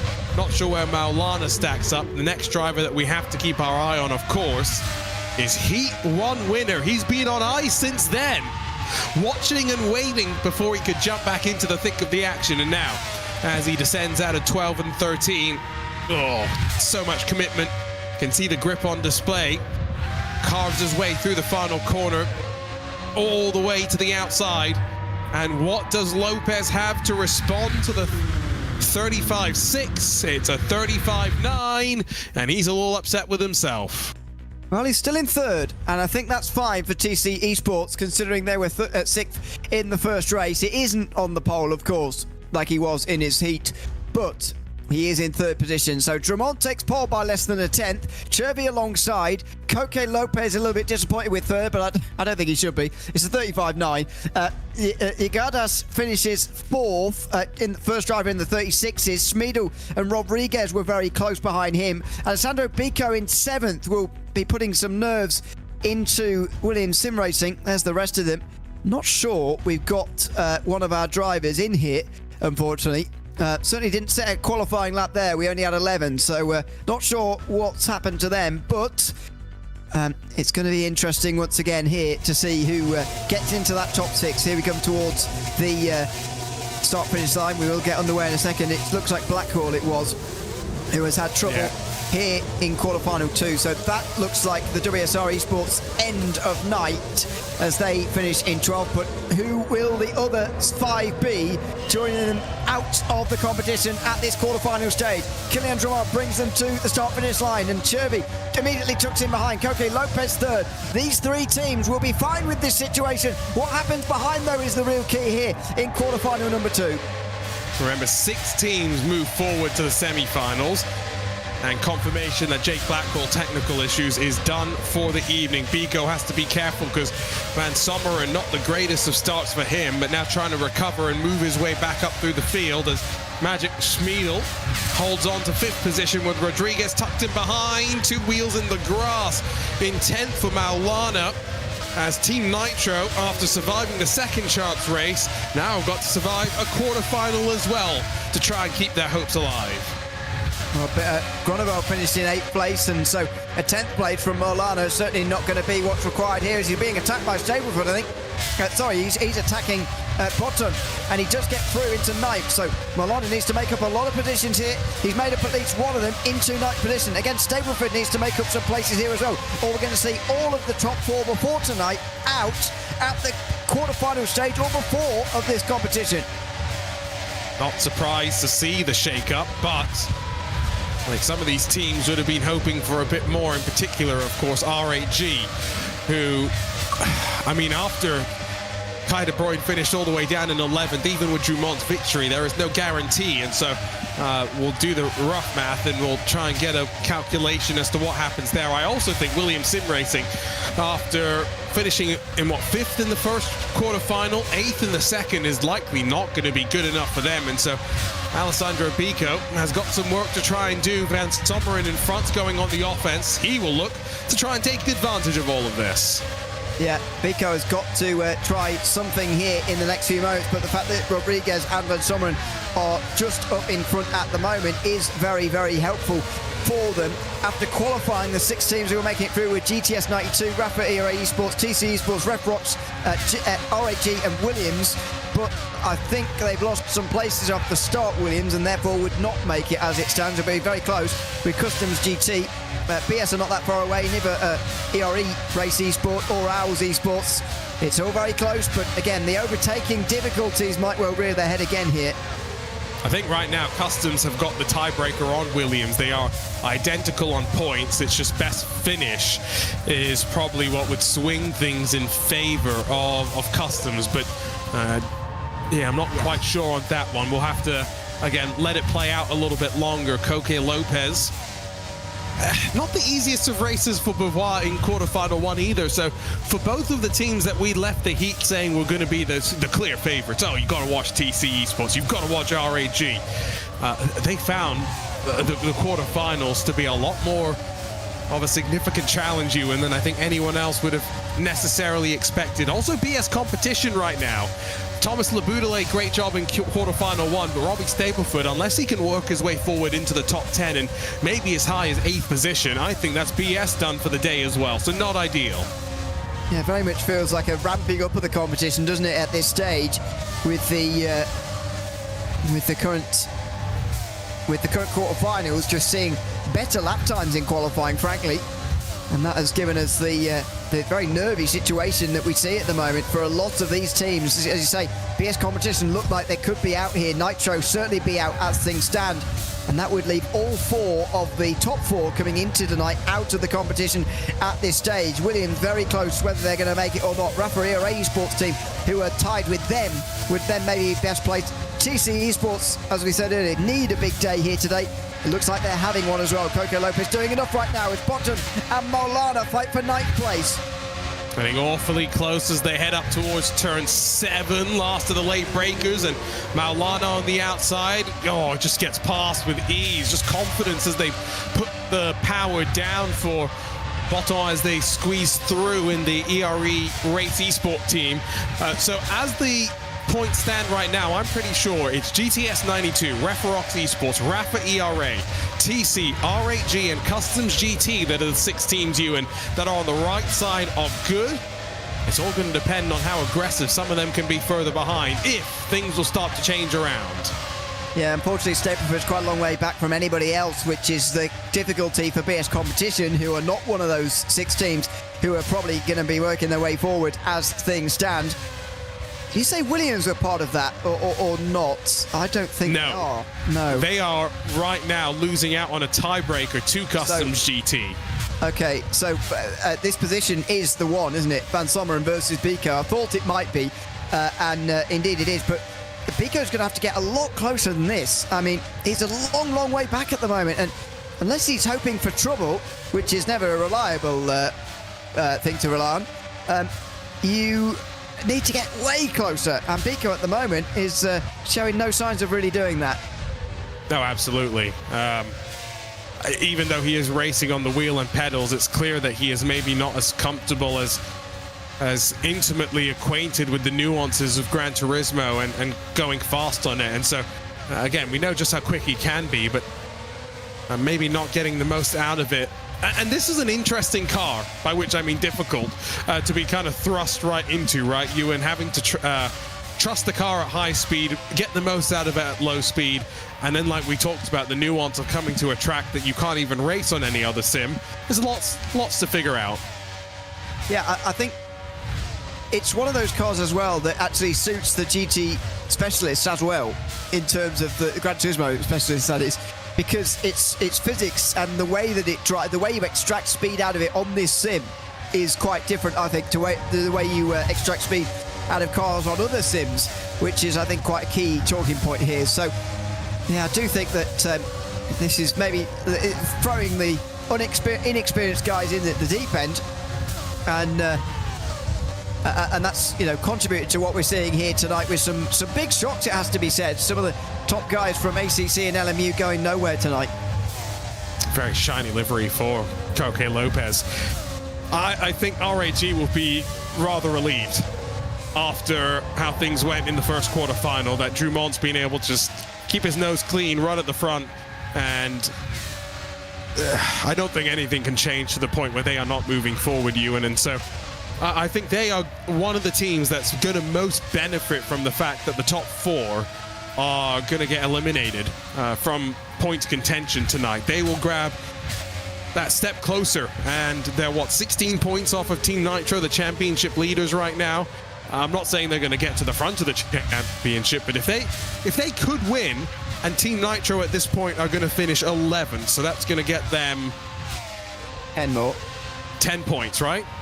Yeah, 10 more points, so they'd only be 5 behind. Right, so it's quite significant. Yeah, definitely, yeah. But you got to remember that Nitro aren't going to be 4th, I don't think. That's not going to be the distance to the cut line. It is good to use them as a sort of marker, if you like, but I think they're going to move ahead of quite a lot of people here. And, you know, there are some teams who I'm fascinated by it being up so high, and this is one of them. GTS 92. Obviously, we may figure out tonight that GT7 is their event, and the other ones are going to be a bit of a struggle for them because they are, after all, 22nd in the standings after this. But who knows after this? I'm going to make a prediction. That might not be as bold as I think it will be. I think Team Nitro could actually still be the championship leaders after the night's done. Nah, I'm not going along with that. Well, because if they finish 11th, they lose a maximum of 10 points to whoever wins, right? Yes. Oh, yeah, true, actually. Yeah, now, see, this guy's trying to gaslight me. The kids these days. I'm not... I just hadn't, you know, you were looking at it in front of you. I was going off the top of my head. I was doing predictions properly with no information. Gas, the kids these days. Yeah, no, I genuinely, with how things are playing out, which is remarkable to say out loud, but, you know, going from being pretty sure they were going to get eliminated in the second chance race to holding on to the championship lead, I mean, I think the question comes down to them, Ewan, is you talked about Virtus Pro knowing that they're going to have a strong lineup on Rennsport. We don't know that for Team Nitro. We don't know how they're going to do on iRacing. There are 2 more sims where they are unfavored, you would argue. So the fact that the gap's going to be down to single digits to the majority of the top 10, I would think, now that is a problem. Yeah, I still think they'll be okay. You know, Tobias Grunewald seems to be quite solid anywhere. Based on what we've seen so far. You know, not often winning. I've said this before, not often winning, but always really solid. So I think they'll be fine, to be honest. I think Nitro have done the work through the first 2 rounds, to be honest, and the rest of this is now just sort of damage limitation, just see what we can get out of this. You know, for the others, it's a little bit more of a concern. Don't forget that Nitro come in with a 4-point advantage here, and I know that doesn't sound like a lot, but actually when one position is 4 points, one position is a point, 4 positions, therefore 4 points.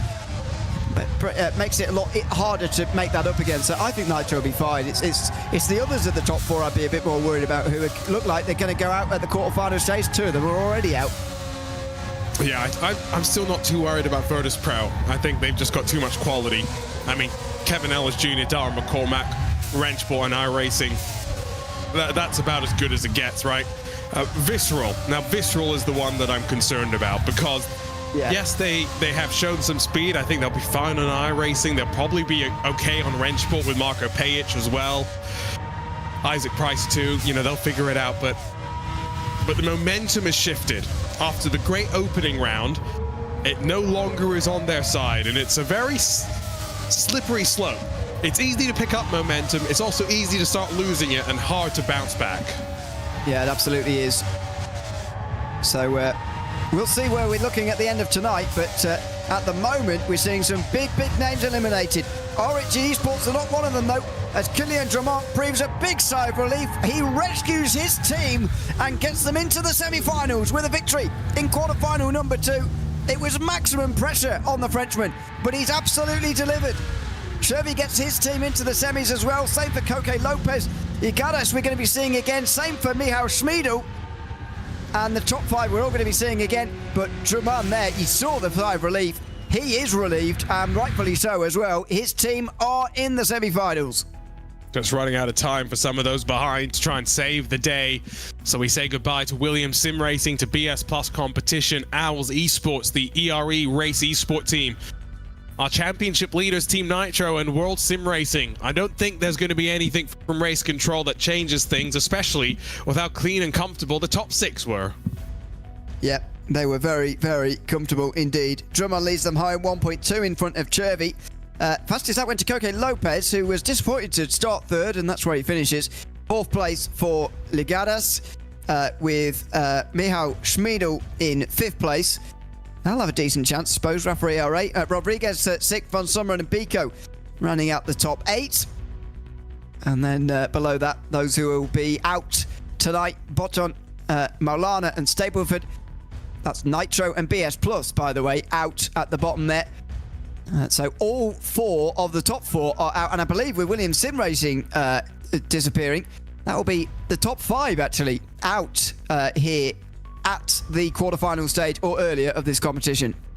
Well, technically, I think Rafa ERA, well, they were both tied for 5th position, so that's hard. Yeah. Let's catch up with race 2 winner in the quarterfinals, Kylian Drummond, once again. Kylian, congratulations. Another flag-to-flag victory. And we saw the lap time in qualifying. We didn't think there was much more time to have. So we have to ask you a question. What is the optimal lap time that you think we should be looking for in the next 2 qualifyings we've got coming up? That is the lap time is depends of the wind. If we got the best wind for this track and for the car, and if you do a perfect lap, for me is 44.4, maybe lower, but 44 is like a really good times with the good conditions. Tell us a little bit about that for those who don't know too much about Gran Turismo 7 and not as experienced as you. How does it affect this car and this circuit too much, the wind? I don't know for why, because maybe the car have a lot of aerodynamics, so the winds help a lot. So for some turns with these certain winds, you know, so that's the big things for this car. Like if you are some winds, maybe the last turn will be really fast, but the turn 1 will be really slow, and it depends. If the wind is in the other side, is really slow on the last turn and really fast on the first one. So you need to adapt yourself between all of the wind. So that's the more difficult to adapt yourself for all of the track of the corners. So you need to know perfectly which corners help you with the wind. So that's. For me, that's when I get to the lobby, I just stress about that, to be honest. So, yeah. It's one of those little nuances. Thanks for the insight, Kylian. We'll see you in the semi-final shortly. Thank you. Job by no means done and dusted. And as we take a look at some of the highlights from the second quarterfinals, it is confirmed GTS 92, Referox Esports, Rafa ERA, TC, RHG, and Customs GT, the 6 teams moving forward to the semi-finals. Worth pointing out again that Customs GT only making it on a tiebreaker with Williams Sim Racing based on finishing position. That's just how close it has been again in the quarterfinal, and we're probably going to see that again in the semi-finals as well, when for the first time multiple drivers from the same team will make their way out onto the circuit at the same time. Just one race in the semi-final, but that was Kylian Drummond coming over the start-finish line, and he's taken a big win for RHG Esports. But De Bruyne can't afford to have the same falter as he had in quarterfinal number 1 if they're going to make it to the final. And now 3 teams moving forward to the finals as compared to the traditional Esports Racing League powered by Nitro Concepts format. So there's a little bit for us to figure out there. We do know qualifying is going to be ultra important. We only get that twice more because in our finals, which traditionally would be a best of 3, which each race gets a winner. First team that gets 2 points comes out on top. Instead, it's going to be across of all 3 races. We'll invert the results of race 1, the top 4 for the second race, and start them like that. And then the third race is based on fastest lap times in race 2, Ewan. So I think this finals format's going to be throwing up lots of curveballs for us all the way through. Yeah, and I think one of the best races we've seen so far tonight was based a qualifying order, a grid order based not on the finishing positions. On the qualifying positions, I should say. As we take a look at the final results here, you see that tie between Customs GT and Williams Sim Racing. They end up separated, with Customs GT getting the better race finish over the course of today. But yeah, I say the second chance race, in my opinion, is best race today. Part of that must be because they didn't start based on a qualifying order and roughly based on the speed that they all are, but instead they started based on where the team had been in the heats, and that just helped to mix up the field a little bit to put some slower drivers behind some faster drivers behind some slower ones, and that created some overtakes, a few more anyway than what we saw in the quarterfinals. Absolutely. Putting people out of position tends to help out. Word is not official just yet, by the way. Actually, I think it is from Race Control. We're now just waiting for the final couple of drivers to load themselves into the semi-final before we go racing for what will be the fourth to last race of the night. We are guaranteed to have 3 races in the finals here at the Circuit de Saint Croix, a fictional track only available on Gran Turismo, as the best 3 teams out of the semi-finals will advance into the 3-stage final when points are handed out and we move forward. There's a look at some of the faces, Ewan, getting ready to go. Yes. Concentrated, hopefully. Some cases not, but the pressure will be on them at this stage. It is semi-final stage. If you're at this stage of the competition, nobody's settling and thinking, well, we've got to the semis, that's a decent result for us here tonight. They'll all want to absolutely get through into the final, and so they will all be feeling the pressure now, and they're on track with their teammates for the very first time. I'm very excited to see that, to be honest. See if any team can really take dominance. Somebody's one of the drivers one of the portrait drivers has worked out to flip their phone. That's good. Although one of them hasn't. Yeah. so one of them is completely on its side, and portrait. Yeah, you win some, you lose some. Luca Monroe sitting there and watching all the action as well. Part of the United Sim team, already unfortunately eliminated from proceedings tonight. You can see the R8G drivers top left. Thomas Labudale sat there as well, even with BS Plus competition being eliminated from the running.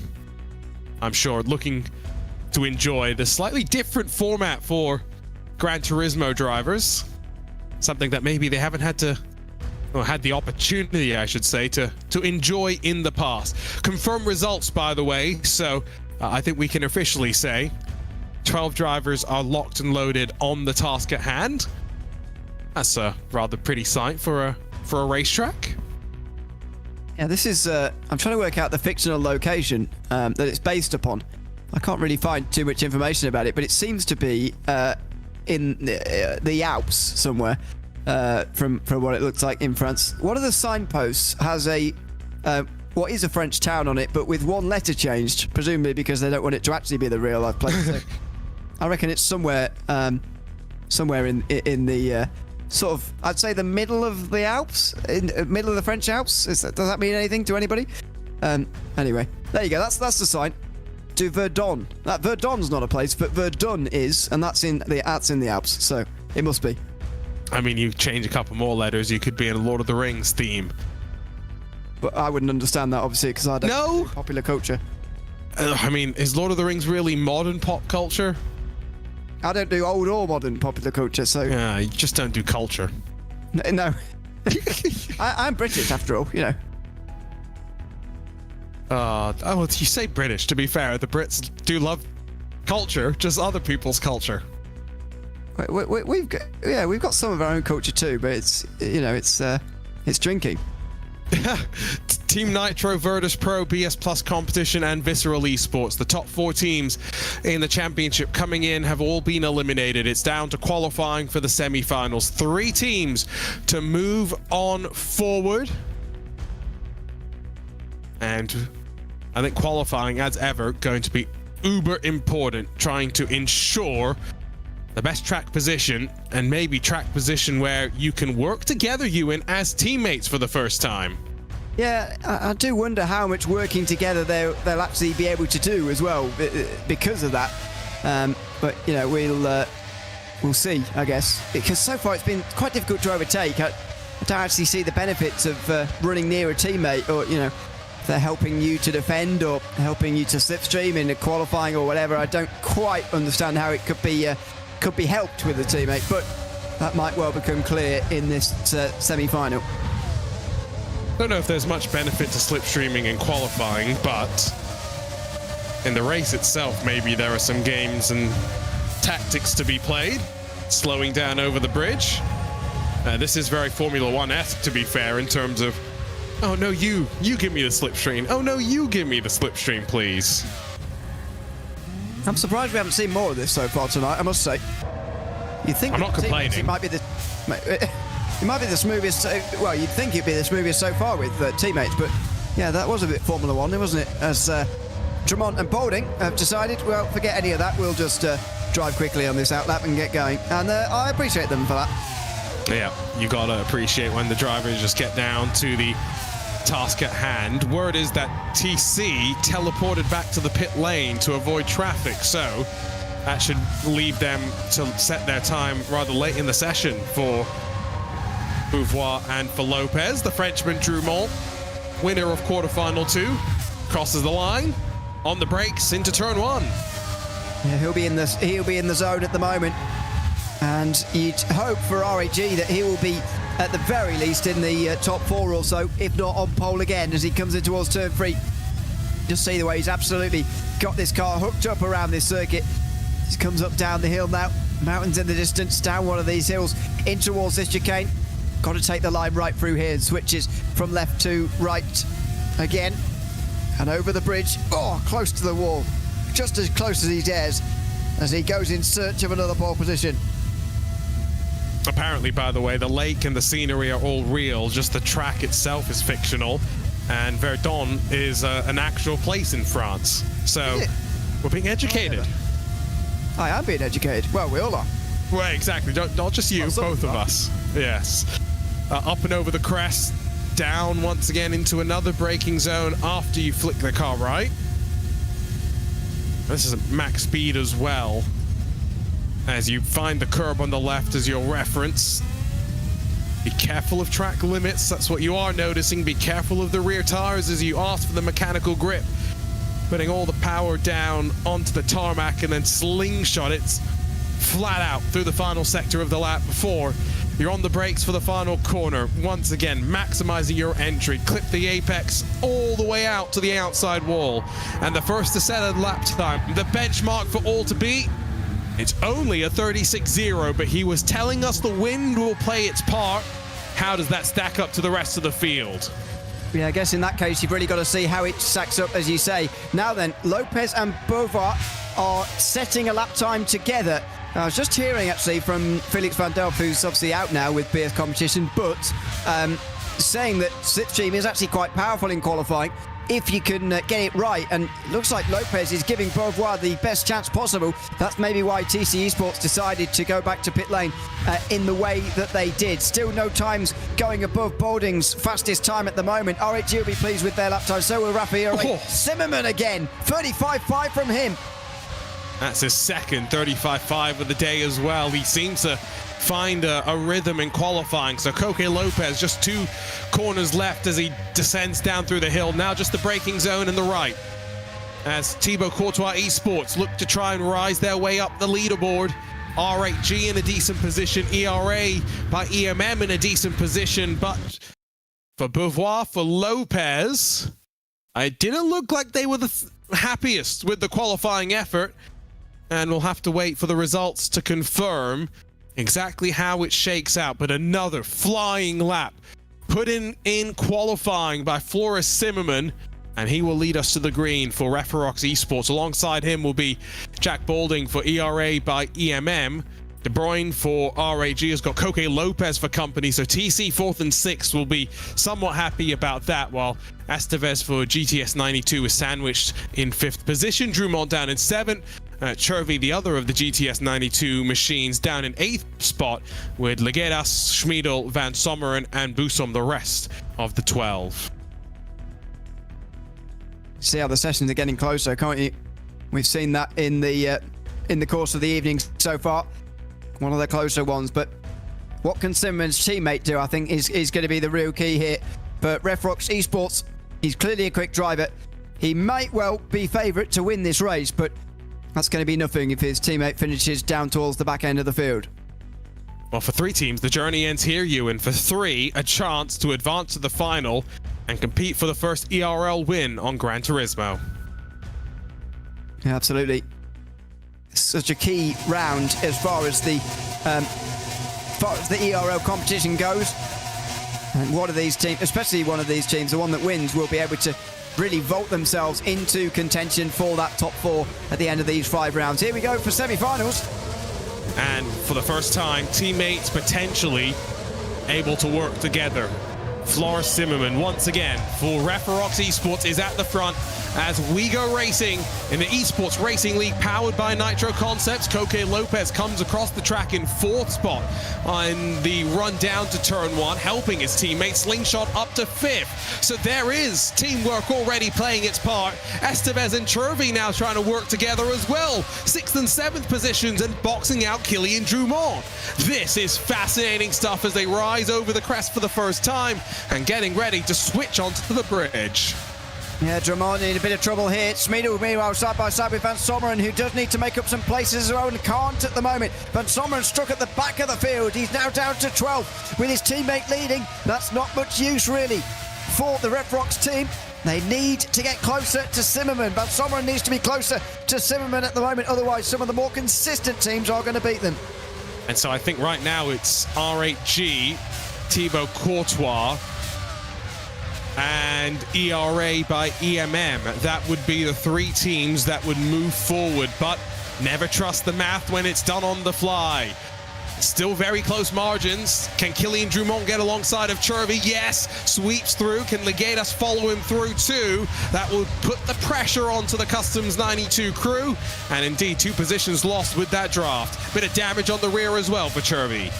Yeah, and after, being the best team through the quarterfinals, having Chervi with damage maybe as he has, and certainly down into 9th place, not looking too good at the moment. It looks like it might be the end of the road for them, which would be a real shame at this semi-final stage. As you notice, by the way, we do have an extra lap of 8 laps here in this race, so slightly longer races. I believe it will only be 6 laps, though, for the 3 final races coming up later.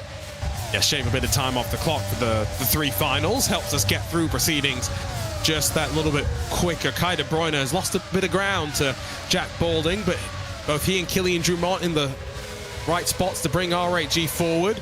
Chervi, even with the damage, proving difficult to pass, holds on to 8th spot as they head down the hill through the right-hander. That's back into 8th, by the way, down the hill there. So had lost that position to Ugadas, but now back in front again in 8th. But as I say, they need to gain places as a collective there, as a team, if they're going to beat out the other teams like TC, who are probably the most consistent at the moment with 9 points. Rafa ERA have just 12. R8G have just 10. So these are all teams that at the moment are going to beat them if things stay as they are to the finish. Don't think the extra lap's going to really have much of an impact. Gran Turismo does have fuel and tire simulation that can be turned up by a factor of 2, 4, or 8 times, but while often used in the Gran Turismo World Series, not something that I think we are taking advantage of here today. That would have been quite interesting. Imagine tires that fell off and a decision had to be made whether you pit on the last lap or not, but the driver is just able to focus forward. Chervi, whatever damage he had, seemingly repaired after about 30 seconds here on Gran Turismo, so he's focused back forward on trying to close up to 7th and 8th positions, but still as it stands right now, Van Sommeren no help to Zimmerman at the front of the field. It's Balding, ERA by EMM in a decent spot, R8G in a decent spot as well, alongside a Thibaut Courtois Esports that would be looking to go forward. Yep, but Van Sommeren can bring Refrox into the final with just one overtake as it stands. Just one overtake would do it as it stands. Would that be correct? Rafa on 12 and they're on 13 at the moment with that. So yeah, Van Sommeren needs one more place ahead of Basumsen, and that would send them through because obviously they've got the better finishing position with this race win at the moment. Zimmerman on for his second race win of the night. I think he'd be our first repeat winner, wouldn't he? No, because we've talked to Killian Drumont twice. True. Yes. Yeah, well done. Yes. No. Sorry. Memory, you know. Yeah, sorry to shut you down like that. I do also feel that, factually true. Do also think like Jack Balding's got the speed here. He could, for the first time, start to deliver a fight at the front, which has been a unicorn. We have not seen much. Dirty Air has proven to be a bit too difficult to overcome, but we are starting to get down to the business end of things where once we have just 3 teams of 2 fighting it out in the 3 final races left ahead of us, it will be do or die, and moves better be made if they are on. Balding a bit too far behind as they close lap 3. Yeah, certainly too far behind, and at the moment he doesn't need to do anything else either. They are making it through into the final as it stands, but they're relying at the moment on Van Sommeren not being able to make that pass for 11th, whoever that position taken off that may be. TC Esports will also be making it as things stand alongside Rafa ER8 and R8G. So these are the battles further down here that really matter. Unfortunately for Esteves and Chervi, they're just not having as good of a second race as is required. And I think what was happening to us in the second chance race is also happening to us now, because Chervi's clearly 8th, but he's showing his knife on the left-hand side. So that's where we were tripped up a few hours ago. Yes, and so again, I'm going to leave all the confirmation from the official results. I still feel as though the prediction holds true. TC, R8G, and Rafa ERA, the 3 teams in the best spot possible.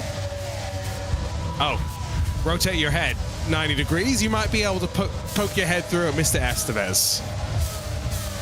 Still not quite worked out the camera. You see, runs in 6th place at the moment, needing positions. They're currently on 14 points, which is just a couple too many, but a couple of overtakes from the both of them, and they could be in position. And there's still half of the race to do that as they come across the line right now. Not far. Oh, a spin! A spin! It's from Igadas, I think, who's got out the final corner. Maybe it was another one of the other drivers. But Van Sommeren is up to 11th. And it was indeed Ligadas. So he's up to 11th, Van Sommeren, but Rafa ERA also gain a place. So now they're on 11, and Refrox are also on 12. So in effect, it doesn't actually matter with just 2 teams gaining a place each. Helped out and hurt in equal measure. That little moment. But by no means are we done. We are halfway through the semi-final. We are halfway towards determining which 3 teams will do battle in the 3 final races. Esteves still sat behind Beauvoir in 6th, with Drumont tucked up behind his rear wing, and Beauvoir's in the wall. Wow. It's all gone wrong for Thibaut Courtois. And that looks like it'll be TC Esports out as it stands if he drops all the way down to 11th. But has Van Sommeren got through? Indeed he has. Beauvoir had to wait the whole time to get back going again here. And he's down to 11th. Now TC Esports scoring 15 points from this race. It could be 16 as he's passed in a moment. And Van Sommeren's got past Possums as well. So Zimmerman and Van Sommeren are going to be in the final as things stand. He's playing his part, playing it late, but playing his part. And now Beauvoir's fallen to the tail end of the field. And so the next team that will be looking to try and take advantage would be Customs 92, yes, the GTS crew, but 5th and 7th, that combines for 13 points. So as long as Van Sommeren avoids any mistake, 1 + 9 = 10. That is good enough for them to get to the final. They got 3 laps left to hold on. You had to correct me earlier, so I'll have to correct you. It's 12, by the way, but that's fine. Your point still stands. Yes, you're right. Yeah. Get your fingers out there. It's not quite positioned at the moment, but Koke Lopez, don't forget, has got to slow these guys down into his teammate. So I don't know what he's going to do here. Estevez needs these places desperately. Drummond would not like to be here right now, really. De Bruyne's comfortable in third, but Drummond would not like to be here. They're currently on 9, but the other two teams behind them are on 10, and then it's 12 to GTS. So if those two were to switch, then RHG and GTS 92 would be on the same points, but of course RHG would still be going through based on finishing positions. So they do need a couple of places here, this team. So it's not done. 2.5 laps left to go now. Kylian Drummond in a bit of a vulnerable spot, looking both forward and behind. Has got to keep himself out of trouble, avoid any interaction with race control, because penalty points could make the difference here. Not expecting anything for Zimmerman, Van Sommeren, neither for Balding or Schmiedel. And in fact, I think RAG have been pretty clean as well for the most part. This has been one of the quieter events, race control-wise. And I think part of that, Ewan, let's just be real, is lack of cars on track relative to some of the other platforms. Yeah, maybe. And, you know, I think the difficulty in overtaking, the speed of the cars, I think, in one sense, actually lessens incidents sometimes. We've maybe seen a bit of that here tonight because they don't stay quite as close together. This would normally be the final lap, but it's for the penultimate lap this time. And 2 passes could change everything. If Drummond finishes in 6th place, though, in this current situation, RHG would be through into the final. Estevez and Chervi have got to find a way past the 2 drivers in front of them, the 2 different drivers in front of them, to make it through into the final. Haven't seen the team game played as much as maybe we thought we might. Lopez and Beauvoir played on the opening lap to tow each other past some competition. But Kai De Bruyne, Kylian Drummond have found themselves separated the entirety of the semi-final. You can see some of the marbles offline as they sweep out of 8. Head through into the final couple of sectors on the lap. Big gap in front of Koke Lopez. He's not quite backing them up aggressively, but he's doing just enough to keep things interesting. Yeah, and you can see that because Schmiedel is caught up now, and he's on the back of Chervi. So Rafa ERA are currently going to be making it through, but he could make it more comfortable by passing Chervi. Of course, they're on 10 points as well, as things stand, as well as Refrox, which is making things very, very nervy. They're only 2 points in front of the GTS 92 team, who are currently chasing for those extra positions. 1 more lap to go in the semi-final. They've got to try and find a way through on this last lap. Have Chervi and Estevez. They've both got to make 1 pass as it stands. And if you're Michael Schmiedel, surely the word in your ear, stay out of trouble. Don't get involved in anything that's going to happen in front of you. Look at the gap that Zimmerman's got as well, as here comes Kylian Drummond, setting something up on Estevez as they head in towards the middle sector. About to switch back onto the bridge, and then a passing opportunity potentially. It's all checked up. Here comes the look from Chervi in the draft. Which side will he commit to? Does the Frenchman go defensive? Teammates might work together here into turn 7. Chervi's going to try and follow Estevez through if he can. They just about get through. Drummond there survives again. He'll be really nervous at this stage because 2 positions lost for RHG would be enough. Oh, he looks up contact. Chervi looks up the inside and he's through after contact through turn 8. Well, race control will have their part to play. Drummond will still have some damage, will drop behind Van Sommeren. There are too many permutations with which to work out right now as they continue to switch back and forth. Chervi a bit wide. Does he open the door for Schmiedel? He's going to go through it, Schmiedel, by the looks of things. He's already gained 1 place on Drummond in this last couple of moments. Zimmerman in the meantime comes over the line. What a job for Refrox Esports, led across the line by Zimmerman. And it should be enough alongside of ERA by EMM to move on forward behind Kai De Bruyne, Koke Lopez, and then Estevez and Chervi, all just in front of Schmiedel, Van Sommeren and Drummond. But we've got some waiting now for race control as they work their way through the decisions.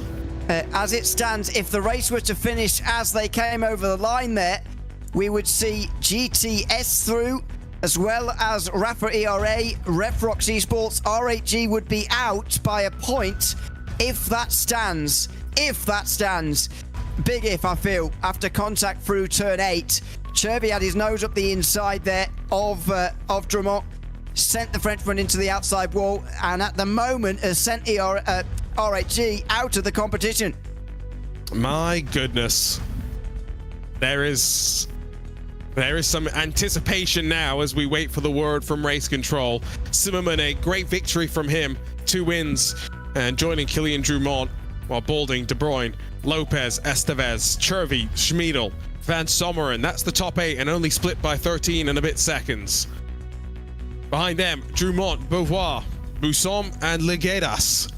Your 12 in the semi-final. And I'm still a bit shocked, if I'm being completely honest. Did not expect that little bit of contact. Big consequence as well.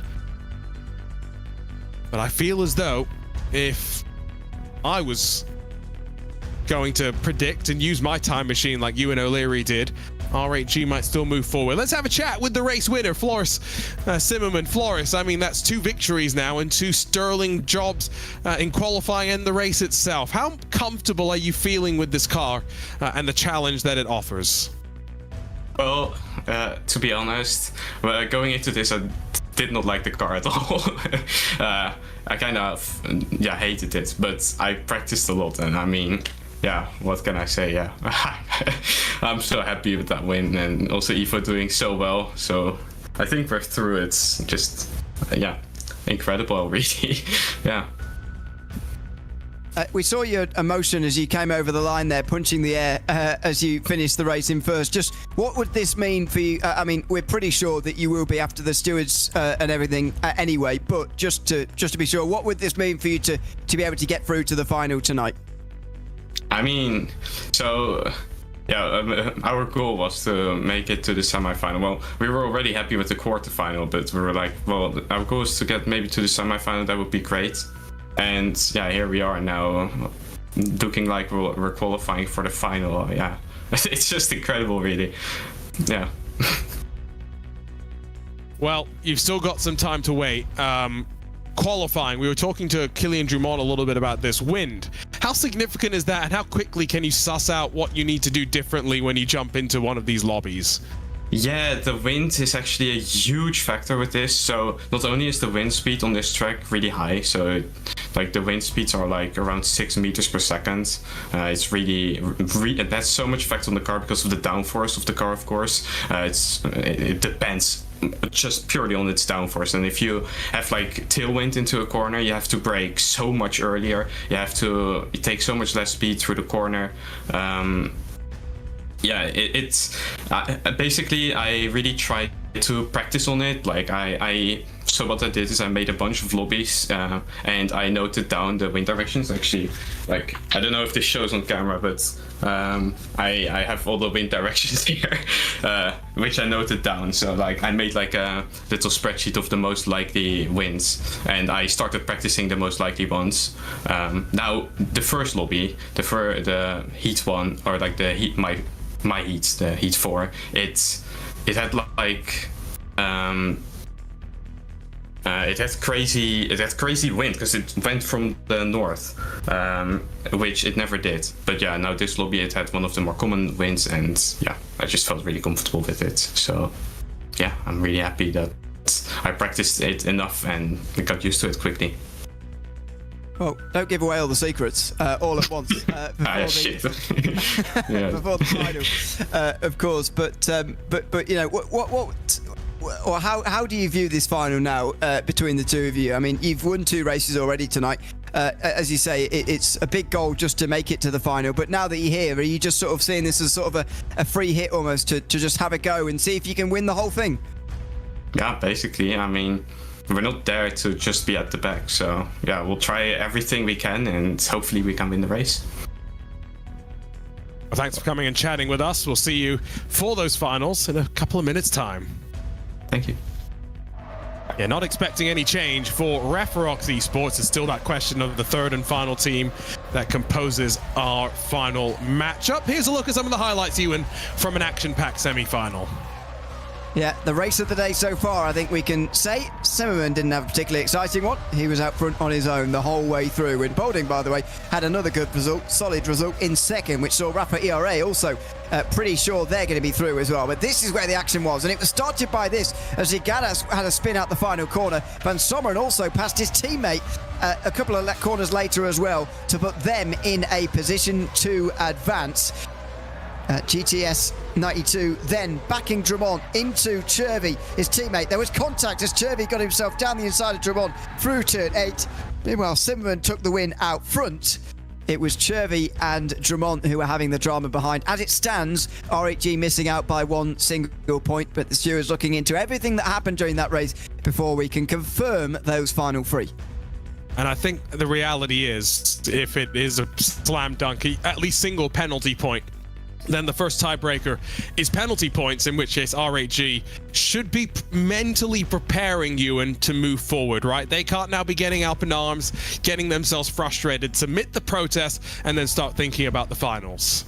Yes, be quite a level-headed way to go about it, but when you've been in that race, I think it's very, very difficult to do that. Far easier to say for us here than to actually go and do. So that is what they should be doing at this stage, and you'd expect that with they're a experienced team that they will be, but it's easy to say that here, less easy to do that sort of level-headedness when you're out there, especially for Killian Drummond. Don't forget, being in the mid-pack for really one of the first times tonight, hasn't had too much to do as far as overtakes go so far until this semi-final here, and really put through the ringer in that one. Especially for him, it's going to be different getting his head around this, because I'd imagine he was also a bit disappointed with his qualifying lap time.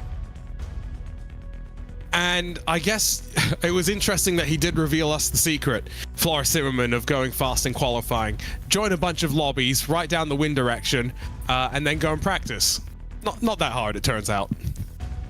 Makes it sound so easy, doesn't it? But that is a lot of work. I mean, you think about the amount of effort that goes into that, not only working that sort of stuff out, but then actually having to do the practice as well, which is obviously the hard bit and the difficult bit to stay motivated for and get up for. Yeah, very, very impressive that he's been able to take note of all that. And you can actually see that in the results, can't you? That, he was slightly thrown off by in the heat where he wasn't quite as strong, but since then he's been very, very good.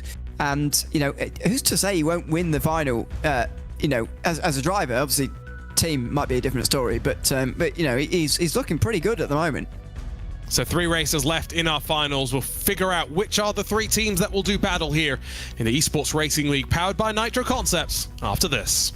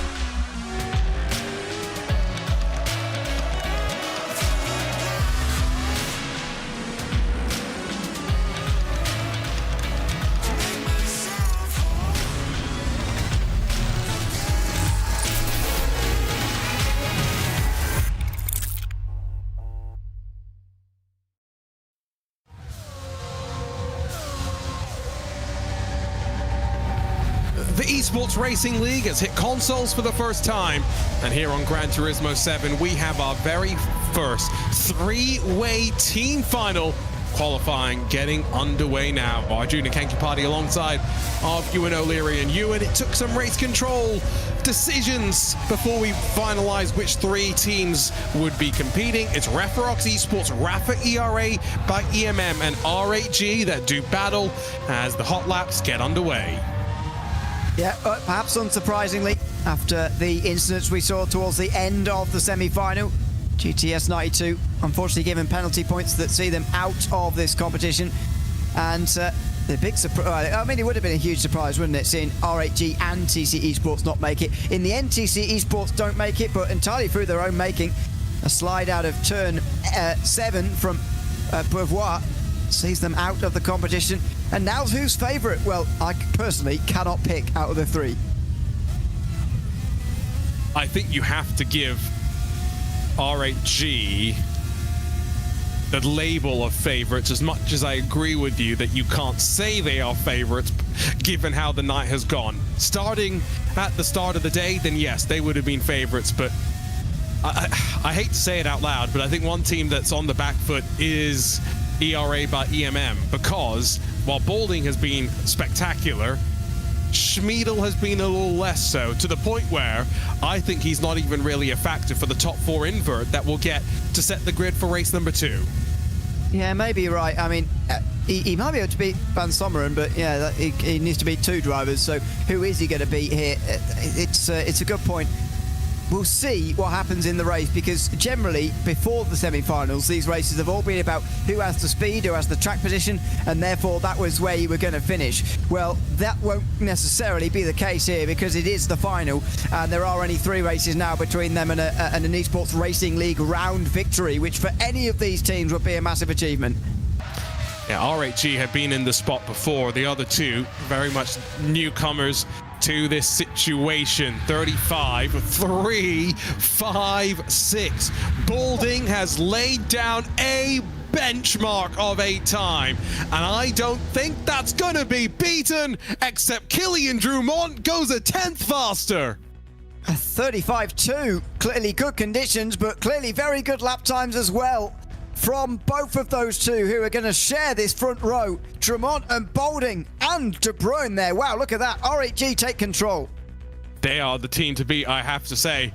And let's see what they can do. Balding and Schmiedel actually will be able to work together, and it's Referox that find themselves on row 3 and having to fight their way forward. There is Killian Drumont.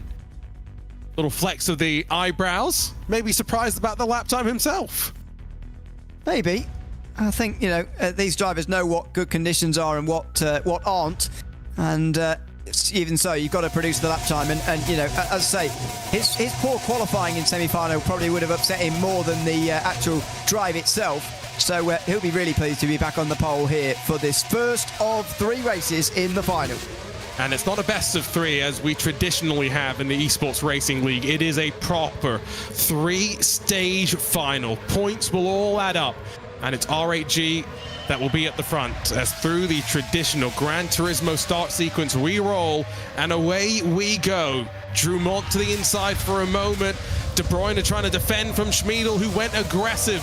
Plenty of them going back aggressive behind, but neither of the Referox teammates able to take advantage as up the hill they climb for the first time. No, it was a smart thing to do, though, to put Zimmerman in front of Van Sommeren here and see what he can do, because you'd certainly imagine he can take Schmiedel now in the Rafa ERA car in 4th position, but Schmiedel's got to try and move forward himself here, and Balding has to as well. If he's going to drag Rafa ERA to a title here tonight, he has got to get past Killian Drumont and do the heavy lifting himself. Onto the bridge, left-hander to come. As I was saying, points will add up through the 3 races, so every position, every penalty point as well will add up. Penalty points being important because that's the reason why R8G are here and in the fight. Yeah, exactly. So keeping it clean is also going to be a massive, massive thing here. Don't forget, if it's a tie, that's what it comes down to first. Penalty points, not finishing position, like what it comes down to if indeed you both survive without penalties. So that's going to be massive, massive as well in terms of the tiebreakers. which likely we are going to have. I'd be amazed if there's not a tiebreaker for first or second, to be honest. Agreed. No, I think it could come down to that. Jack Balding's the one currently spoiling the party for RAG, and what we are seeing is even now, with the rest of the contenders removed, remember this is just a 5-lap race as opposed to the 6 and 7 lap races that we've had so far. But no one breaking away, no one really close enough to make any moves either. It's very much come as you are. Yeah, and that might stay the same. I think the two positions that might well change is Zimmerman getting past Schmiedel for 4th place, but Michał Schmiedel's holding his own rather well, I feel, in the Rafa car, and Drummond being put under pressure by Balding, but that's also a little bit distant as things stand as well. We'll see if they get close enough, but for now they are indeed single file as they are, and going to stay like that if they continue at these distances. So dirty air proving to be a factor that these drivers are all contending with. Schmiedel doing a decent job. At the very least, what he's doing is grabbing Rafa ERA 2nd place on the road, which, don't quote me on this right now, but at the very least, I would feel pretty confident in saying Rafa ERA would be within 2 or 3 points of the championship leaders heading out of this, no matter what. Yeah, so RHG would currently be on 4, Rafa ERA would be on 6, and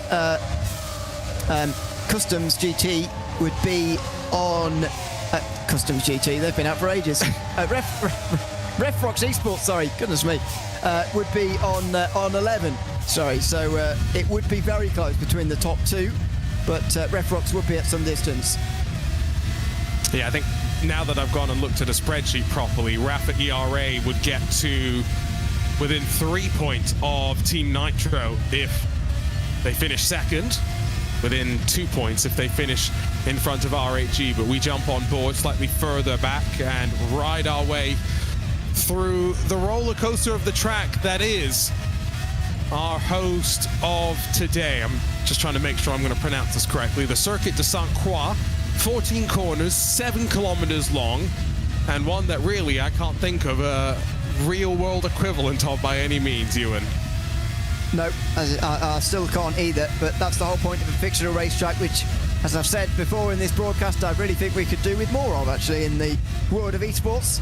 Glad that we've been brought that here in the Esports Racing League, always willing to try different car and track combinations, different formats, very innovative competition as it has been down the years, the Esports Racing League, and continuing that on here tonight as well with a fictional car and track at a sim that not many drivers have much experience on, but these 6 do have a bit of experience on, and that's why this is the final after all. Zimmerman would have been hoping for much more from his qualifying, and all of their hopes now have to rest on races 2 and 3, but if it stays as it is, they will start the second race, 5th and 6th. There's no qualifying session for race 2.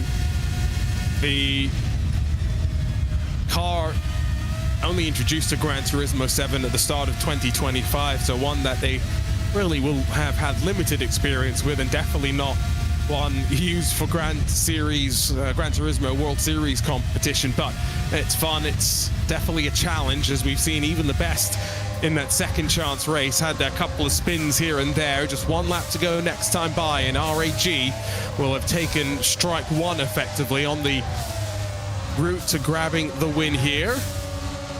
And what a step forward it would be for them as well after the struggles on Assetto Corsa Competizione. Putting things right here, Ewan, on Gran Turismo by very much using 2 drivers as part of their 5-man roster who are GT specialists. They knew they were going to deliver here in this round. Yeah, absolutely, and that's the difference really within some of these teams. A lot of teams have gone for drivers who they think will be all right at adapting to GT7. Well, what if you can put 2 of those 5 drivers in your roster as those who have experience with this game before and you know are going to be good out of the blocks? That makes such a big difference, and we've seen that with some of the teams. A slightly mixed up order actually across the board tonight compared to some of the rounds previous in ACC and Le Mans Ultimate. Those are completely different simulators to this one. If you can get 2 of those 5 spots, though, taken up by drivers who are good at this, then you'll go a long way in this competition. And especially for R8G, I think this is really a turning point in their season. They currently down in 11th position. Really disappointed with ACC. Probably disappointed not to have gained more from LMU actually as well. But with a really good lineup at Rennsport, they should have a really good lineup for Rennsport and a solid run here. They are going to be really flying through the standings at the end of the season. I think the fact that the last round of the championship, the final 4, effectively, is going to be on a mystery car, a mystery platform that the drivers will only get to experience once they land at Sim Formula Europe, Ewan, really does put a question in the mind. Would you include a Drummond, a De Bruyne, who are great here on GT7, definitely would be talented no matter what platform they race on, but do you think the last garage is going to be similar to Gran Turismo 7? Thanks for that, by the way. That's just for you. Good, thank you. Good to see you. You caught me off guard, though. The thing is, for RHE, taking all that into account, Marcel Cinchik did drive the last garage last year at Sim Formula Europe because he was one of the 8 pro drivers who qualified straight into that tournament. He didn't get to do very much racing on it at all, actually. He got knocked out in the semi-final stage after a crash on lap 1. So he didn't go very far and retired on lap 1 as well. So that was a bit of a shame in that sense. But he has practiced on there before. So you probably want to include him at the very least. Yeah, you probably would. As Drummond comes over the line, 5 laps only, of course. Job done. He's not celebrating because there is still a lot to do. Great job from Team R8G. Only way it could have gotten any better, Ewan, would have been the 1 and 2. And that race really did fly on by as much as they were single file for the most part. Yeah, exactly. And that's what the 5-lap races are going to be like now. But Drummond does indeed take the victory. It's a best of 3 final, and R8G certainly take the first one. Holding second by 3 seconds in the end, was being put under pressure by De Bruyne there. Schmidl 4th pretty comfortably, Zimmerman 5th, and Van Sommeren in 6th. So for the second race, the top 4 will be reversed, and we'll be back out very, very shortly, seeing if there'll be more overtakes in that one, because Schmidl is not the fastest of these 6, you would say, but he will start from the pole.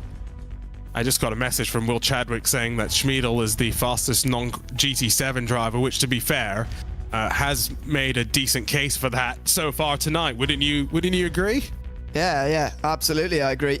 I think, he's one of those drivers that actually is pretty good at adapting in these things. I actually think he's improved as the night has gone on, actually. So if you remember in his heats, he was sort of languishing quite a long way down for ERL, which was not surprising, but a little bit worrying. 6th place, absolute midfield through the first part of the evening, and then 5th place in the quarterfinal that he did, quarterfinal 2, 6th place again in the semi-finals, and now solid midfield in this one as well. So it's just been solid so far, and as you say, probably putting a case in for best non-GT7 driver. Here's a look at some of those highlights. I say highlights, but there really wasn't too much, was there? It was, for the most part, single file, drivers staying as close as they can, and really not doing too much wrong. On board, you could just see the speed, the commitment, the technical quality being displayed from our drivers. That was Michael Schmidl, the arguably best non-GT7 driver, but it was the GT7 drivers at the front. Kylian Drummond, 3rd win of the night for the Frenchman, as R8G grabbed top points in the first of 3 races in the finals. Yeah, and they will look to try and solidify that with race 2, because don't forget, with the top 4 invert, if it were to finish how it starts as that last race just did, then R8G and Rafa ERA would be tied on points going into the final race of the day.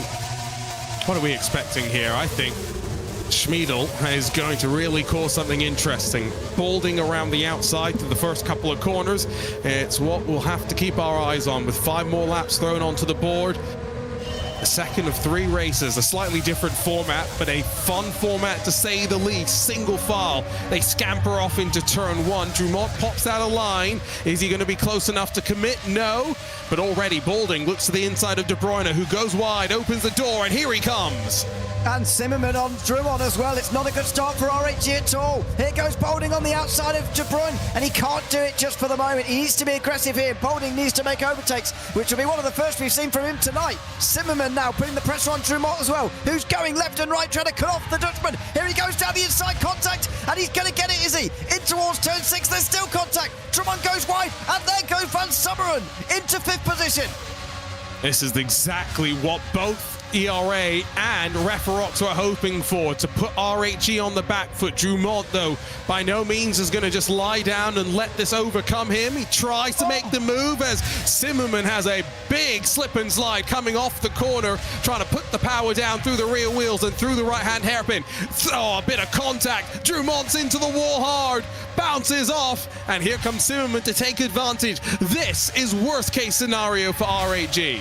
It pretty much is. De Bruyne, though, is still in second, so it could be worse at this position. Here comes Drummond again on the outside of Zimmerman. He knows that these overtakes are going to be difficult to come by to get single file, so he's got to try and attack the best he can now.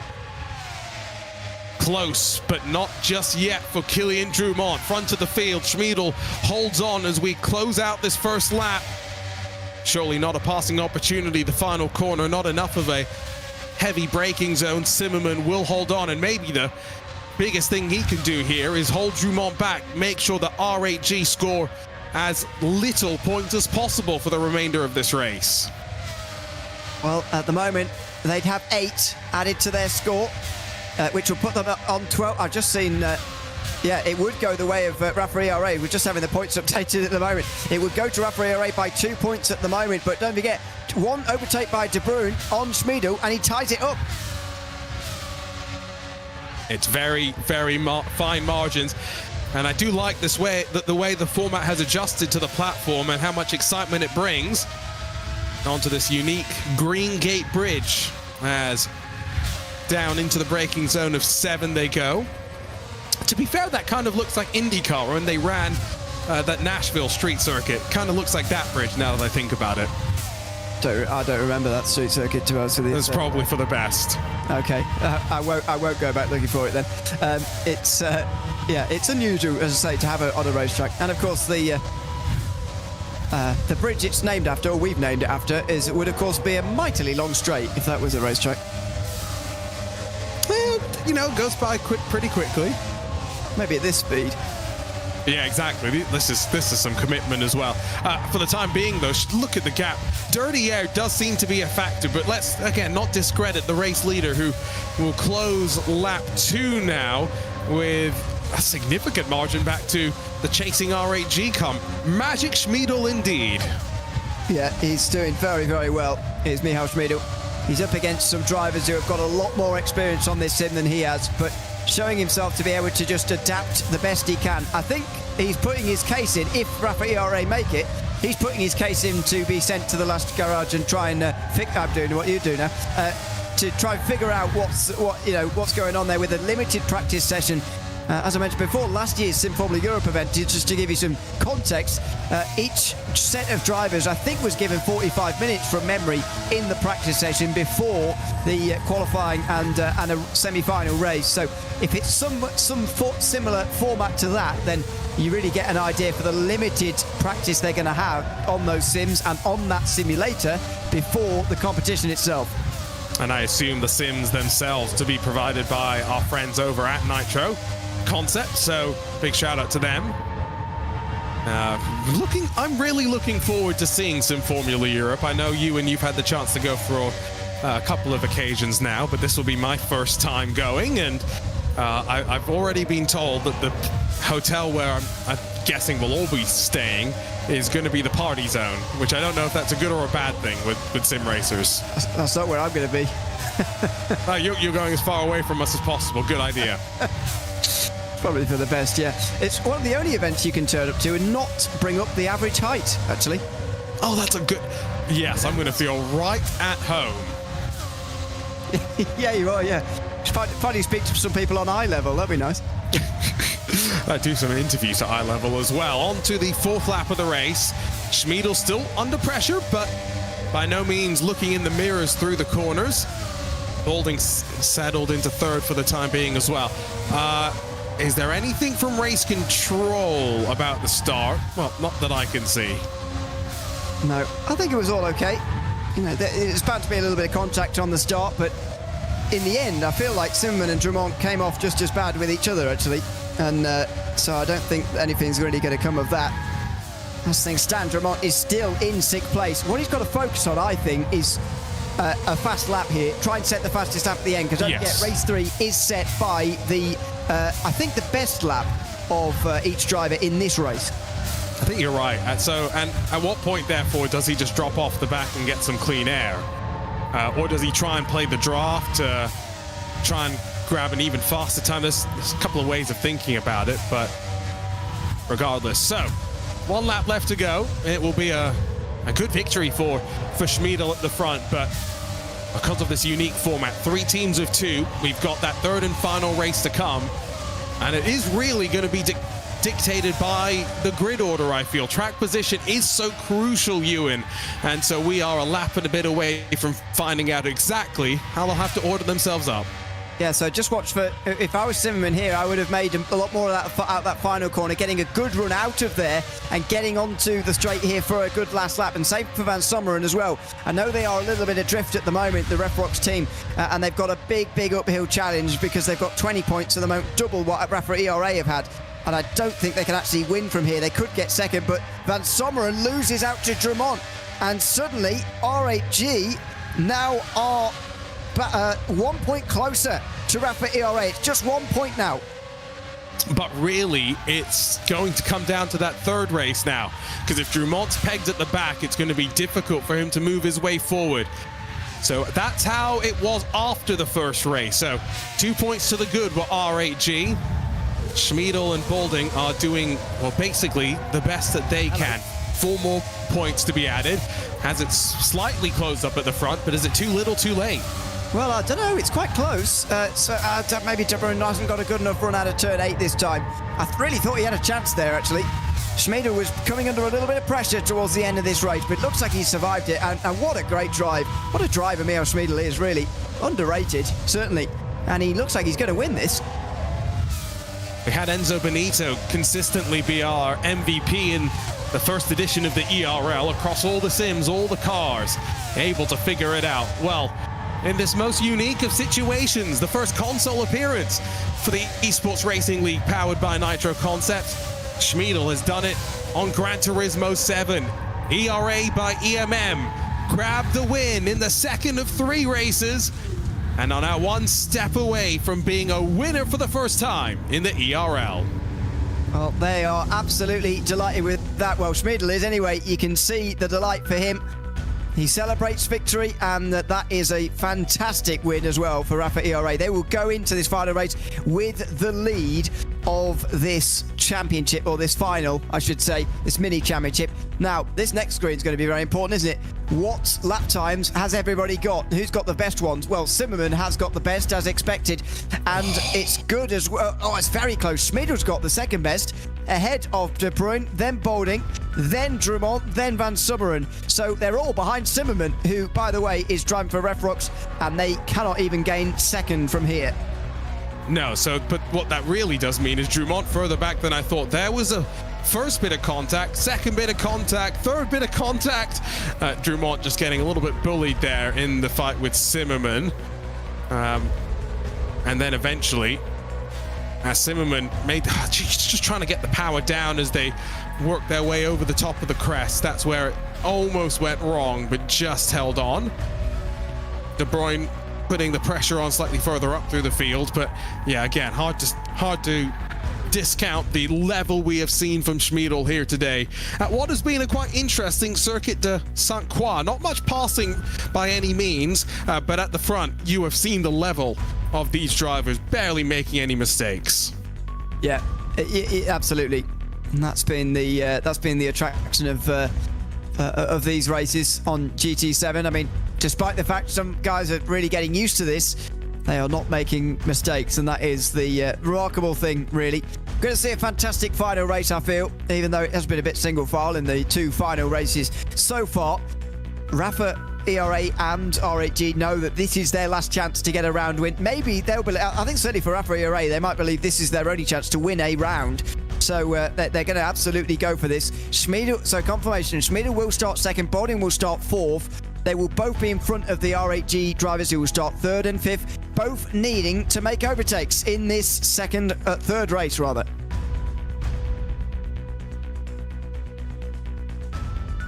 Helps if I unmute myself, but I was just looking at the look of focus on Schmiedel's face. One of those drivers that did not elect just to use a controller, went full on wheel and pedals, and boy, is it paid off for him. Here we go then, third and final race, and it will come down to this. Rafa ERA by EMM versus Team R8G. Zimmerman for Referox Esports at the front, and just looking to play spoiler, to go off on a high, as the Esports Racing League, powered by Nitro Concepts, finishes its console jaunt midway through the season. Off and away we go for 5 laps at the Circuit de Sainte-Croix. And single file they enter, but at high speed. Schmiedel closes up instantly, bit wide for the first of the R8G machines. That allows Bolding to try and get alongside, but it's as they run up towards turn 4. Oh, he's around the outside, Bolding, and he's wide. Here comes Drummond, and that's one of the overtakes that is required here by R8G. They're now third and fourth, and here comes Van Sommeren. Bolding can't lose this place. Down the hill they go, and he can't lose it. He doesn't lose it. They're now tied. 1 position either way. 1 overtake for R8G, and they are going to win this final. Here comes De Bruyn, inside of Michał Schmiedel over the bridge. And he's got to be aggressive on the defense. How deep under the brakes do they go? Schmiedel has to cut back underneath, but job done. How does the fight back from Rafa ERA go from here? Schmiedel tried to cut underneath as they head out through 8. This is where we saw a bit of contact with Drummond in the previous final, but it's all tidy for the first time. Through the draft, the Frenchman slips through, and it's R8G second and third. A power fight forward from them. A fantastic fight forward. They started the race second and fourth, did Rafa ERA. They're ending the first lap in fourth and fifth, behind both R8G drivers. Zimmerman still leads this race. He's looking for a consolation win at the end here, but Drummond has got to defend now. He's got to defend from these two. To be fair, if he loses both of these positions, then Rafa ERA can win it back, but that's the situation. They've got to make 2 passes now, Rafa ERA, and Schmiedel's getting out the way for Bolding, as he know. He's just showing a defence and showing the nose on Drummond up in front. Big uphill task now for Rafa ERA. I think he has to switch around, though. They were just maybe a bit concerned that Van Sommeren is a bit too close for the swap to happen without losing another spot. So this is where they will be very cautious, very, very careful. And this has been a fun journey. R8G getting a little too close at the front. Zimmerman almost ran into by Kai De Bruyne, and they slow things down heading out through turn 7. But R8G don't just want to win the night, they want to win out on track as well. Defensive line for Referox Esports. Power move coming. R8G cut back underneath, but it's not done just yet. Outside line through turn 8 normally gets you the better exit on the end of the corner rather than through the middle. He's not really got either, actually, as he comes through turn 8. So De Bruyne going to have to postpone his pass on Zimmerman, but if I was him, I wouldn't be bothering making it at all. Doesn't need to at the moment, and he's got a gap to Drummond as well. It would give them a little bit of a cushion, though, if he could get through and take this race lead. I think they just want to finish with a high. Unlikely to see either of them, you'd think, on iRacing. Maybe not on Rennsport either, given the quality of driver that R8G have at their disposal. The question will be if we do see them in the finals, if R8G will make it there. This, though, is a good step forward after a bad opening round, left them on the back foot, trying to push forward. R8G might just be a couple of laps away from winning on Gran Turismo 7, grabbing 24 valuable championship points as well. Drumont and De Bruyne have done just enough throughout the entirety of the night. Drumont, is it 3 wins that he's had so far tonight as well? He has been the class of the field. He certainly has, and absolutely deserves this as well, just Drumont especially. But De Bruyne's played his part as well. He won his heat and has picked up the points required as well throughout the evening. There's Smeedle with a slowdown, so he's going to drop behind his teammate now anyway, and the pressure is going to lessen on RHG, although Zimmerman's racing for a race win here, and I don't know why De Bruyne's doing this. He does not need to fight, but he's going for the lead. Outside through turn 7, he finds the barriers, in fact. He's on the inside at turn 8. He's in danger of a penalty if he's not careful as well. There's trouble. He's on the inside, he's going to take the lead. An unnecessary risk, but it does get him the lead. Tell a racing driver he can't go for a move. Here comes the fight back. Defensive line from De Bruyne. Zimmerman thought about the chop underneath. Oh, and as they head into turn 10, outside line will reign supreme. Where does Drumont put himself now? Does he make it 1 and 2 for RHG? And remember, the story of the first Esports Racing League on many a day was Redline versus RHG. RHG would often come up just short as we see Smeedle lose that speed in towards the penultimate corner. For RHG, they were the team that I thought Ewan would be the ones to beat. They're finally able to show us that little bit of a step forward, as there's the look at the points after the second race of 3. I think this will be the turning point in their season because, as you say, they've underperformed at ACC and even to an extent on Le Mans Ultimate last time out as well, only getting 6th position overall, I think it was, going out, as Smith was getting another penalty there, going out in the semi-finals. They've got to have some good rounds, and this is going to put them right back on track. I'm not sure it's going to get them quite the top 4 yet, but it will jump them up the field as things stand. And, you know, with Rennsport to come especially, which they should absolutely monster, iRacing should be solid for them as well. They're in a great place. And can they even seal it with a 1-2? Here comes Drumont, left and right, looking for the move. Aggressively so, outside over the bridge. And he's on the inside, much in the same position as where his teammate was. De Bruyne, it's going to be a 1-2 for RHG here, or is it? Zimmerman round the outside, keeps second for now. Deja vu, but word has just come through. There are some things from race control under investigation, so let's not call it just yet. Drumont tries to fight back as they head up towards turn 10.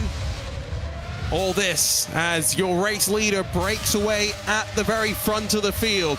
We'll have 1 lap left to go. 7 more kilometers carving around this lake, this picturesque lake backdrop. Plunge down through the final couple of corners. Hard on the anchors. One final time on the lap. All as Jack Balding right on the case of the Frenchman Kylian Drumont. But 1 lap left to go here on Gran Turismo 7. Yeah, at the moment, it's only the stewards room that's going to save them at this stage for Rafa ERA. RHG are in control. Again, not sure why they're putting such pressure on Zimmerman in second. I know they are faster at the moment, Drumont and De Bruyne. It certainly seems that way. But they just don't need to. They're taking a better line through turn 3 now as they run down the hill. They've constantly been on the back of Zimmerman through here. De Bruyne earlier, now Drumont. He goes to the outside on the right-hander. He can't get through just for the moment as they get to the bridge again, where Zimmerman has been really struggling. Not close enough this time for Drumont to have the look. What a treat we have had. Yes, not always the most exciting of racing, but when we've seen passes, they have been brave, they have been calculated, and some new faces have been joined into the VCO Esports Racing League Hall of Fame. New race winners, new pass of the season contenders, that's for sure. And the race control decisions that need to be adjudicated all come down to the lap 1 and turn 1. So that's where the race control team are still focused for the time being, but a handful of corners left to go before, at least provisionally, pending any intervention from the stewards, it will be RHG, who came into this event with 2 dedicated GT7 drivers of the 5. They had banked on getting points tonight, and they have delivered. Finally a smile, some relief, as Kai De Bruyne crosses the line and RAG provisionally stand on top in the VCO Esports Racing League, powered by Nitro Concepts. And when you've been recruited into a team for the Esports Racing League with one platform particularly in mind, it is absolutely wonderful feeling to have that victory in that platform chosen. De Bruyne gains 2 places on the way to victory. They started the race. If it had ended how it started, they would have lost that final and come in second, but they made the places required, and pending anything post-race, they're going to win this. 5.8 seconds, the gap at the line as well for De Bruyne. I think that just shows as well how much Zimmerman was going defensive, looking in the mirrors and trying to hold on to second at the end of the day. Maybe let down by his own effort in qualifying for Referox Esports, but it's all R8G, Rafa ERA, Esports by EMM. They will grab second, which again puts them within 3 points of Team Nitro as we head our way out of this round. And the next time that we go racing isn't for a little bit of time. We've got a couple of weeks off before November the 8th on iRacing with the V8 Supercars. So let's grab a look at some of the replays of the third and final race in the series. There was a look at some of the aggression from R8G early doors, and wow, now that we look back on it, Kai De Bruyne taking no prisoners on the run up towards turn 7. Yeah, just, you know, more aggressive, more conviction, I think, on the opening laps. And look at this. An overtake he didn't have to make. Round the outside of turn 7, giving the inside for 8 on Zimmerman. This is high-risk stuff, because we saw a penalty in a very similar situation given to Chervy for a little bit of contact through here, and somehow he got away with it by making a clean pass.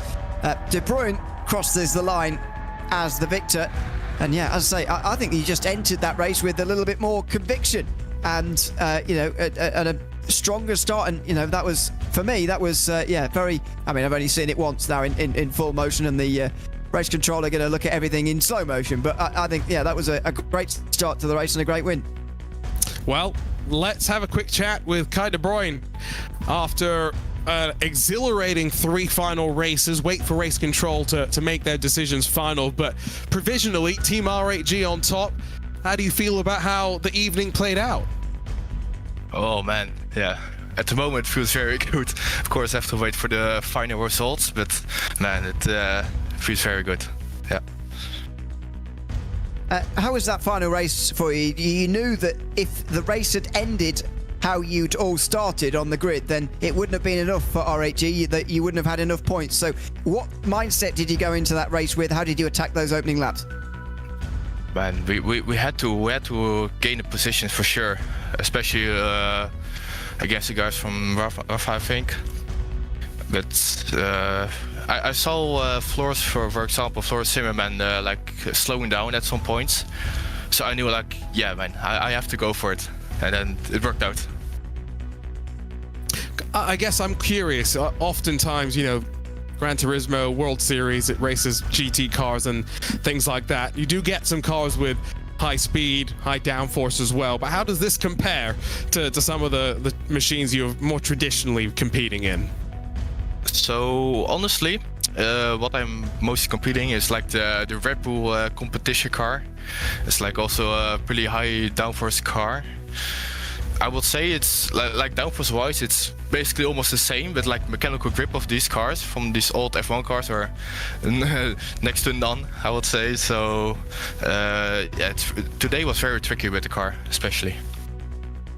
What is the outlook for the rest of the ERL for R8G? How involved are you going to be with the rest of the effort on iRacing Rennsport, if at all? Honestly, I'll be watching from the sidelines, to be fair. Like, my team is gonna take care of it. I'm sure they're gonna do pretty good. Well, thanks for coming to chat with us, Kai. We're still just waiting provisionally for that race control decision, but 4 points to the good would take a lot of penalty points, I think, for anything to change. So we'll provisionally congratulate you, and hopefully we'll see you more in the Esports Racing League in the future. Thank you. Right.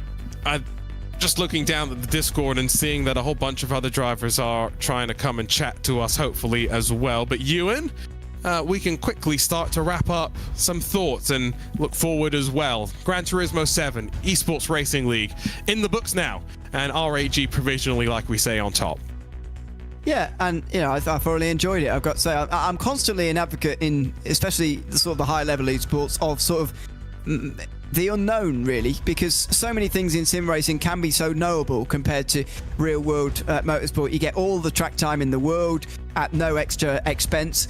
And the professionals can get so refined as a result of that in the top level of competition. But the less that they know about the simulator, like we're going to have both for the final of the Esports Racing League and also what we've had to a degree here tonight, the less they can know about the track, because it was fictional in this case, the car fictional in this case as well. I think it's a massive plus for esports competition, where sometimes it can be too predictable. I don't think we could call tonight predictable. I immediately recalculated and recalibrated my predictions after the heats, and then turned out that nearly neither of them made the final. Those two teams, RHE and TC Esports. So, and I'm not, you're not really allowed to recalibrate predictions halfway through an event anyway, are you? That's called cheating. But it was one of those nights. That's what you want to see. You want to be proven wrong in your predictions. You don't, as much as it feels good, you don't want to be right, really, because that means it has been predictable. And that's not what you want to see in any sport. Let's chat to Floris Zimmerman, who grabbed a couple of poles, grabbed a couple of victories as well. Floris joins us once again, and not necessarily the end to the night that I think you would have wanted, but just to get to the finals, I think, like you were saying earlier, was an achievement for the team. Yeah, I mean that was very fun. I mean, we didn't perform the greatest in the final, maybe, but it was just a great night, to be honest. Great evening. What just as you say, great evening overall, and I don't want to take away from that, but what would you say went wrong for you a little bit in those final 3 races tonight? I just over pushed on my quali lap in the first race. That basically did it. I tried to push really hard for a fast lap time because I made a few mistakes in the early parts of the lap, and then I hit the wall and almost spun and got damaged. So like once you're in the race, once you're in dirty air, you couldn't really do anything as long as the other drivers didn't make any mistakes, which is why I tried to hold up everyone on the final race. It sort of worked, but in the end I couldn't really do much more than that. Were some of the other tracks that were available for voting, would they have been better for racing in your mind, or is this something that's just kind of the nature of this car as well, that it's hard to follow with dirty air, and it's fast and technical in nature too? No, I voted for this track. I think this track's actually great. The other tracks would have been way worse, to be honest, with the dirty air. It wouldn't have been fun. So, and this track's also very underused in GT7. I really hope they use Synchro more in daily races and like other official stuff, because it's just a great track. I really like it. Yeah, how do you feel as a sort of a driver competing at this level about the circuit not reflecting anything in real life motorsport? Me and Arjuna have trying to even been drawn up a comparison between anything in the real world. Obviously we can't. It's such a unique circuit. It's a fictional circuit, of course. How do you feel as a top level driver about driving in fictional circuits compared to the real world ones that we all grow up watching ourselves in motorsport? Does it take anything away from it for you? No, I think it's actually great that tracks like these are created and tried. Like they don't look unrealistic. Like sometimes my parents, they don't really follow real life motorsport that much, and sometimes they're like, is this real life or is this the game? I think it's just great to see. It's just something that's only really done well, in my opinion, in the Gran Turismo, and it's really fun, in my opinion. I think it's a great way of showing what's possible in games. Well, congratulations, Floris, on a great night for you and for the team. And we're not far away from the next round of the Esports Racing League and seeing how Referox Esports can continue this run. Well, confirmation has just come through from Race Control. 2 penalty points have gone the way of R8G, but given Ewan, they needed to have a 4 penalty point swing to find themselves tied on points with Rafa ERA Esports by EMM. I think that officially means that we can say R8G winners here on Gran Turismo 7 in the ERL powered by Nitro Concepts. Yeah, and I think that's fair as well, based on what we saw in that last race. You can very much sort of debate whether there should be any penalty points at all, so that's down to race control. And, you can see how De Bruyne's moves especially were aggressive on the opening lap, but in the end, as you say, they built up a 4-point cushion, I think deservedly, on that opening lap by making some good overtakes. And in the end, the penalty points were nowhere near enough to, well, were only half of what would have been required to take that away from them. So I think that's absolutely fair, and on the balance of things across the evening, they did deserve to win tonight. I'm hoping that we can grab a word with ERA before we wrap things up, but V8 Supercars up next, and that's not a unusual choice by any means, Ewan, for the ERL. We've seen that quite a few times on iRacing, just because it's not the normal car for a lot of the esports drivers when they jump onto iRacing as their platform of choice. Yeah, not the Europeans anyway. I hope there'll be some Australians to join us, or somebody who's driven these cars a little bit more, the V8 Supercars. Because as I say, it's one of those cars that's actually very sort of particular in the way that you have to drive it. And if you do drive it a lot, you can actually find a surprising advantage over the others, maybe more so than in other categories of car on iRacing. So, and indeed on other sims that the V8 Supercars are included on as well. So I think there could be some upsets, some surprises, but as I say, more unusual cars I would be an advocate for, as I've said before. And looking forward to iRacing in the V8 Supercars. I also think they race pretty good as well, and sound good as well. So all the important boxes ticked. Yes. I've just been told we're going to get Mikkel Schmiedel, so I think that's going to be an interesting chat to see how he adapted to the platform and to the car in particular. And again, let's just talk about Sim Formula Europe, because start of January, not far away, and we've only got 2 more rounds before we know which teams and which drivers will be thinking about headed there, Ewan, and for the first time in the Esports Racing League history, be competing in person for the belts that were just delivered to Florian. I saw him post some pictures. Our champions, as we do in ERL tradition, will walk away literally with wrestling style belts either on their shoulders or around their waists. Yeah, that'll be great to see for the winning team. And at the moment, I think the great thing is that none of the teams have really staked a claim for any of those places. We've got lots of teams who are hovering around that top 4, but after tonight, you can even strike Nitro out of that sort of definite top 4. We just don't know where all the teams are going to end up, and that's a great thing after 3 rounds. Well, let's catch up with Mikkel Schmiedel after a great run in that finals, propelling ERA Esports, or Rafa ERA Esports by EML, to second. And best non-GT7 driver of the night, I think it's fair to say, wouldn't you? Well, I feel reasonable, to be honest. Obviously, in the end, the win was definitely there for grabs. But with the lack of experience, like, let's say with the dirty air in the first lap, it was kind of tricky. I should have been, let's say, more aggressive in the first lap, but obviously I had to play it safe because in general, we finished P2 and I have started practicing on Thursday, not knowing the game at all. So yeah, but in the end we were in the finals thanks to Jack. So yeah, he did an amazing job, and we can be reasonable about the whole event. And yeah, I've actually enjoyed myself quite a lot today. Just tell us a little bit about that learning process. I can't imagine it's a sort of process you have to go through very often when you're preparing for a sim racing event. Of course, made harder by the fact that you didn't know what the track was going to be until about midday. Yeah, the thing is, I started with this track and on Thursday, and hoping actually that we're gonna race Saturday. So I was a guessing game in the end, and in terms of practice, I was 3 or 4 seconds of the pace on the first day, but then soonly I started to realize what to do on the track, what to do with the car, and also realize the wind makes quite a lot of difference. So I've practiced it in many different lobbies that I've set it up. In the end, it kind of worked out. Obviously, the 1 lap pace was completely missing. At least half a second. but in the actual races, I was kind of happy with how I'm actually driving in the third tier, for example.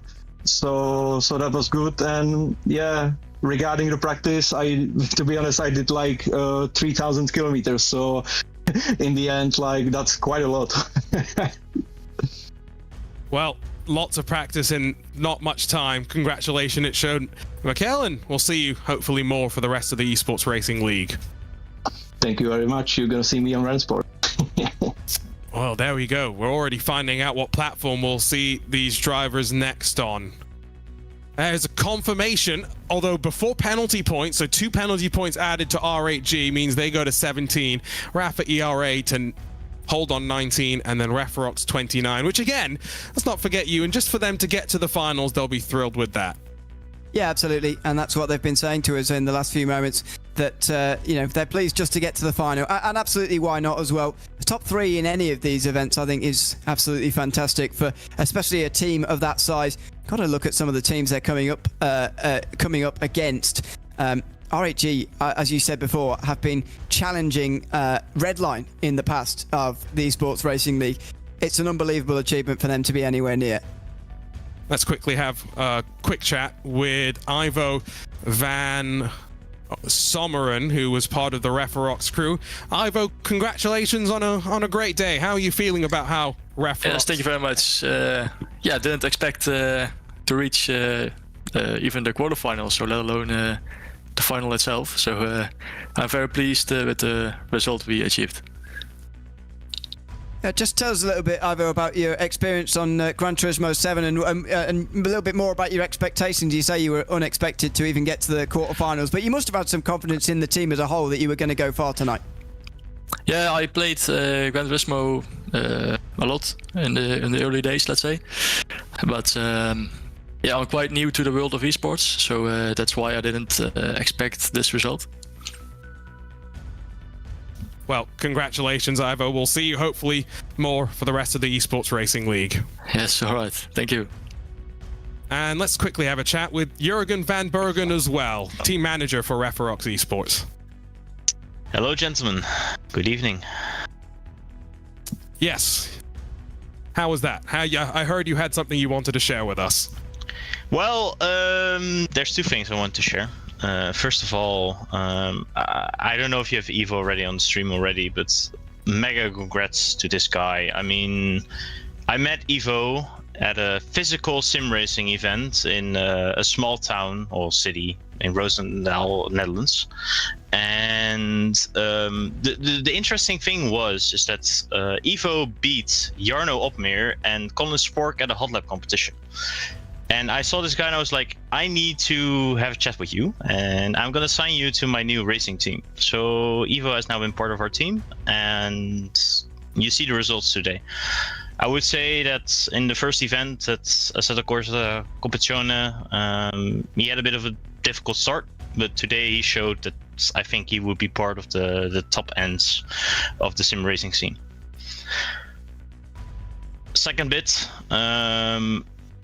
I think you already heard Flores on the stream today. Today is also for us a bit of a difficult day. In this week, we had a situation happen in our close proximity that one of the founders of our racing centers in the Netherlands has passed away in this week. And to him, to Wouter, I would like to dedicate this great result that we have today. Rest in peace.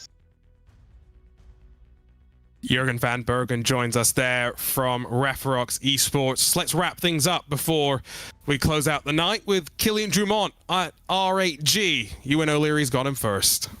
Yeah, Killian, welcome in. Good to have you with us. Congratulations on a victory tonight for R8G. It must have been a nervy final 3 races, though. Talk us through a little bit of the rollercoaster emotions you were experiencing there in that final.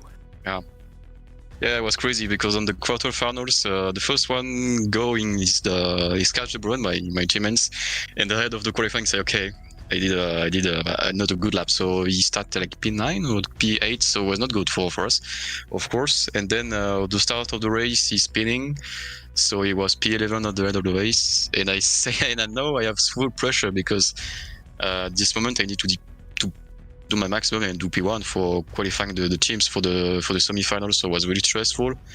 Also for the semi-finals as well, because some incidents, some strategy teams on the track for the teammates, for all the teammates of the team. So it was really intense and stressful. And then the finals was again stressful. The first one was okay because I winning and no traffic, no everything.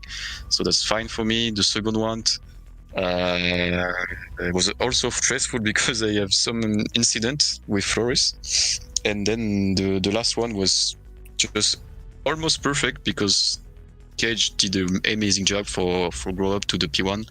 And then myself, I take the whole of the incident for myself, for overtaking, and then I just grow up, and then it was really good for me. What did you think about the format? Obviously, a little bit different. Times at which you're by yourself, times at which you're fighting with your teammate. Was it a little bit unique and nice to differentiate from the norm? Yeah, that's really cool. Different format because usually you have a format for individual or with team, but it's different because now it's like a team with your esport team. So we have a lot of battle in the track. Also with the points, like little details can be really important for the race and for the result as well for the race, for go up on the semi-finals or the finals. So that was really stressful. You need to be like an engineer and a big driver as well, going fast, and then just you need to thinking as well during your driving. So yeah, that was really, really intense. Well, thanks for coming to chat with us, Killian. Congratulations. Team RHG winners here on Gran Turismo 7. And well, that about does it. You in for the night. We are racing in 2 weeks' time. Once again, headed back to iRacing, one of the original platforms of the Esports Racing World Cup. Ewan will definitely be there on 8th of November. I will hopefully be there in the V8 supercars, Ewan. We've talked about it a little bit again, but a new generation, we should say, of V8 supercars compared to the last time we pulled this car out the bag. Yeah, absolutely. So something else to learn. If they haven't driven V8 supercars even since the previous generation, then they're going to have a lot of learning to do in the next 2 weeks. So that just adds something extra. And as I said before, it's one of those really particular cars where those with experience will prevail compared to those without, as we saw a little bit of tonight.